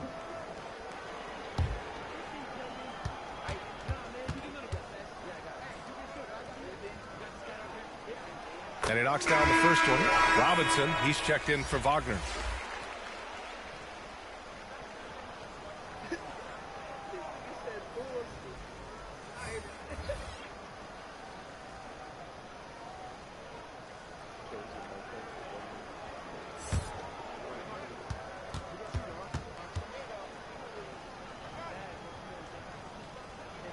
And so he hits both. The Warriors have gone 4 for 6 here in the second. James against Robinson. Now here is James. Defense is right there. With the teardrop. They get it again. Smith. The layup misses. Boy, that is awesome defense, guys, against a capable finisher. Well done. I'm sure the coaches love that. Covered by Smith. That one goes. Now he's 1 for 2. And once more this half, they find a way to get great position inside. And you look at Serge Ibaka's defense. I mean, still solid overall. Not the rim protector, though, that he once was. The shot off that time. Some solid defense from James. You have to credit their effort. I mean, they've done an amazing job on the glass. And it's been a well-rounded performance. I mean, strong rebounding has certainly been at the center of it, but it's been good on a number of levels. Clock at 2. There's the 3. Offensive board. Ayton. And the jam by Ibaka. Second personal foul. Woo! Defensively, you can't afford to let him get to the rim that easy. Well, that might be why their deficit is what it is right now. You know, you look at it, the communication is lacking, as is the trust. They can ill afford those types of breakdowns. It won't work. You can't win with those kind of breakdowns. Williams is checked in for Ayton. And that one misses. And you know, Grant, with Ibaka on defense, for a while he was one of the best shot blockers in the league. I mean, he still changes shots, just doesn't block them. He's also more disciplined on leaving his feet. I mean, he can still turn a few shots away every so often. And the shot goes down. We've got 1:23 left to play in the first half. Back to Gilgeous-Alexander. Drives to the hoop. Robinson with the block. Outside Johnson. Somebody in the party that's not our friend, sucking all our energy and figuring out a way to steal on these ideas and flip it around their way and make it their ideas. Shit you not, for years. Yes, and there probably still is imposters among us. And here's Brown for 3, and that makes him 3 for 4. He's looking good. Hey, guys, that's just outstanding confidence from Brown. I mean, getting up with the shot right away and giving the defense no time to react, that's impressive. Now here's Gilgeous-Alexander. An effective score for them, scoring around 21.5 points a game. That's exactly the look they wanted, guys. Right guy, right play, wrong result. Pass to Smith. Here's Thomas. Over Ibaka. And it's blocked by Ibaka. 6-second difference between the shot clock and game clock. Gilgeous-Alexander with the ball. The 3 is up. He's got it. 3 for 7 now. And just not letting up at all. I mean, you have to love this approach. You want to get the ball to the guys who make plays. If it's working, keep working it. That's what I say. Keep the pressure on him. Usually, guys, he's going to knock that one down from there. Proficient at operating in that medium range area. And that concludes the first half. They're up by 10. And we've got more NBA action on 2K Sports coming your way after the break. It's the 2K Sports Halftime Show. Greetings to each and every one of you watching at this very moment. I'm Ernie Johnson. Kenny the Jet Smith is here. Shaq is here. One half is behind us. Welcome to the 2K Sports Halftime Show. Well, for the Warriors, Shaq, let's get your insight on the visiting team. They've really established themselves on the glass. Being dominant there has been extra possessions, which they've cashed in. Now they just got to, bring the same energy to the second half. How about you, Kenny? What did you think about this home team? They didn't shoot the ball very well. That's because they didn't have any flow on offense. I'd expect the coaching staff to make some adjustments in the locker room. They need to draw up some plays to get a good offensive game. That's all for now. Say goodbye to the folks. Thanks for joining us. Third quarter, just about ready to begin.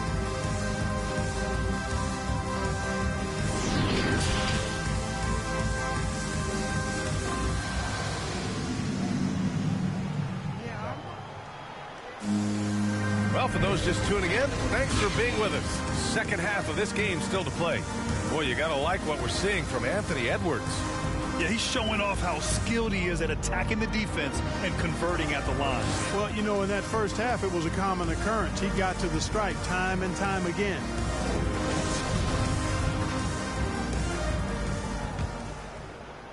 And the Warriors' shooting has been good, around 52% from the field. Wagner is out there with Johnson. Then it's Jaylen Brown, and it's Smith in at the point guard position. And that's the group for Lloyd Pierce as we begin the second half. 6 to shoot. Gilgeous-Alexander. Basket counts. Gilgeous-Alexander's got 9 points. Yeah, more points coming from inside. In that respect, they've been the more aggressive team. You're exactly right. It's been all good at one end, and let's be diplomatic and just say not so good at the other end. Smith with the rebound. And Orlando shooting only 34% in this one. Now here's Wagner. Gilgeous-Alexander defending. And here's Wagner. Over Gilgeous-Alexander. They grab their own miss. Here's Robinson. Oh, he got him with a pump fake, but he couldn't finish. They've been unable to hit anything this half. 3 attempts and 3 misses. Look at Gilgeous-Alexander and the way he plays. He has kind of that old man style to him. A lot of crafty moves and fakes in his books. And talking about Gilgeous-Alexander, this guy plays like a 10-year vet. I mean, he has great footwork to get to the paint. He uses those Euro steps and hesitation so well. I mean, he reminds me in some ways of a young Manu. Take a break. Take a break. 2 shots.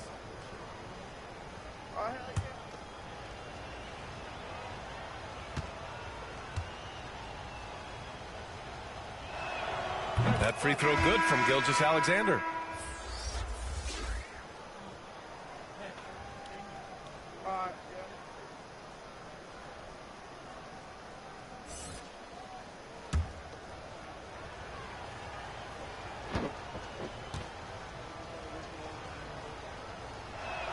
Both free throws good from Gilgeous-Alexander.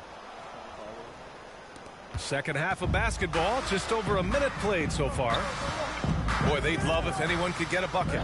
Yeah, their offense has been grinding to a halt. And Brown with the stuff. Hey, I don't think there's any excuse for allowing Brown to get that deep. I mean, he's brilliant at throwing it down if the defense doesn't stop him. Outside Edwards. Pass to Gilgeous-Alexander. Right at the free throw line. Oh, he powers right through the defender for the dunk. Draws the foul, too. And he'll go to the line. Him out. And so he's picked up his final foul. And he'll sit the rest of this one out. Yeah, too bad he fouled out. But this team does have some depth at his position.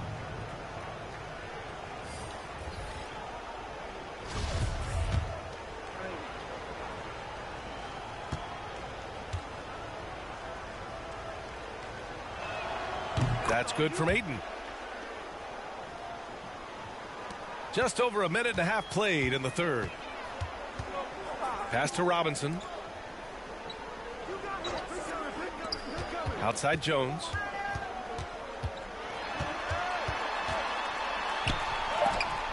Oh, rejected by Ayton. And they're up considerably because of their efforts on the glass. Yeah, rebounding has been a big key in this one. They've asserted their will and have taken control on the glass. There you go. He's a monster at the rim. So athletic. Obviously, he plays on the attack. No question about it. He's very comfortable in the air. Dunks like that, no problem for him. There's just a lot of wide open lanes to the rim here. That'll drive your coach nuts. And, you know, I think he's going to tell them simply, we have to show more fight on the interior. That's the top priority right now.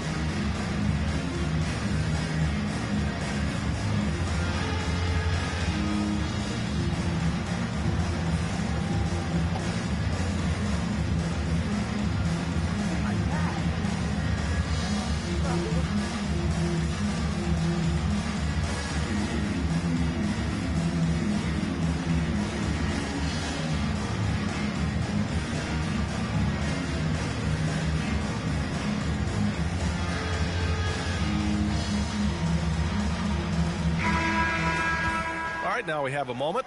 Here are the most efficient teams from range over the past month. Orlando, #1. I tell you what, when you have a month like this, the way they've been shooting it, you feel like the basket is 3 times as big as normal. I mean, it's hard to maintain this level of productivity, but we'll see if they can make it happen. Now here's Wagner. Back to Johnson. Just 5 on the clock. Shot from the top of the key. And it's Gobert with a rebound. Gobert's got 6 rebounds now in the game. Frazier with the bucket. The defense takes a chance, leaves him open at the arc, and he capitalizes. For Orlando, they've gone only 1 for 6 here in the second half. Pass to Wagner. To end the run. Yep, that one goes. So wide open there. He said, why not? That's like a warm-up shot for him. Gotten 3 of their 7 threes to find the net in this matchup. Now Edwards.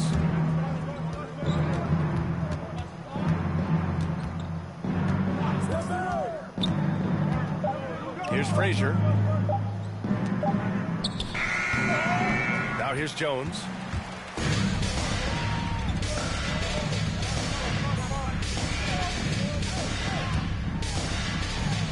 Played it in with a nice touch off the window. Another shot right in the lane. That's been their MO this evening. Outside Edwards. Here's Maladon. Here he goes. And they'll get another chance. Here's Frazier. And the officials call a traveling violation. And they've been pretty meticulous offensively.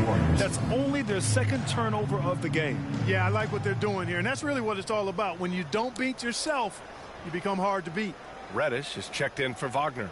And a chance there to look back at the stunning mobile 1 block a moment ago. Yeah, I love that they maintain the defensive energy even when they're behind. Here's Jones. Still getting warmed up offensively. No buckets yet in the game from him. Pass to Jones. Outside Jones. Shot clock at 6. Beyond the arc. And Ayton pulls it down. He had more than enough room to hit that. Just couldn't make it happen. Maladon attacking. Boom! He jams it straight down. I tell you, a little extra pressure on D when you're up against a point guard who can elevate. It doesn't make it easy, does it? And you know, guys, showing how dynamic a weapon he is for this offense, they feed off of that energy and ability to make plays. It gets them going. Well, the defense allowed that one. He had a clear path to the cup. Back to Maladon. To the middle. Oh, and a beautiful feed leads to a monster jam. And one move ahead of the defense. A solid pick. And then the monster dunk to complete the play. Well done. Boy, picture-perfect teamwork that time, guys. One guy sacrificing for the other. That's how you succeed in this league. Now here's Jones. Shoots over Ayton. And that one comes up a bit short. The defense made an impact right there. Definitely got him uncomfortable going up with it. Here's Maladon. Pass to Edwards. Launches it. That shot off. Now Orlando takes it the other way. They're searching for a way to score. Yeah, buckets have been very tough to come by. Here's Reddish. Up top, Robinson. Outside Jones. Here's Reddish. He hits the back iron and sinks it. Reddish has got 4 points now in the quarter. Gone 1 for 2 from outside the arc in this third quarter. Warriors call a timeout. Guard it.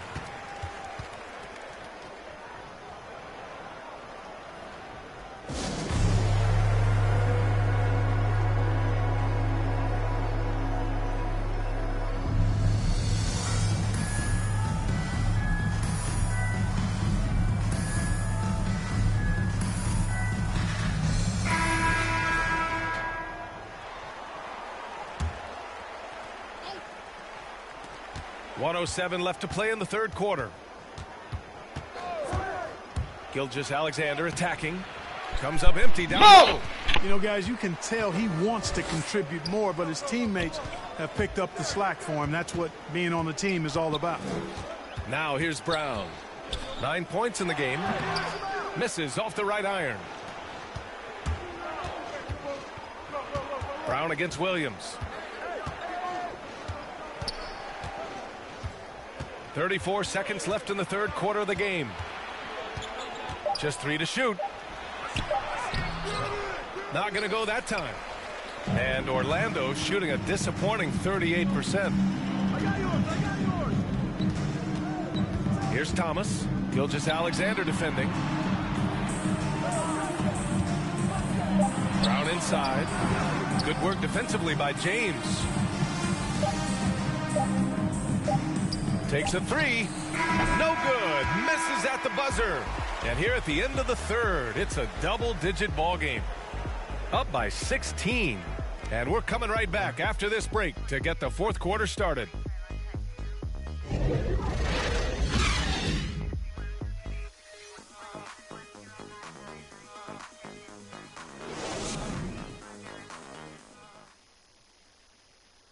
And let's take this opportunity to show you our State Farm assist of the game. This is the definition of team chemistry. I love to see this kind of communication and connection between teammates leading to the perfect pass. For me, next to the big-time alley-oops and monster throwdowns, passes like that are probably the next best thing when it comes to sweet-looking NBA highlights.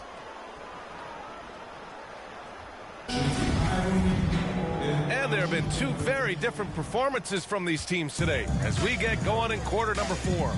On the floor for the Warriors, they've got Shai Gilgeous-Alexander, and it's O'Neal in at the pivot spot, manning the middle.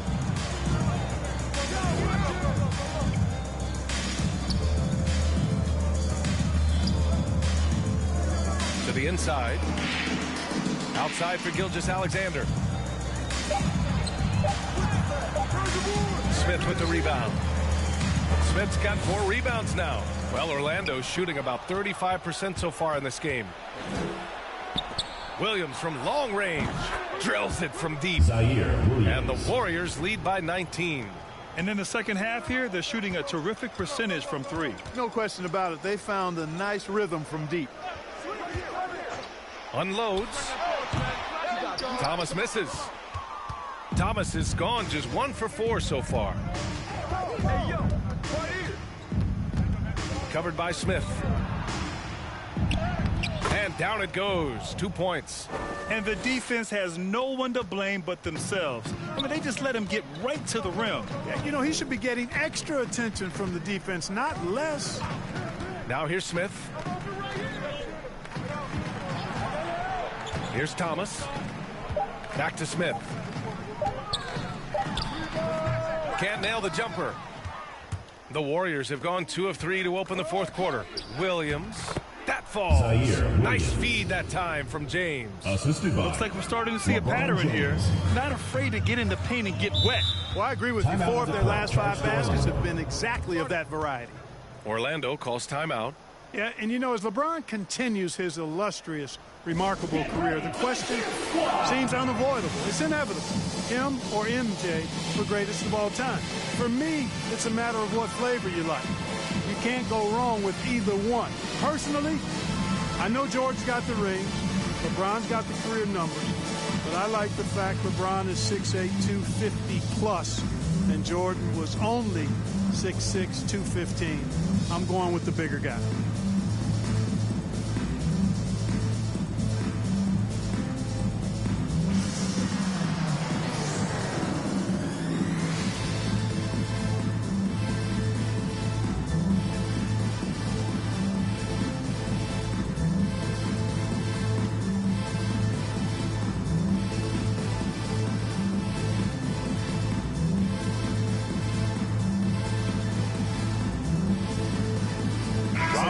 He's checked in for Thomas.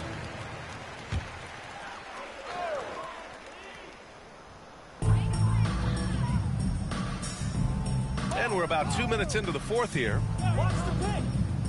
Outside Robinson. Pass to Smith. 5 on the clock. Can they get it? Rebounded by LeBron. You know, Clark, it seems LeBron has cemented his top 2 spot, but many will say he'll never pass Jordan. What do you think? Well, B, I tell you what, I don't have a problem with those folks who say that MJ is the greatest. I can see why people feel that way. And I'm leaning that way, but I love what LeBron has done longevity-wise. Titles are not the only measure for greatness in a team sport. So LeBron would get my nod just by an edge, a whisker, if I had to pick one or the other, him or him. And now we get a little perspective here on how the hustle game has been for the Warriors. They haven't backed away from running and gunning at any point, but their legs still look fresh. The number of second chance points they've gotten is also impressive. I mean, they've kept so many possessions alive with offensive rebounds.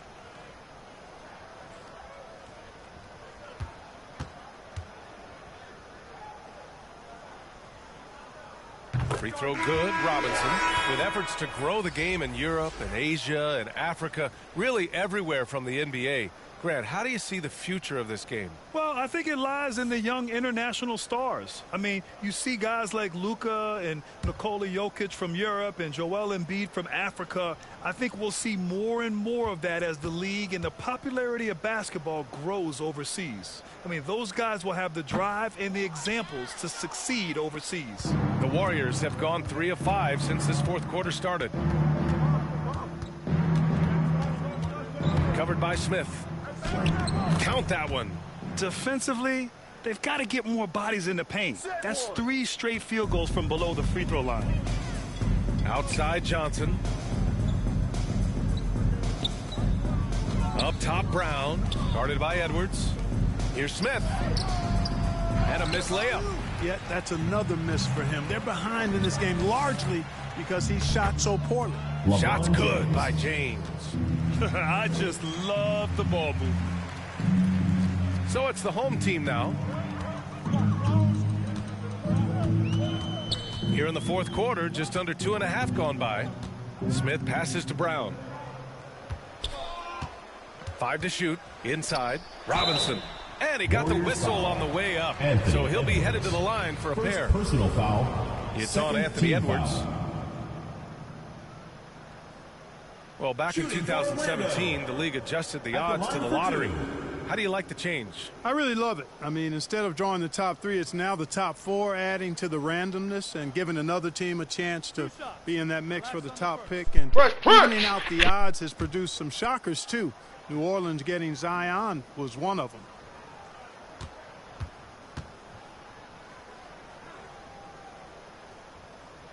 The first one falls.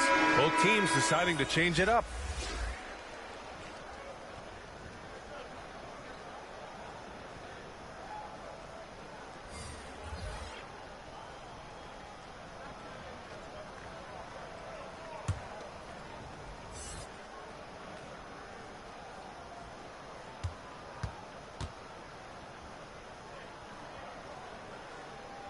And both free throws good for Robinson. Over 3.5 minutes through the final quarter now. Here's Maladon.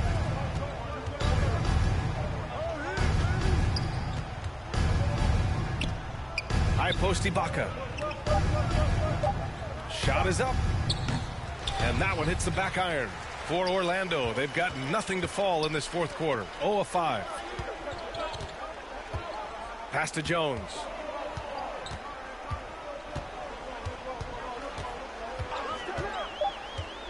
Over Gobert. They get it back. Second chance effort. And that one drops for him. That'll drive your coach crazy, failing to box out. Ugh. Those are free points you're giving away. You got to work harder on the glass. Goes back up. Doesn't go for him. Now Orlando takes it the other way. Outside Jones. And the NBA and its players taking an active role socially. Grant, talk about what you're seeing now and how it registers with you. Well, you know, it's exciting, it's inspiring, it's patriotic. It's what America is, being able to exercise your voice and helping to form a more perfect union. So that's what it's all about, and I'm excited for the league and its players, and it's inspiring, like I said.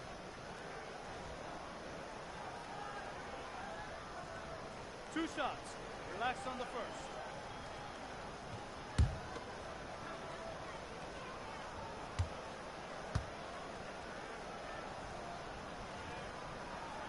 The first free throw is good. Both teams will make substitutions.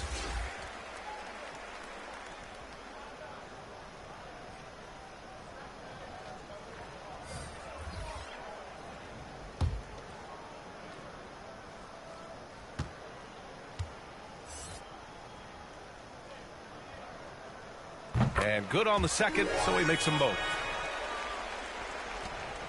The Warriors have got 5 out of 10 shots to drop here in the final quarter. Outside Gilgeous-Alexander. 2 minutes remaining in the game. Tips, and the ball goes out of bounds. Last touch by Wagner. Smith, he's checked in for Jones.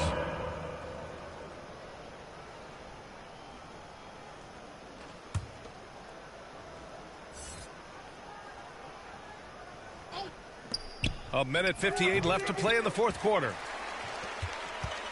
Edwards gone 2 of 7, struggling a bit to the inside. The shot by Johnson, no good. And the Warriors shooting around 42% as we continue play in the fourth quarter. From deep, Gilgeous-Alexander. It's hauled in by Robinson. Robinson's got 6 rebounds in the game. Johnson passes to Smith.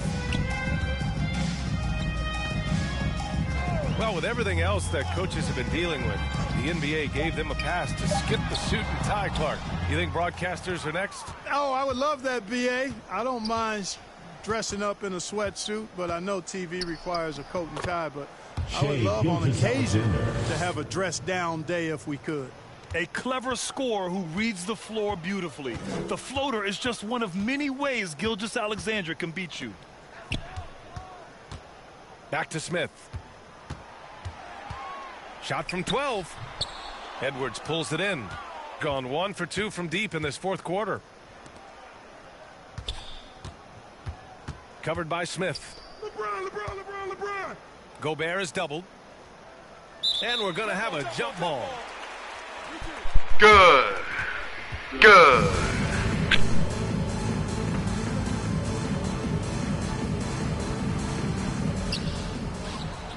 Brown with it. He's picked up by Edwards. Now here's Wagner. He's covered closely. I love great defense. Just quick to establish his feet, and he takes the hit. And not afraid to put his body on the line either. He took a shot for the team in that situation.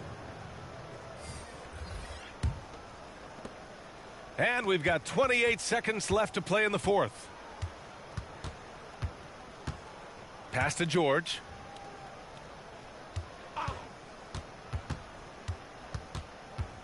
Four on the clock. And a foul called on the way up. So he'll take 2 from the free throw line. Team foul. At the line for the Warriors. Taking 2 shots.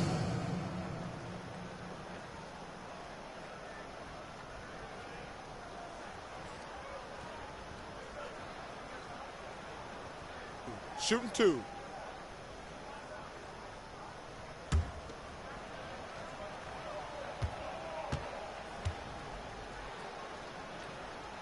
And that one misses.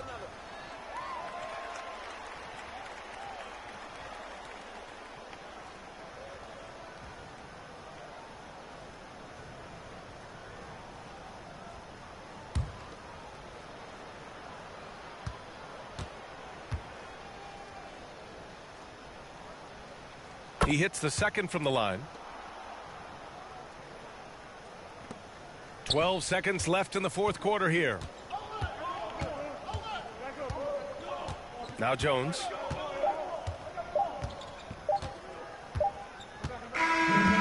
And so it's a victory for the road team in this one. A statement road victory. So impressive. Statement indeed, BA. It was in enemy territory, but they controlled the game and took the crowd completely out of it. That's how you win on the road. All right, Allie's ready to go. She's courtside. Hey, Allie. Rudy, you guys came to play tonight. Can you talk about Go there! Just wanted to have a good defensive game, come out ready and make sure we communicate and run back. Because these guys are very talented, and we did a great job. The communication paid off. Thanks so much. All right, Allie, thank you. That's it, folks. The NBA regular season is in the books. For Allie LaForce, Clark Kellogg, and Grant Hill, this is Brian Anderson thanking you for watching the NBA presented by 2K Sports. We'll see you next time. Have a great evening.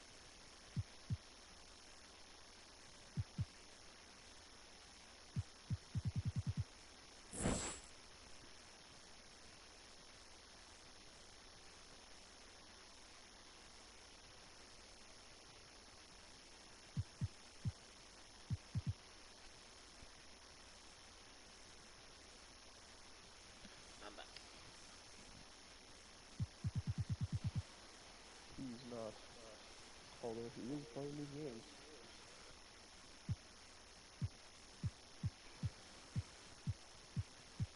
We had guest appearances from Nacho. Nacho was looking for you, actually.